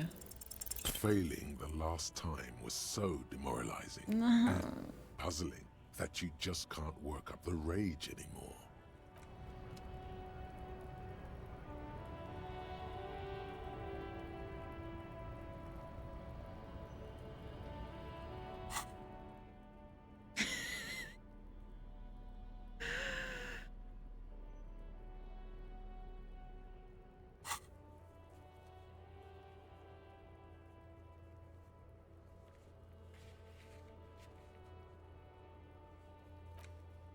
can I get in here?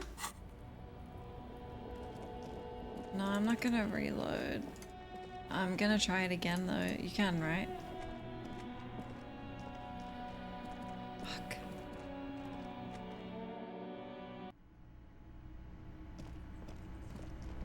Gonna watch the VOD of yesterday. Yep. Yep. Just watch it like 3 times speed if you can. How we bust this thing open. You see a heavy steel door with a prominent dimpled lock. It's painted blue. Lock. Should I get the lockpicking one?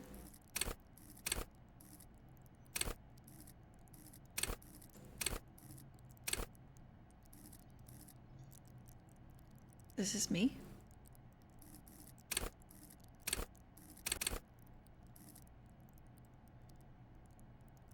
A cool look up. Yeah, that's me.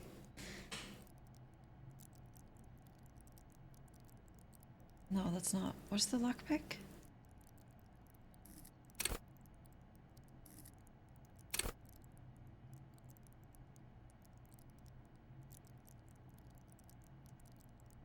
$1.25.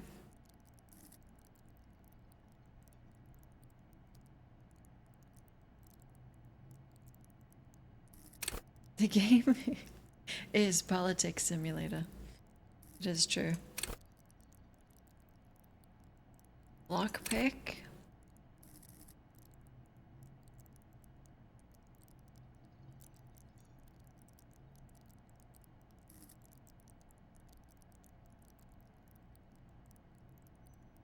Maybe I can't see it 'cause it's 2 AM. I'm reading.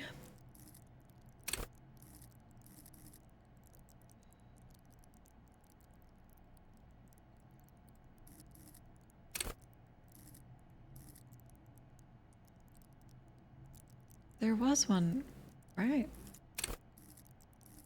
Wait, is it interface? Steel keys. Did I make it up? You see a heavy steel door with a prominent dimpled lock. The door does not budge. The cobalt blue surface feels rough to touch. The stainless steel door is flush with its frame on every side. Old cobalt paint, rough on the fingers.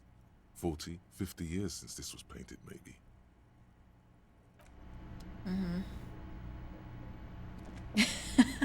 The broom. Shit. I gotta do one thing before we end. And it can't be humiliating myself with the racist. Drink.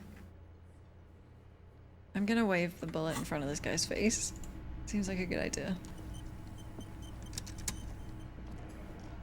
You there? Looks like the circus left town, but the clowns are still here.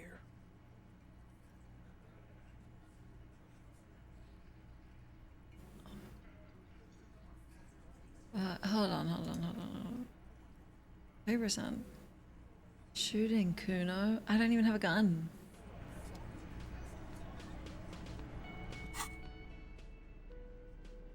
It's only -1 authority. Where's it coming from? Right.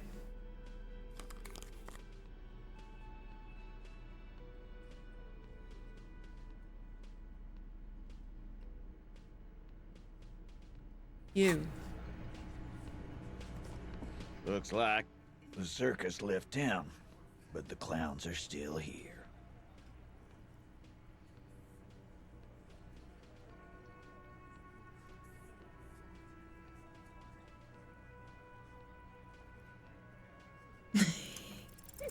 Establish authority. Yes. Authority. Feverish thoughts race through your mind.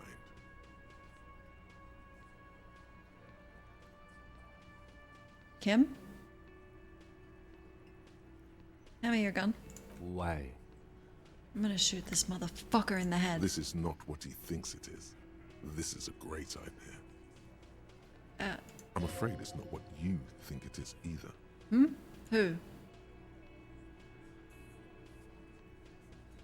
Everybody calm down. This is just a demonstration. Kim, the gun, please. What in the name of fuck are you doing? Establishing authority. But I don't want to give you my gun, not after the last time. The fuck is happening, Titus? What are they whispering about? Easy, Shanks. I want to see where this is going.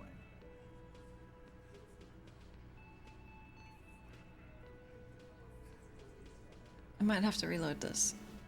I'm not scared anymore. I know what I have to do. And what is that? Kim, trust me. He does not like that phrasing. Yeah. Neither do I. Guys!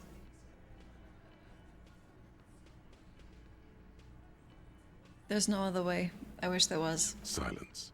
He tilts his head to the side, inspecting you. Come on, A Kim. brief moment passes.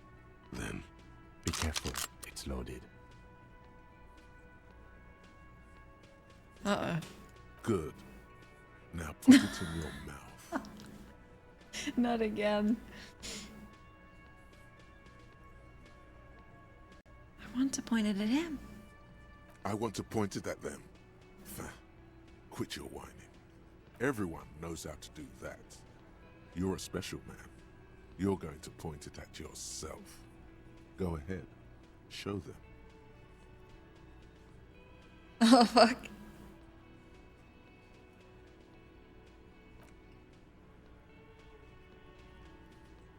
What are you doing? The short, cold barrel touches your lips. It tastes like iron and hell. Genuine panic flies across the lieutenant's face. Fellas, you getting any of this?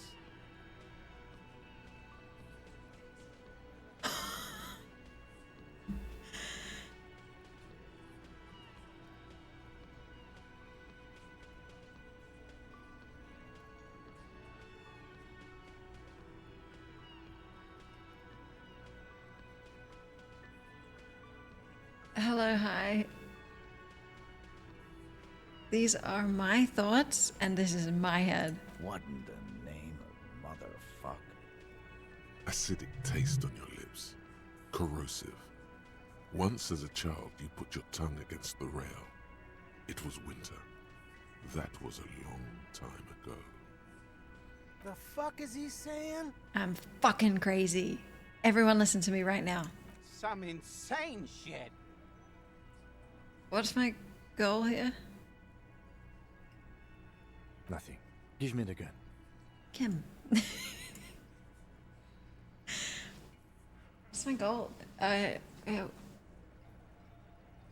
can't even remember.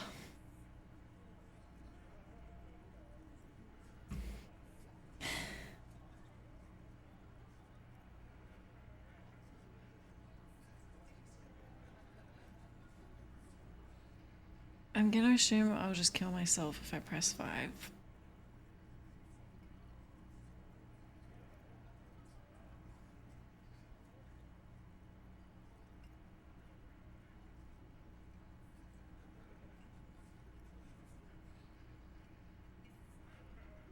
You better get ready to fucking respect me. 5 for fun. I mean, okay. Deranged cop kills himself. Citizens in shock as a deranged law official reportedly from the 41st precinct shot himself in the head last night in the middle of a crowded cafeteria in downtown Martinez. The exact details of the incident have not been revealed, but first-hand witnesses claim that the officer was making a point. Can't say I'm surprised, Lawrence Gart, manager of the Whirling in Rags cafeteria, where the incident took place, commented he was extremely unstable and had threatened to kill himself before. True.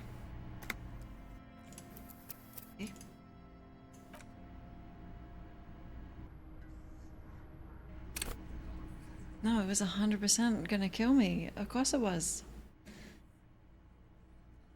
What's the next game? 3% authority. I'm the sub cop. It's my whole build.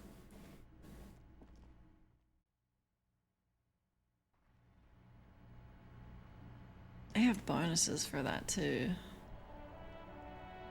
Establish authority. Beg for respect with a gun in your mouth.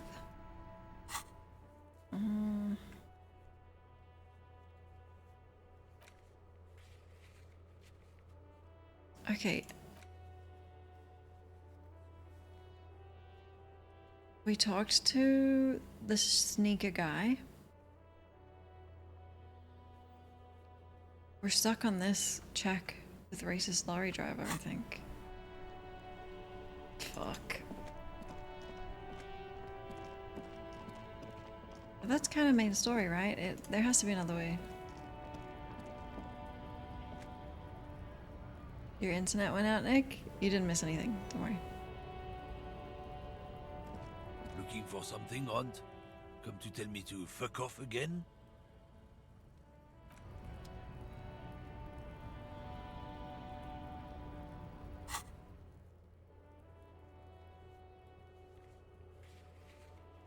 We're gonna have to force Tommy. You know what? He wouldn't give me a fucking smoke anyway. Even though he You, Thomas. Now it's turning into a kind of a snow limbo, man. I like him. What's on your mind? I've changed my mind. What? But I told you she's my friend. Please don't make me give her up, detective. Get someone else. There's a ton of drivers here. There's two. One of them is like not on this plane of existence and the other one's racist. There's a typo where? Tommy? Should be Lom?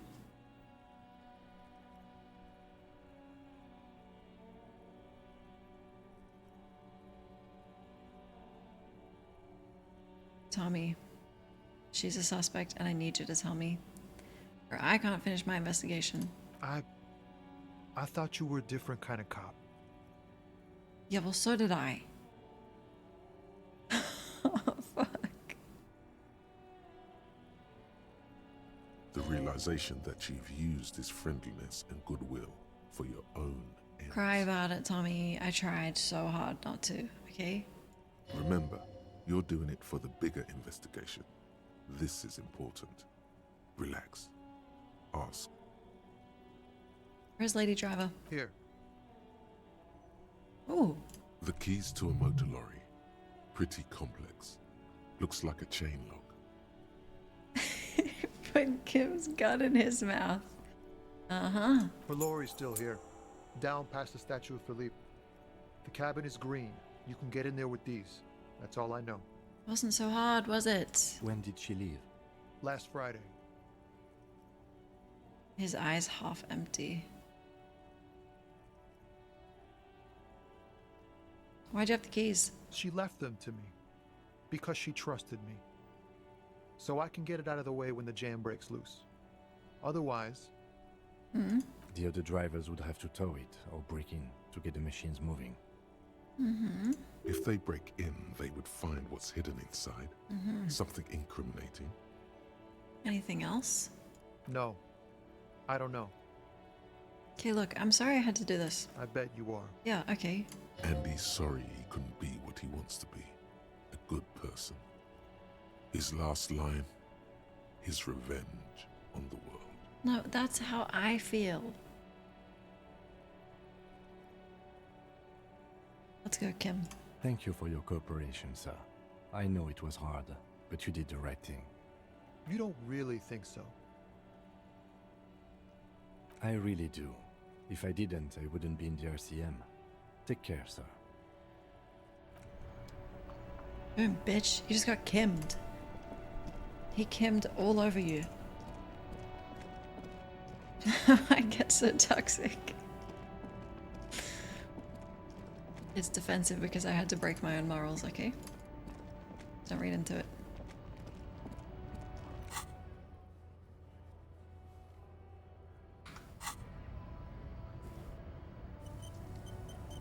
What'd you just hear? It was me projecting.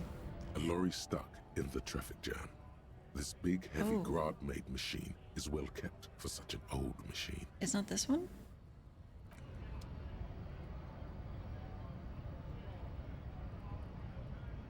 I'm lorry looking. stuck.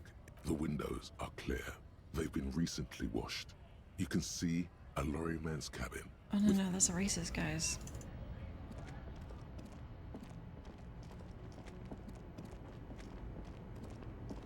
I'm looking. Oh. Oh! Ruins full of snow.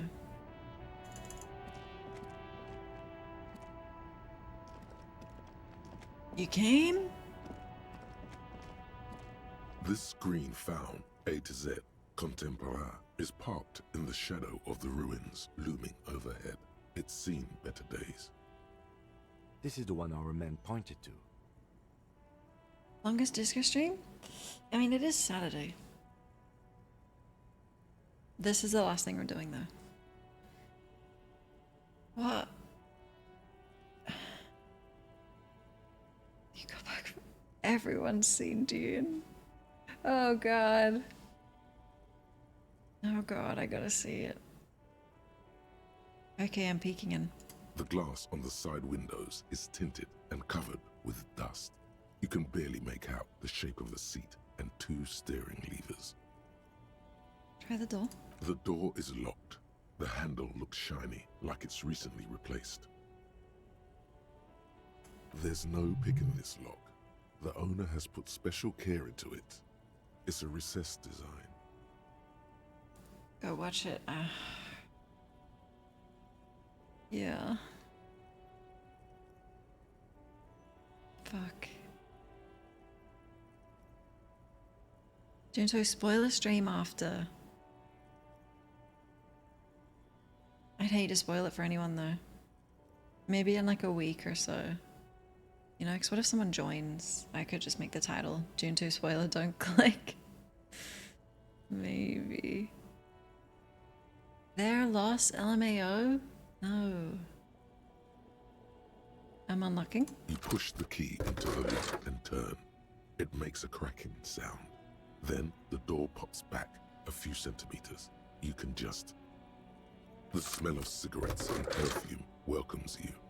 The cabin inside is plastered with old movie posters. Actresses smile from the walls.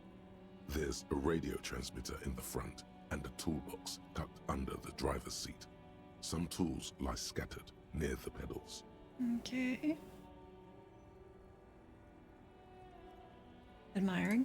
These are movie posters featuring starlets from long-forgotten films from the 20s, the teens, even the 90s of the last century.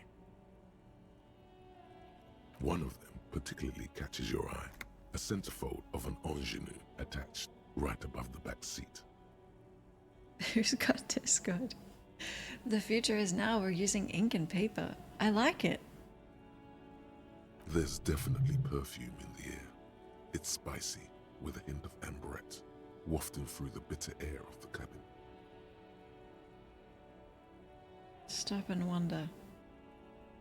The remnants of a sweet juniper-scented perfume, probably Grenade No. 5. I know that. Okay, study this onto fold. The actress is draped in a sheathed dress, one of her shoulders bared. The faded remains of an autograph run across the poster. She's looking past the camera.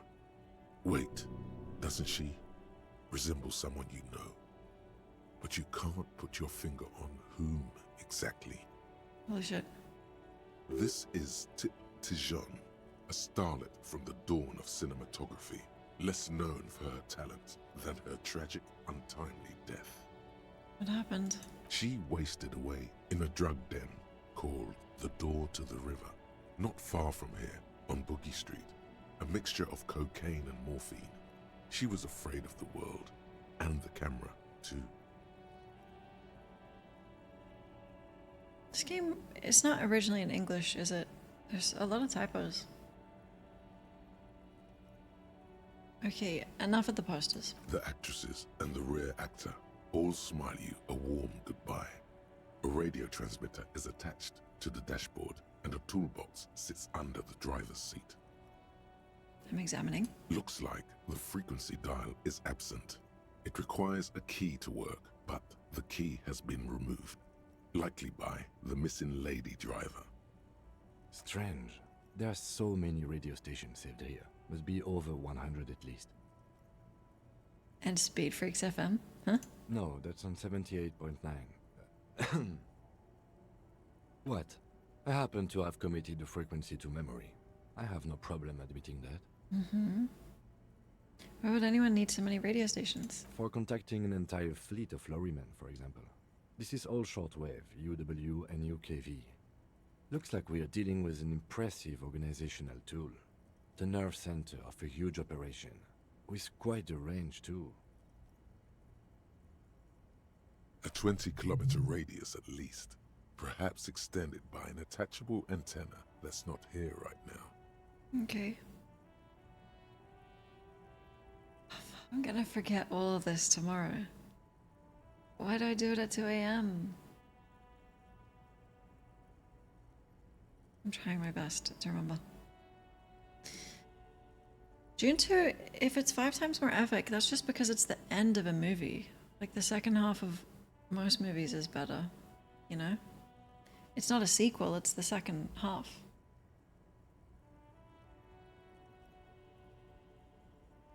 God, I want to see it. Okay, is there anything we can do with the radio? Doesn't look like it. It's completely inoperable without a dial key. What else? The smell of 1,000 cigarettes, some dead actresses, and a rusty old toolbox under the seat. Check the pedals. You wedge yourself under the steering wheel to get a better look. Seems like the few tools lying around here, a hammer, a pair of pliers, a rusty wrench, have been casually thrown there by the disorganized driver. But one odd detail does catch your eye. A piece of sandpaper has been glued to the throttle. Okay. Sandpaper adds extra grip. Mm-hmm. Hey Kim, sandpaper adds grip. Sandpaper? A novel technique? Would also rub off the pattern for the driver's right boot sole. Yes? Yes. Do the honors, he thinks. Connect it yourself. One of the footprints of the... Oh. That's so cute because I gave him the honors at the crime scene. One of the footprints at the crime scene had an aberration. Remember? Which means that the missing lady driver was present at the lynching. It's the sequel of the first half. True. Part 1 is all set up. It's... like, 1 is beautiful, but it is unfinished. Now that I have the second part of it, oh man, I can't wait to watch it again.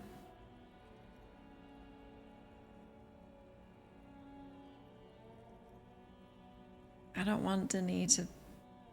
3 Dune movies max, please. I want him to be free to do independent stuff. No. You can't rid the world of his work. So and Kim finishing each other's investigatorial conclusions. It's Harry and Kim. Okay.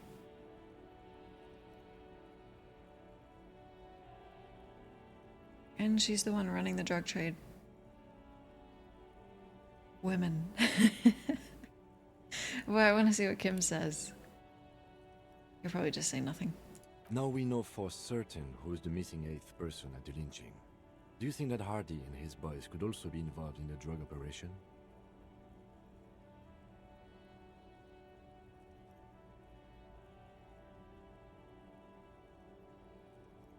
I think the entire union is involved. We should talk with Titus, see what he's got to say on the matter. Again? Are we finished with the lorry?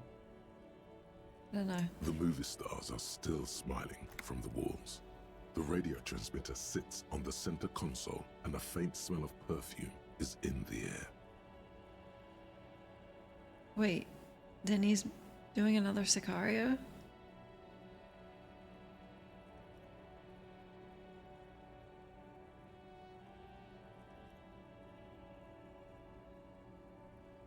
I was heaps opposed, but maybe no, I'm not. If it's the same cast and he's back, Okay, pulling it out. A metallic drawer slides out from the seat. It's empty, except for a folded newspaper. It's an issue of Petit Ferric from last Wednesday. A piece of paper falls out from its pages. It looks like an article ripped out from a radio enthusiast magazine. Complex mathematical equations explain the basics of something called the Ulan frequency system. The Ulan frequency system? I've never heard of that before. I know of FM, AM, UKV, but... I found a radio. The pull-out toolbox slides back into its nest. The rest is as it was. Radio, posters, a trace of motor oil smell under all the cigarettes. Okay. You close the rusty old lorry door. Great.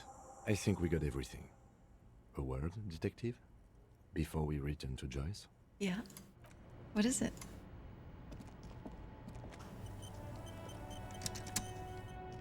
All right, we've finished here. Let's quickly debrief and go over what we found, so we don't do it in front of the company rep. Seems like something the police would do. What do you think? Honestly, I'm quite worried by what we've seen so far. The evidence seems to point to a rather extensive and well-organized operation. I'm especially intrigued by that radio transmitter, particularly the sheer number of stations it can connect. Looks like this alleged drug trade casts a wide net. I'm not sure what the Ulan frequencies are all about, but they may hold some significance. Perhaps it's a better way to connect between fleets while avoiding frequency bleed, or maybe it's used to tap into RCM networks. And last but not least, it looks like the Hardy Boys knew this driver, as we know that she was present at the lynching. This may be the Union connection we've been searching for. The probe and the case converged, he thinks. This was quite the find.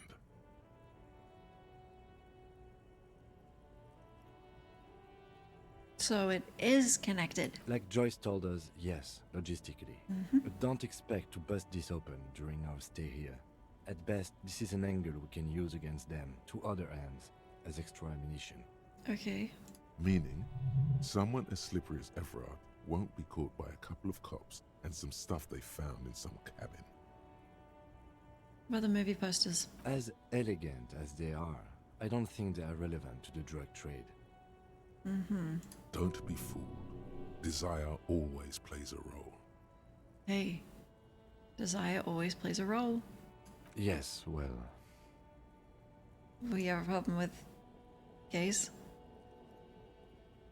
Unimportant.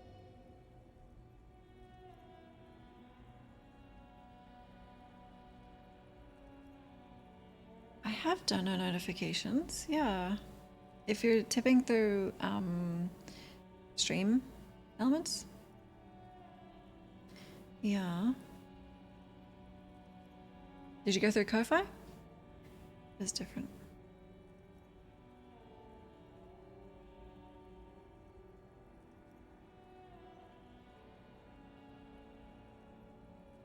Yeah, it should have come up. Yeah. I can check after stream. Okay, well, the RCM open investigation. We should return to the murder case. See what Joyce tells us about the lynching. When we are done for the day, I call my station and suggest our narcotics department look into it. Okay. There are more than enough grounds to start an official investigation. Sometime later, when we are done here. We do not want to get caught in that. What are you thinking? The fact that one hasn't started already gives me pause. An investigation, I mean. Especially if the Madrid grouping is involved, and I can't imagine they aren't. It's certainly worrisome. Option. All the same, I don't like the idea of internal affairs descending on the matter. That won't help anyone either. Okay, debrief over? Debrief over. After you. Fuck, I'm gonna forget all of that. I know I am. I'm so tired. I'm gonna need a refresher, please, tomorrow when we play. Ah! Oh. There's JP's. Thank you so much. Thank you for the tip, JP. Let me check real quick. Think of June 2. That doesn't help.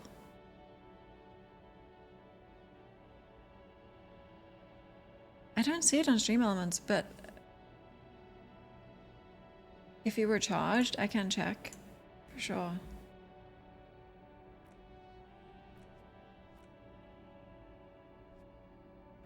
Right. Let me use the bathroom real quick. Then I think we're done. We're done. Okay, 11 seconds. Are we fast?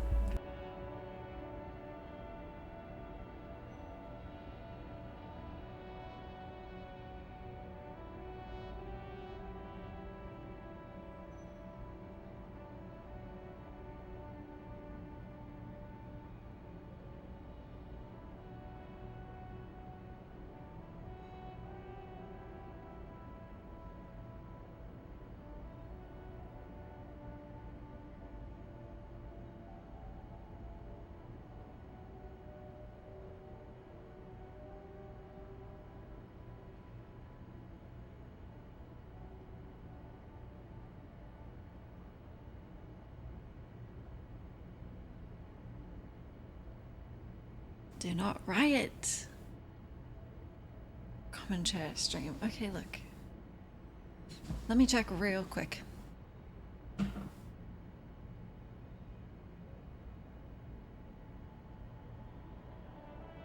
Oh, it says affiliate? What a flex. Oh, I see you did. Thank you. Go see June. Or just go watch the movie. Or Shy Hood will come at night. Okay, you said cheek. Bite me on the cheek. Which one? We're done. I want to play for longer, but it's 2:30 a.m. Let's end. I'm streaming tomorrow. We can do another long one because it's Sunday. Don't go there. Thanks for the follow. Thank you so much. Okay. No, I don't want to end. Thank you guys for the stream. Thank you. Good night, everyone. I'll find someone to raid. Oh my god. Literally the sorriest cop on earth. Only apologized 10 times. Let's go. Thank you very much, by the way. That was a generous contribution to my June ticket. Thank you. Loving the run? It's so fun playing games with like New Vegas, Baldur's Gate. I can't wait to play them again. I want to see what a fool I've made of myself. Hans Zimmer Arrival from Dune 1 or 2? Make a note. Really? That is nice, Nick. Yeah, will you be here at the start of stream? 2. I don't like to listen to movie soundtracks until I've seen the film because I feel like it spoils.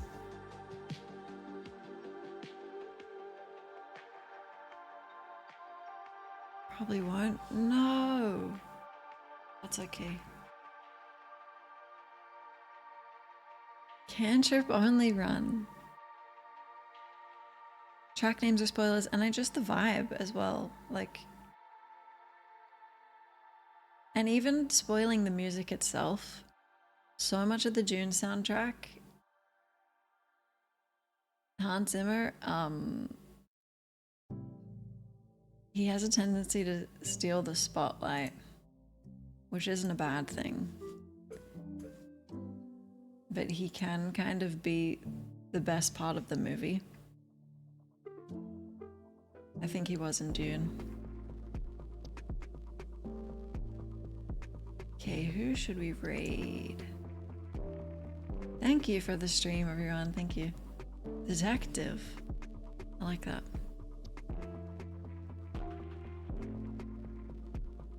I love the little Discord themes people do for the games.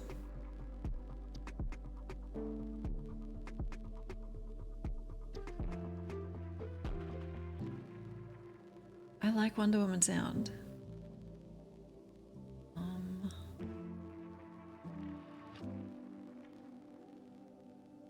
We have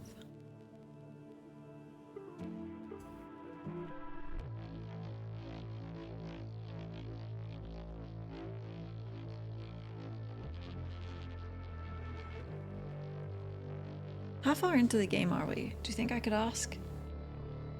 Maybe I shouldn't get the answer. It's only day 3. Thank you, everyone. No, thank you.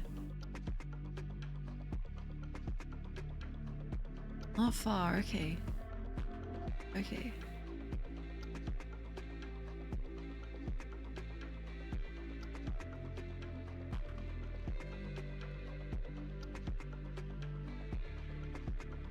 When did we last raid Tofu? Does anyone know?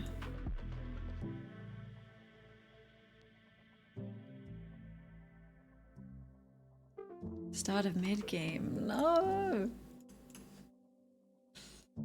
That's okay. I'm really feeling Fallout. So we're gonna play Fallout 4. Not next, but soon. You were lacking? I appreciate it, thank you. February 5th. Oh, let's go, it's a month. We can raid Tofu. Alright, everyone. I'll be here again tomorrow. More disco. It's really, it's not even like forgiving for being an idiot, but it's encouraging. Raid and sleep, me too. She's playing Red Dead 2. I also know she's pushing for partner, so if you can all come, that would help. Thanks so much for the follow, thank you. Gonna miss stream. No, Nick, you're adding homework for yourself. It's like better to fail a lot of the time. It's great. Thank you, everyone. Let's go. Good night. Enjoy the rest of your day or your sleep. I appreciate your time and your company, as always. I never advertise our Discord at the end, but here, if you'd like to join, you're welcome. You can just lurk there if you'd like to be more in with the community. Have a great time zone, everyone. JP fixed our raid message. There you go. God, I can't see Red Dead. It's gonna make me play. Okay. Also, here's the link in case you get left behind. Grab a raid message. The dogs are our follow emote ones. That's everything. Good night, everyone. Thanks for discoing with us. See you tomorrow, and if I don't, enjoy the rest of your weekend. Oh god, we're gonna end on a frag joke. What did the mime say to the clown? Nothing. Because he's a mime.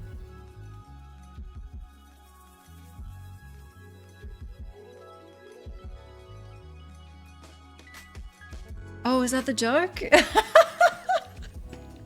That's good. Goodbye, everyone. Holy shit.